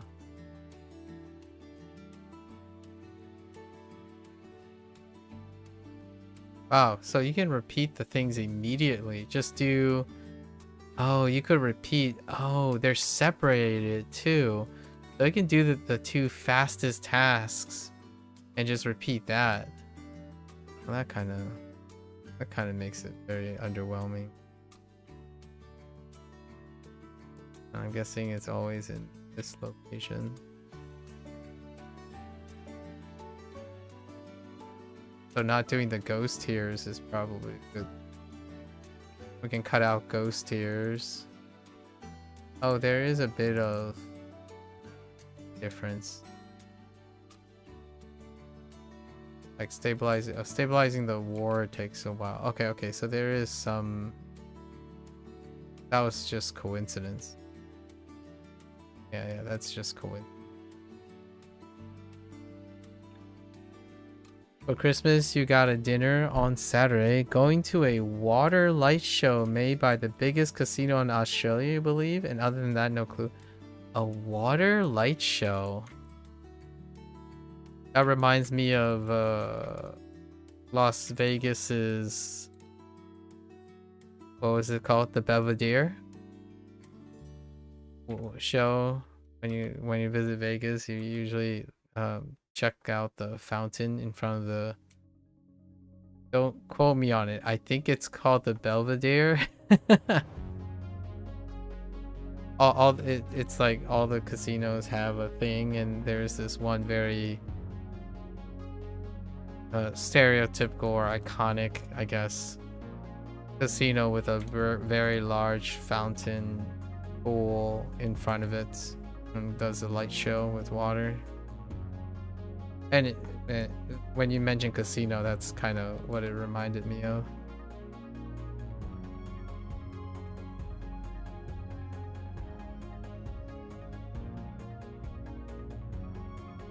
It's in Riverfront in front of Crown Casino last year. It was water show with lights and music. Yeah, that checks out about my impressions.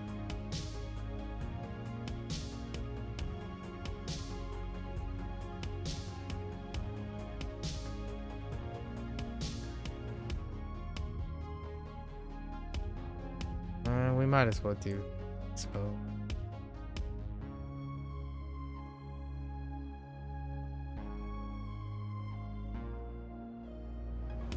This is where we just stand on a circle. Maybe. I'm gonna stand here for a moment and then we'll...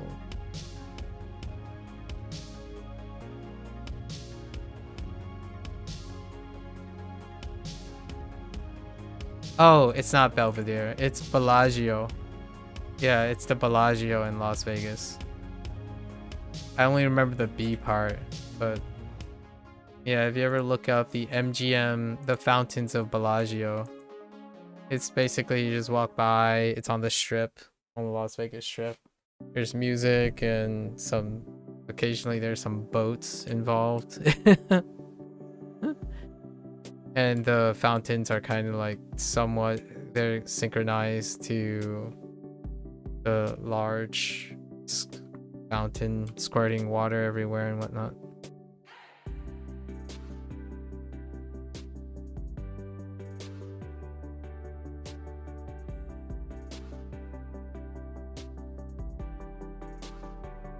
Very neat. How common are casinos as a form of recreation? A Meyer store where they got different Christmas displays. Here there's something. There are theme parks. There are theme parks that during the winter time, since they're closed, right? Like most theme parks are closed for the winter time. Their grounds and stuff can often be used to have light shows. Something like a drive-through light show is a thing in the local area. So where I live, there's a lot of land, and those open lands and farmlands and whatnot, they can be used for other things. Like Halloween would be corn, hay rides and whatnot. And those same fields can be converted into drive-through light shows. So you basically just drive through and be surrounded by in unnecessary like wonderland of excess lights. The one that I usually refer to as Candy Lane and is put out by Hershey Park. Yeah, that same Hershey Park. It's kind of cute. You stay in your car, of course, and you slowly drive, and then all the light displays and stuff and the arcs tell you where to go, right? And you just follow the lights. I did it like a couple of times when friends were still around. When I was still socializing.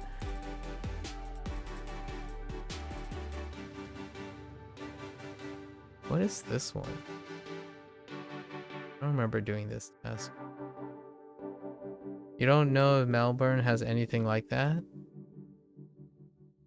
Does it get particularly dark? Oh, I would imagine Melbourne is pretty dang beautiful right at night.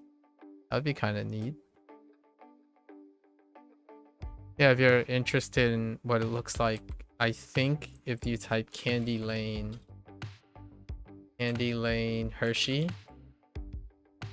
If you type Candy Lane Hershey and look up images, probably give you an example. Oh, yeah, there's like plenty of examples of what it may look like. Oh, actually, maybe it's called Sugar Lane. Pretty sure. Oh, it's called Sweet Lights. The actual part is called Sweet Lights. Yeah. So it's called Sweet Lights. Candy Lane or Candyland or Sweet Lights. Yeah. So you drive through. I don't remember even paying. I think you have to pay for entry. It's like $5 or something. And then you carpool, you jam as many of your friends into a vehicle as possible to make it a gag. And you just drive through lights.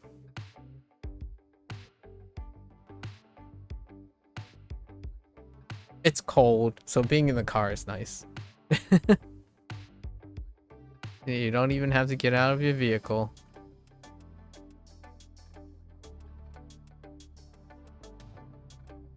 But back in Netherlands, there was a town that did that. Oh yeah. What you call it? Whenever you're in like the people's residential areas, it's kind of, that's what this is supposed to try to simulate. it's supposed to simulate like you driving through people's houses, you know, like in a neighborhood where everyone decorated their houses with lights and whatnot. So driving through the neighborhood, you'll see everyone's houses kind of lit up and whatnot. Crown Christmas River Show is what the show is called. Crown Christmas River Show. Oh, wow. Yeah, that's very similar to the Bellagio, but I think Melbourne's like Bay Area, like it's an actual, you know, it's an actual open water thing. The Bellagio is a self-contained man-made fountain. That looks amazing. The little dome in the middle reminds me of, I don't know if you've ever seen Vegas's, like, I forgot what it's called. The Vegas, like, I haven't been to Vegas when they put this up, but like the globe thing, the globe show, I think it's just called Sphere, right? The Vegas Sphere. It kind of reminds me of combining that little thing in the middle of the Crown Christmas River Show. That structure reminds me of the one with the eyes. Yeah. Yep. It reminds me of, you have a structure in the middle and then you have some fountains and stuff. That sounds like a lot of fun. Do you typically do this as a tradition? Oh, you see in the F1 races. Oh yeah, that's right. That's right. I occasionally watch F1. I feel like I watch more Le Mans, and they just happen to have F1s in them. Do you watch Le Mans? I imagine that's like, well, yeah, of course, kind of situation.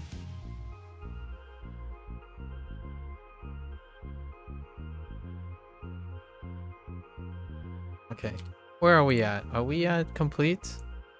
No, we have to do one more. So let's just do one more.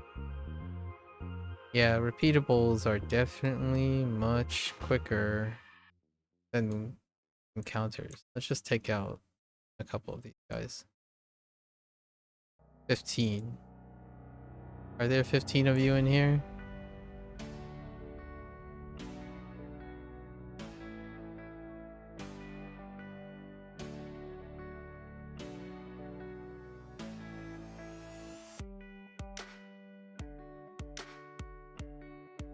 This year is your second year here, so you're still looking around for what to do during the festivals. I see.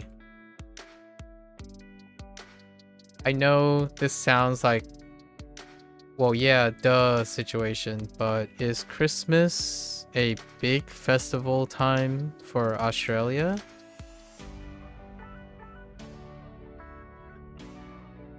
So, I don't usually take it for granted to make assumptions about these things, so I don't know how big it is. Okay. Here, yeah, like today when I went out to do some running, all the houses already have like giant inflatable snowmans, like giant inflatable frosties and whatnot. It goes without saying, I suppose. They started in November, yeah. Oh, they started in November. Interesting. Does anything happen in November? Like, what I mean is there something you celebrate in November in Australia? Because the US does this weird thing, right? Right at the end of October is Halloween. And then Halloween has often this festive thing which merges and slides into Thanksgiving, American Thanksgiving. And then right when Thanksgiving, like Black Friday is over, immediately the Christmas decorations go up. Like today was the 1st of December, right? Immediately, like overnight, when I got out and ran, Christmas decorations are already up. So it's like a rapid fire. a week before Halloween things go up, and immediately it goes into fall, into Thanksgiving. So you have pumpkins, but not like the Halloween pumpkins and whatnot. And then suddenly, immediately, Christmas things go up. It's like clockwork. End of October, end of November, then end of December.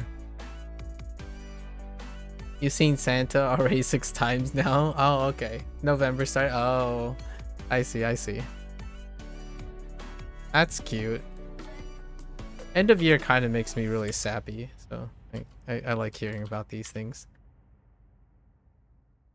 Chair, the Christmas chair.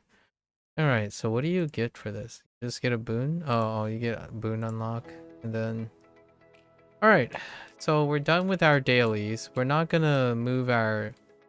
So I thought we were gonna get some dialogue, but it's not until next week, so we'll wait. This would unlock the trial, but let's go to the Protector's Enclave and see if we can hit a RTQ and show off the new trial. Usually when a new trial starts, it has like a statistically more likely chance of start showing up. So we'll queue or see if anyone is doing RTQ and see if we can see Soul Harvest. Is it called Soul Harvest?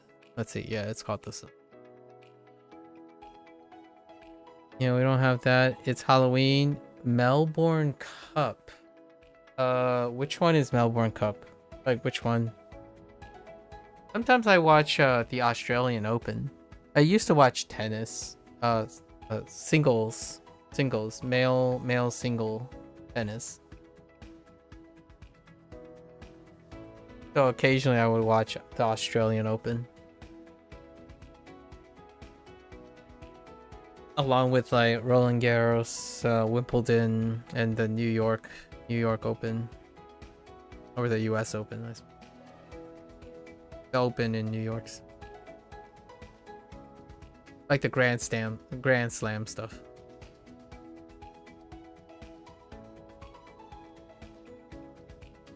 As far as you know of those 3, I see. Tell me, okay. Tell me something about Australia's festivals that would be unique to Australia that you have discovered.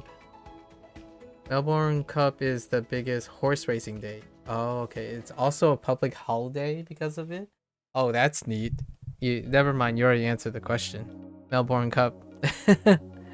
That is definitely something that would be kind of a thing. I will have to put it on my list if I ever consider, like, in the near future. Boxing Day? Is that the Christmas thing? Boxing Day exists too here, I think. People do Boxing Day here. Not sure if they're Australian or anything like that, but unless it's something else. The day after Christmas? Yeah, Boxing Day. Yeah. How about something outside of the Christmas time? Like in the beginning of the year or something like that? Or middle of the year? Wait, does Australia have an Independence Day? I don't know a lot about Australia, so pretty much anything goes. You can probably just shoot and see what sticks. Boxing Day is familiar. Boxing Day. That's a coincidence. The Melbourne Cup thing, that's definitely different. Anzac Day. What do you do on Anzac Day? Oh, that's what it's called, Australian Day. Oh, okay. And when is that? I don't remember. Or I don't actually know enough to even comment.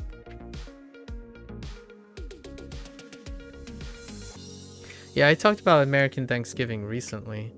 American Thanksgiving is actually a time that if people are not averse to the slightly older weather, so to speak, Thanksgiving is a really wonderful time to see a part of, like, between Christmas and Thanksgiving. That's something that is awesome. The food might not be for everyone, but there's just something very wholesome about it. The ritualistic traditions of multi-generational Americans and American Thanksgiving, or contemporary American thing. There are quite a lot of cynicisms from foreigners about American Thanksgiving's symbolism. Anzac Day is basically remembering everyone that died serving Australia, right? NZ and Tonga. Okay. That reminds me of Memorial Day, which happens in May in the United States. I'm not sure if it's always on the 27th. I think it's always on the 27th. Yeah, Memorial Day, honoring all the veterans and those who have passed, and those who usually it's those who have passed.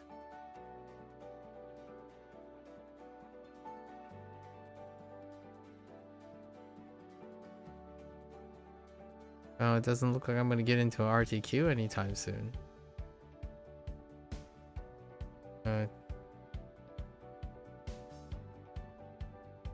This is the experience. When you're around this time frame, the chances of being able to do most of these things are little to no chance.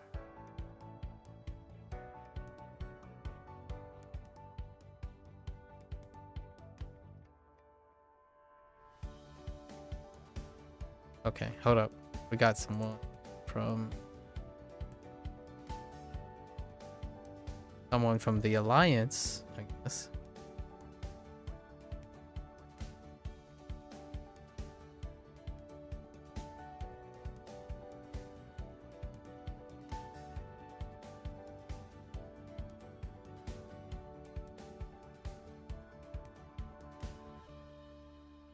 Or they just don't respond to me at all.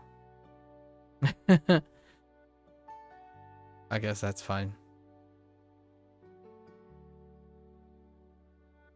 Oh, that was 3 minutes ago, actually.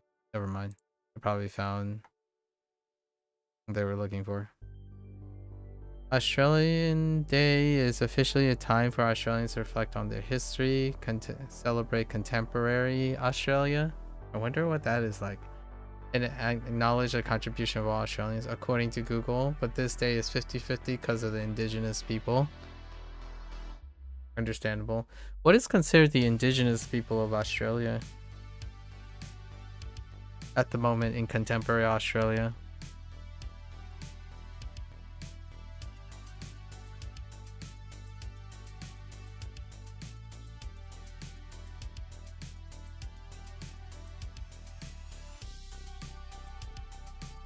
My closest experience is the Maori people in New Zealand. Would be the, I don't know if the term still is being used, but the Aborigines.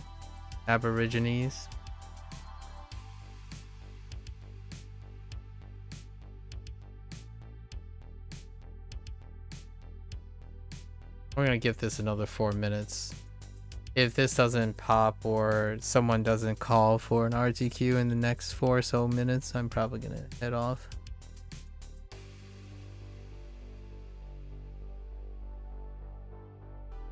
Oh, okay. Let's see if we randomly get Soul Harvest. Usually it has a higher chance of popping onto the new trial. I think it's pretty deliberate. Not that it's written anywhere. You have to acknowledge them everywhere. Everything whenever you present something or go somewhere. Oh, okay. Oh, it's the same group? Like the Pacific Islander groups? Like maybe even Samoans or something like that? Of Samoan nature. Some Pacific Islander group.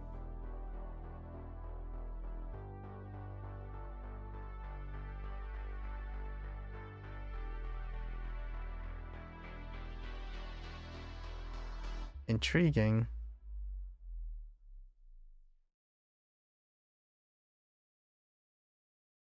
I'm basically like making a list now.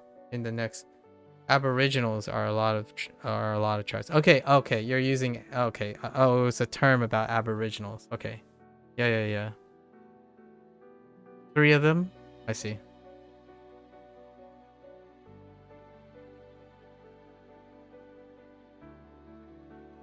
Nope. Got Tiamat. We tried. So I guess we'll try next week. To show to try to show the RTQ version of Soul Harvest. And then I'll give it like 10 minutes at Protector's Enclave to try to pick up a advanced one. And I doubt people will sit here at this time frame to do an advanced trial. We'll see. It happened last time. Did we do an advanced version of... No, we actually didn't. So we didn't even get a chance to show the advanced version. We did catch an RTQ last time for the part 1 Soul Harvest, but I didn't do the advance on stream. It's illustrating my point that every time they prioritize doing these type of things, they're basically not taking into consideration how accessible it is because of people. Or the availability of people. And if you search up a map from there, you can see 3 of them. I see. I'll take a look at that a little bit later.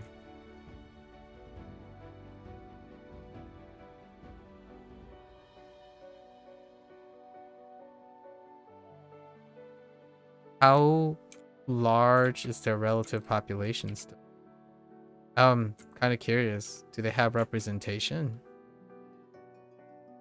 I remember, I don't know if it was with you or someone else, but I remember talking about this when it was... I brought Maori up before. Oh, something about... It was a government related thing.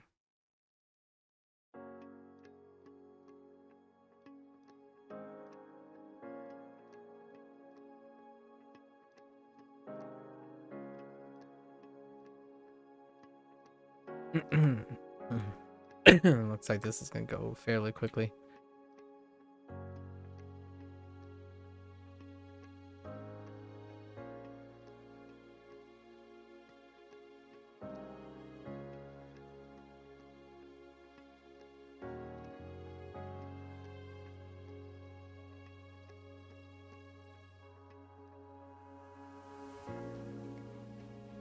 Oh, my face. Dang, what a timing on that one.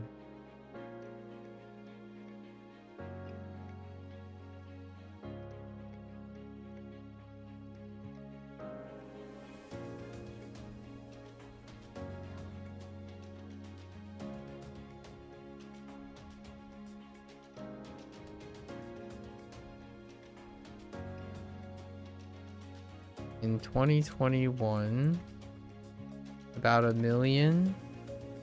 I see.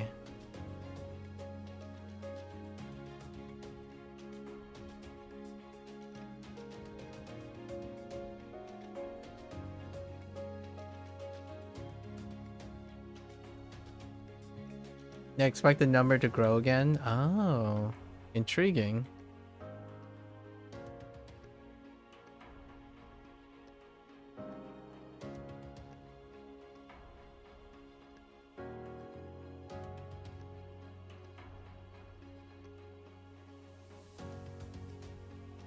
Dear me.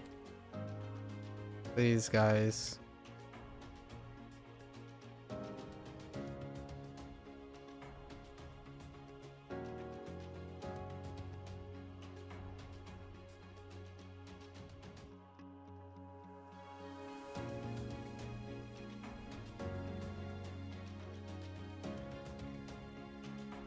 Since they got a lot of saying now everywhere. I see. So there is quite a lot of representation.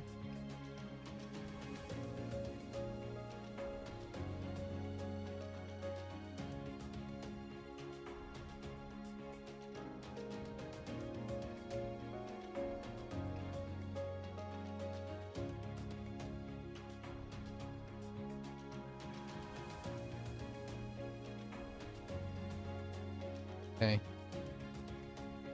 Dang.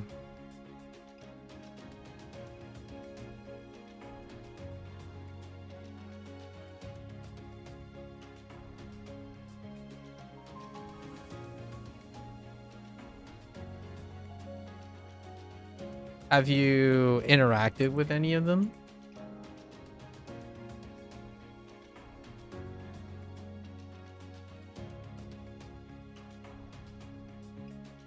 There was one time, yeah, by coincidence, I, based on where I used to live and whatnot, that I've interacted with Native Americans. Or, children of Native Americans. But actually, I don't think I've ever visited, like, been directly, in a, like a preserve or like a, what do you call them? There's a particular terminology for them. But I guess a preserve is close enough to the meaning. I'm a little bit ignorant of... I'm definitely one that do not have extensive experience with Native Americans. I know that some of my classmates, by sheer coincidence, were of Native American descent. You haven't? Your fiance does a lot because of their work. Oh, okay. Honestly, you are still learning about their culture since you have to know it to become a citizen. Oh, intriguing. That's very neat. We in the United States, you are not required, like, outside of understanding the context of their of Native Americans with respect to like colonialism, right? I mean, honestly, there's also not much attention paid to British relations either.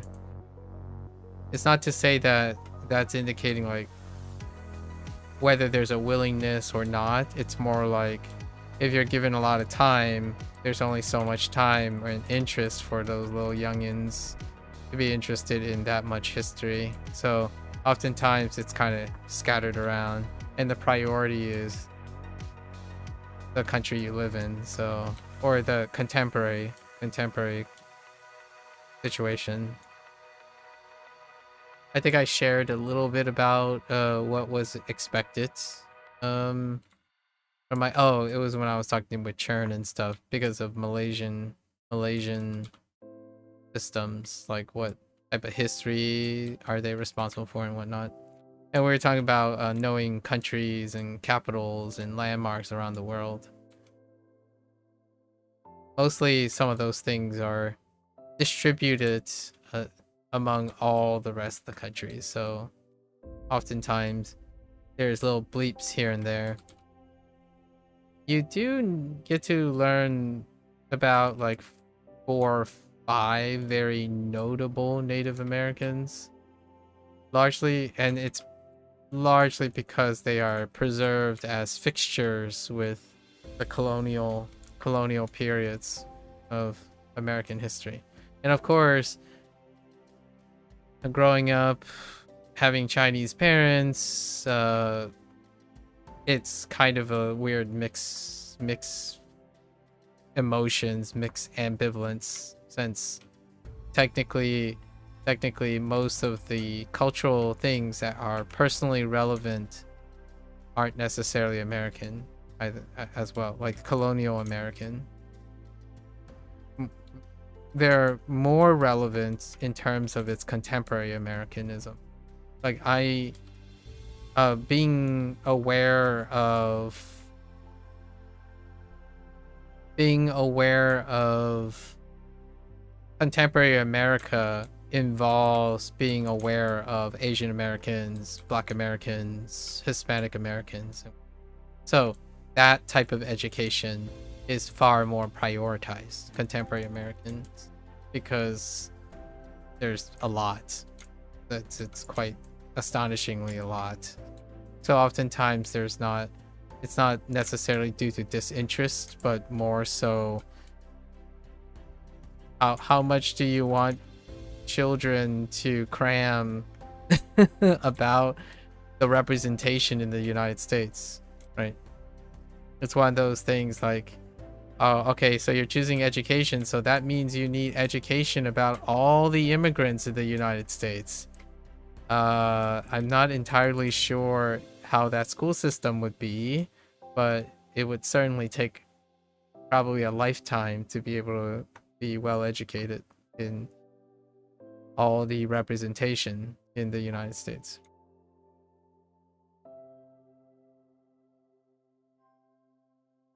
When you went to Phillip Island, you learned a lot about their lifestyle and also Australians' part in the Vietnam War. Ah, I see.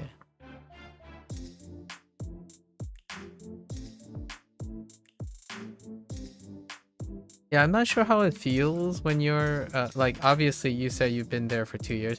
I'm not even sure how it feels when, in terms of growing up in Australia and learning about migrants, right?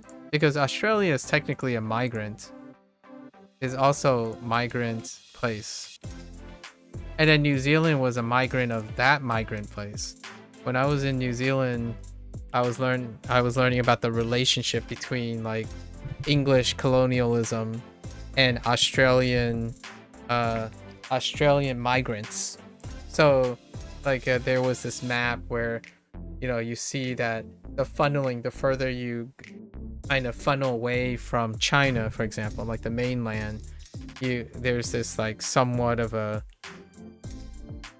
I would say, a relatable perspective in how the migrants went to the United States, right? Where there's this historical stereotyping of being derivatives and lessers, and oftentimes that creates a stigma, a social stigma that has relational aspects. Like the United States it still happens on the internet every single day, where whenever when they talk about immigrant aspects like heritage and nationalities and whatnot, they're often cheapened by those who are originators, right? So, and then New Zealand and Australia also had a bit of that, especially from the New Zealand perspective, where you have like the interaction between a migrant from Australia down further south, and the interaction from migrants from the English government, right?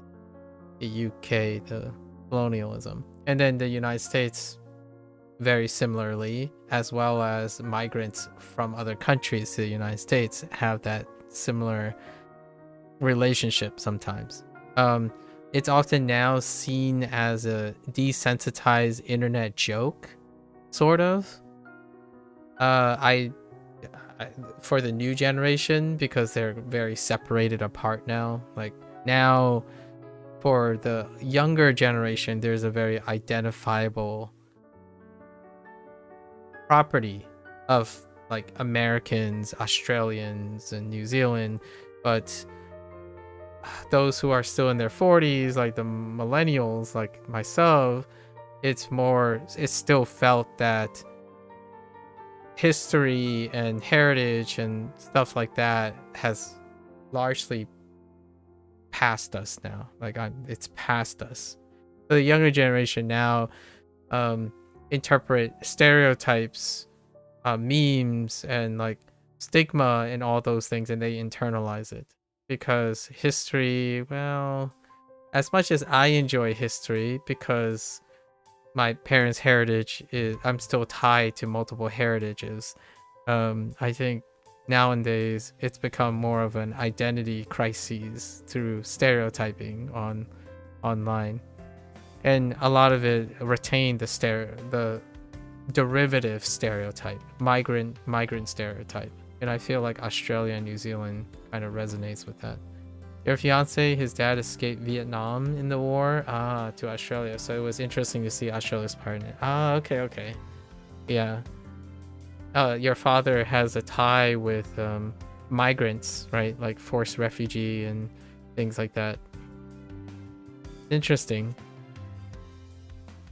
New Zealand had this history. Someone was explaining it with theirs, where New Zealanders, like Kiwis, we're talking specific about Kiwis and not Maori, but Kiwis have this like kind of a stigma where they were, to put it, they were the people who couldn't make it, or like the kind of like the criminals and the thieves that escaped to find opportunity elsewhere, that kind of stereotype.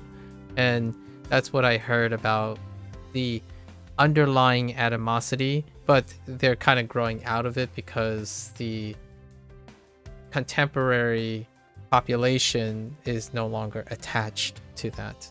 And I feel the United States is obviously a blend of that too. There are particular representations that still have that stigma with their counterparts, if that's even considered offensive or not. Typically it's considered like a point of pride to not be associated.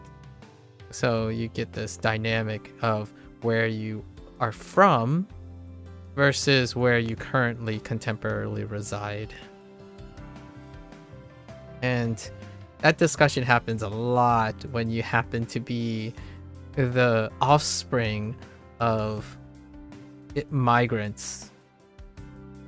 And I think those type of discussions bring a very different dynamic to those who grow up having very prideful and nationalistic viewpoints on their identity.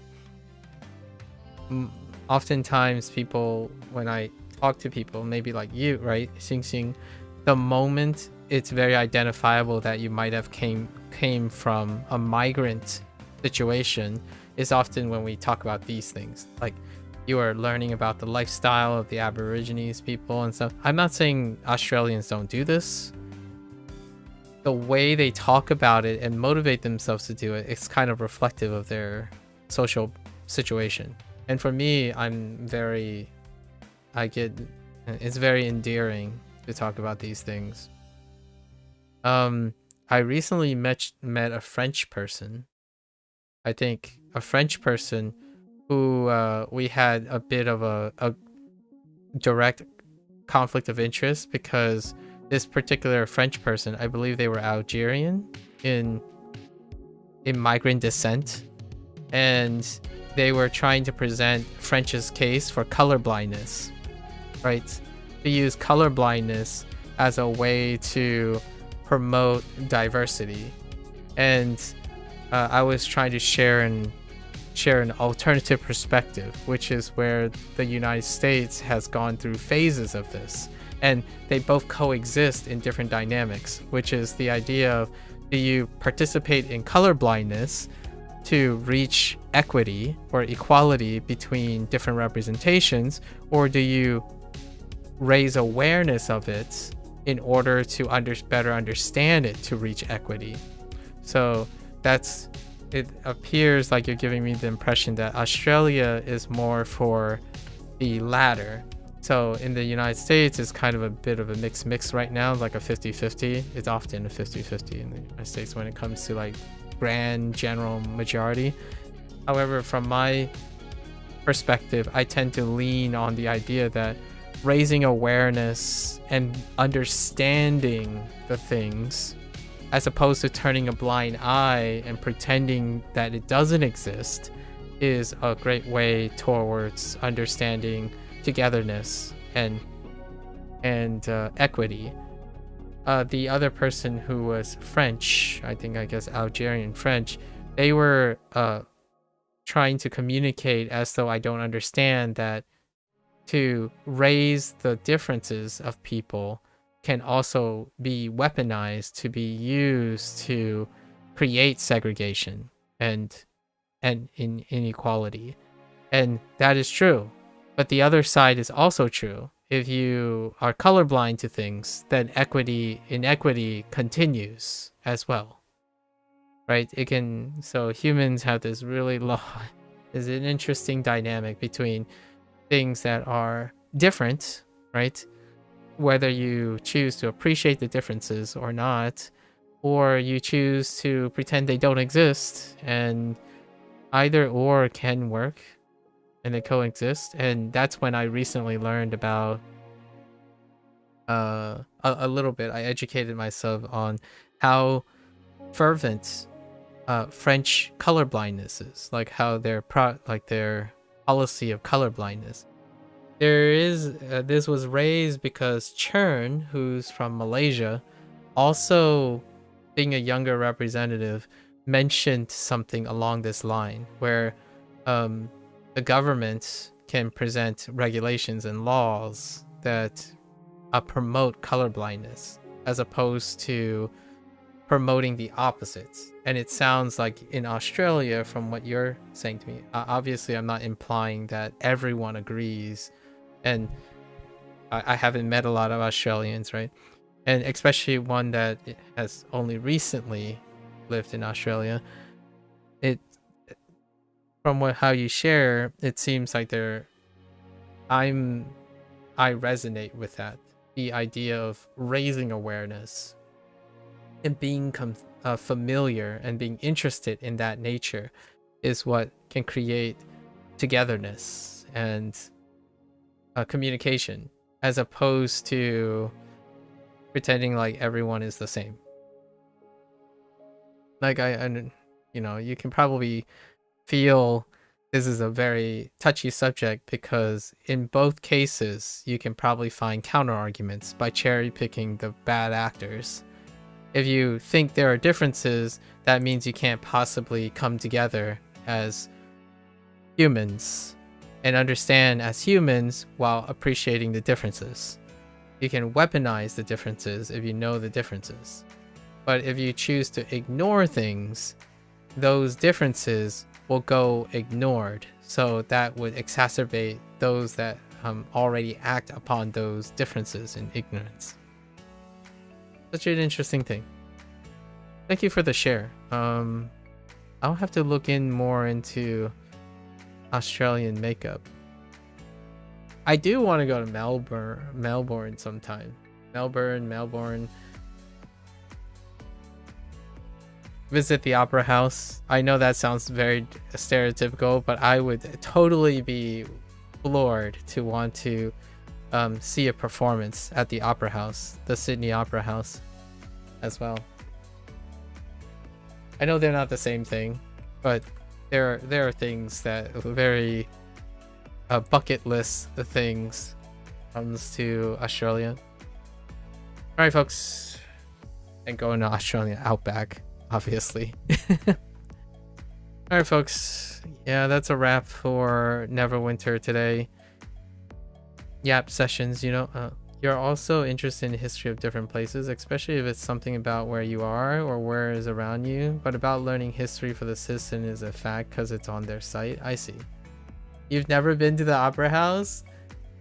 Yeah, I want to see like a great performance. Like, I have a background in somewhat contemporary classical music, and it would be wonderful to listen to an orchestra, maybe even a performance, like a grand performance, once in a lifetime thing. Go to the Opera House to hear it.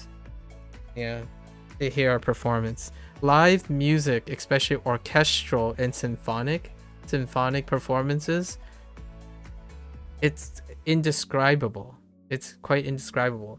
As a last share about this, I remember in high school we went to Canada, and we were performing for like the school orchestra and stuff, but we were able we were able to go and watch the performance of a Broadway show. So it was Mamma Mia, and it was in this like, now Canada is not that old, right? But it was such a beautiful opera house, and the way the opera, like the theater room was done, like it was so steep.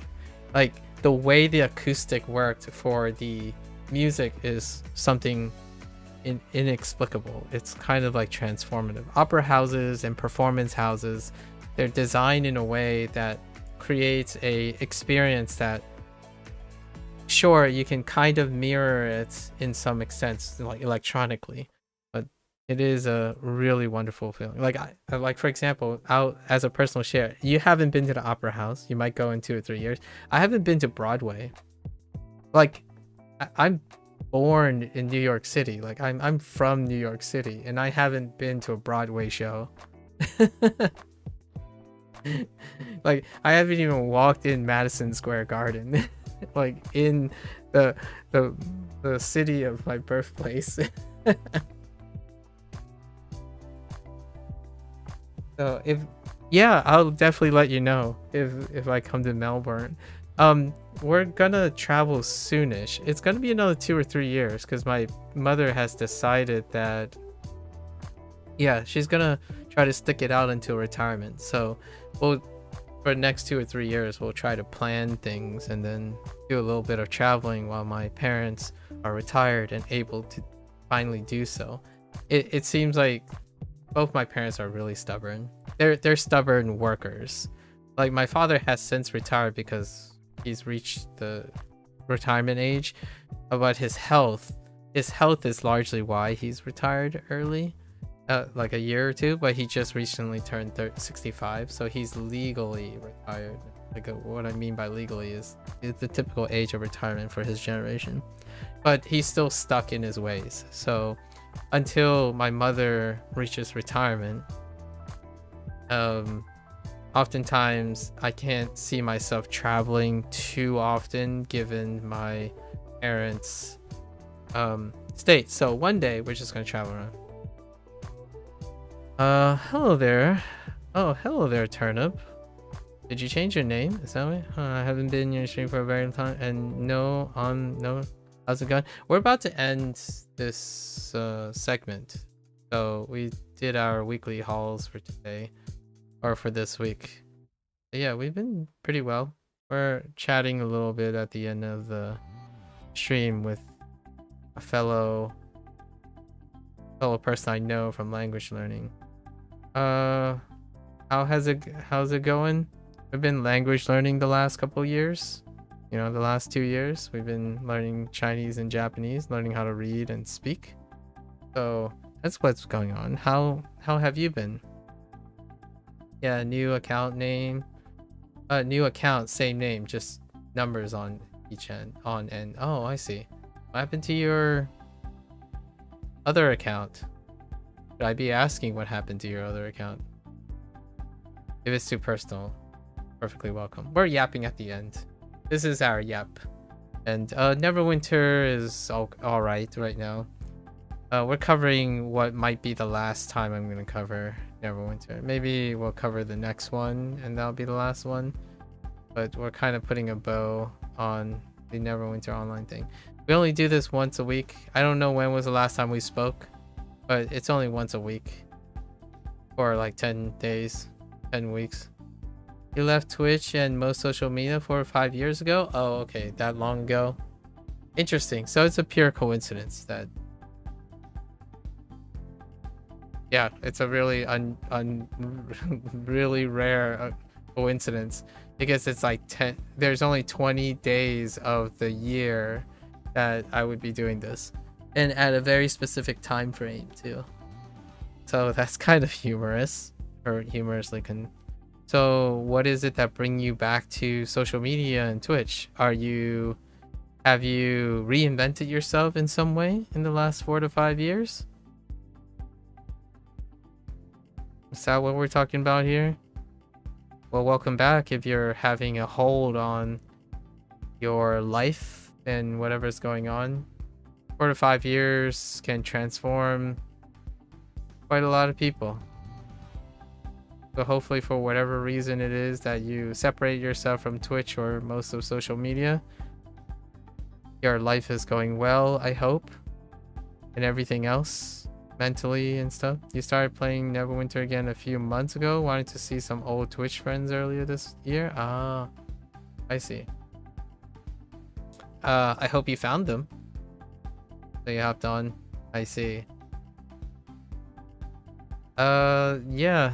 I mean, Neverwinter is, if they were old players, they're probably still around. I am probably putting a end, like this is probably the end situation. Yeah. I see. What a coincidence.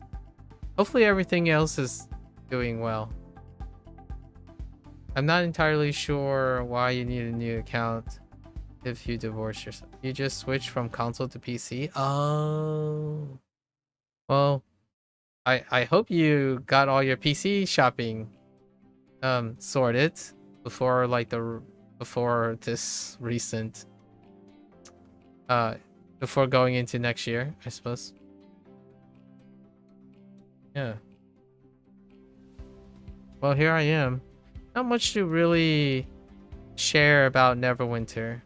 I can give you the TLDR from my perspective. My TLDR is Dika / Cryptic, the people who manages now and maintains, right, still, under the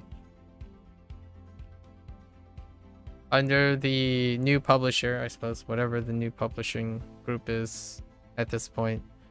They are very, very set in maintaining people who either played this game for quite some time, have some attachment to this game, or they are currently still attached to this game, however long it'll be, and that's their design. So basically not much changes over time, and if you like not much change and you want to revisit and rekindle nostalgia, definitely give Neverwinter a try. Other than that, in terms of new things, I don't think Neverwinter has any for the time, generally speaking. You're gonna go and read some books again? Yeah, take care, Xing Xing. Good luck on your romantasy arc in your life. Yeah, I'm also heading out now, Thermal Turnip, or I was just yapping a little until taking advantage of the company. I hope your return and your PC things are going well. Maybe we'll talk next Monday or a week from now. I'll be back for another eight coverages. This is day 2 of 10. So every Monday I'll try to do what I've been doing the last couple of years, I suppose.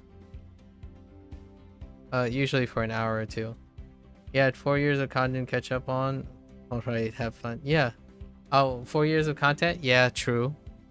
No. Let me know how your content. Yeah, let me know how your content catch up is going. Maybe next week or something. Until then.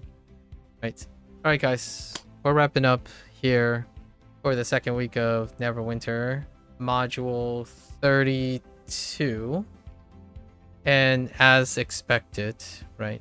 As expected, business as usual. Technically, the second milestone unlocked new story dialogue and stuff, which we'll do next week. Because I always wait till next week, because the weekly hauls are unfortunately always at the end of something, the milestones. I already talked about my bit about how this is a game that has a developer and a publisher that's clearly trying to preserve nostalgia and all the players that currently exist. So it is not casual friendly forward. It is not looking for places to expand optics and, you know, take a new direction. So if you like consistency and you've already had like 3 or 4 years of experience and you like archaic, right? Specifically archaic design, that doesn't jive with the new standards of live service and whatnot and changing things, this is the game for you to try or come back to. Largely, this game is not something to try. It's a game to come back to. So like if you're someone who's constantly going back to OG RuneScape, that's kind of the person I'm talking about. So that's I want to say and emphasize this for now because I'm probably going to de-emphasize this for later. There's not much other than I use these sessions to do the thing I do, and then I yap with other people, and typically it's about random topics in case people talk about it. It is a bit 2016, isn't it? Yeah. Actually, I'm going to be honest with you. It doesn't feel that much different from 2013 when I was part of beta. It doesn't feel that different from 2013. So if you want a slice of 2013 to 2016, go for it. Like it's for returning nostalgia seekers. This game has been arrogantly and proudly, probably, and now for sure, under Dika's management system and Cryptic, it is for sure going to keep holding on to its guns. So if you're a traditionalist and you don't like the bells and whistles of new live service games, you know, like I'm playing a gacha live service game, Phantom X, right? Persona 5 Phantom X. If you're not into like Genshin Impact, Genshin Impact, and all the newer live service things, they're sticking to their guns. So if you're looking for that, that's probably the narrow window that I'm thinking of. The population isn't going up, it's slowly going down, but it's a natural going down because nostalgia is very strong. So occasionally those people stay. And if you like your hamburgers, for example, if you love your hamburger and you think it can't get any better, and you just want another piece of that hamburger, Neverwinter, great example. I mean, dear me, if they do Neverwinter Classic, which there was a survey for, it's more of the same thing. World of Warcraft, right? If I sometimes I think, oh, maybe I should get a little taste of World of Warcraft again, right? However, this is not a game that targets me. I'm more of a person who likes to move forward in things and continue and bring the memories with me. So I'm less energetic about these things lately. And that's what I would probably wrap up with module 32. In fact, if I were really being serious, only the first 4 weeks of each campaign are the substance, and then the remaining campaign is pretty much irrelevant because largely, actually after the second week, you can get into the trials or the dungeon or whatever, grab that, and not completing the campaign is actually purely optional as well nowadays. So that's a little bit of a TLDR. All right, folks. As always, feel free to follow along if you want. Join in if you want. It is a live service game. It's free to play. So come back for some nostalgia, perhaps. You're more than welcome to come on by and yap, especially during this time, because there's really not much other than chilling, vibing, sharing some yap, coffee table talk over nostalgia over Neverwinter Online, because it's not a game where updates have new things to talk about. It's more like update and it's business as usual. So take it with a grain of salt. If you're business as usual people, it leaves for a lot of room for yapping and sharing things. I had a really excellent conversation with Xing Xing near the end, by sheer coincidence, about Australian culture and some Christmas stuff and Aborigines. And then I typically occasionally bump into people who are talking about, oh yeah, I haven't played Neverwinter in a while. Yeah, it's an old game. And then, you know, Turnip has recently returned. We have culture. Oh, wait, Turnip, you're Australian? We'll have to visit that again. Well, Xing Xing and you will have something to talk about. So, anyways, maybe a discussion for another time. What do Koinki think? So until we'll talk about it next time. I'm sure there'll be opportunities. Until next time, stay safe, stay healthy, and I'll catch you guys on the next one. Bye bye.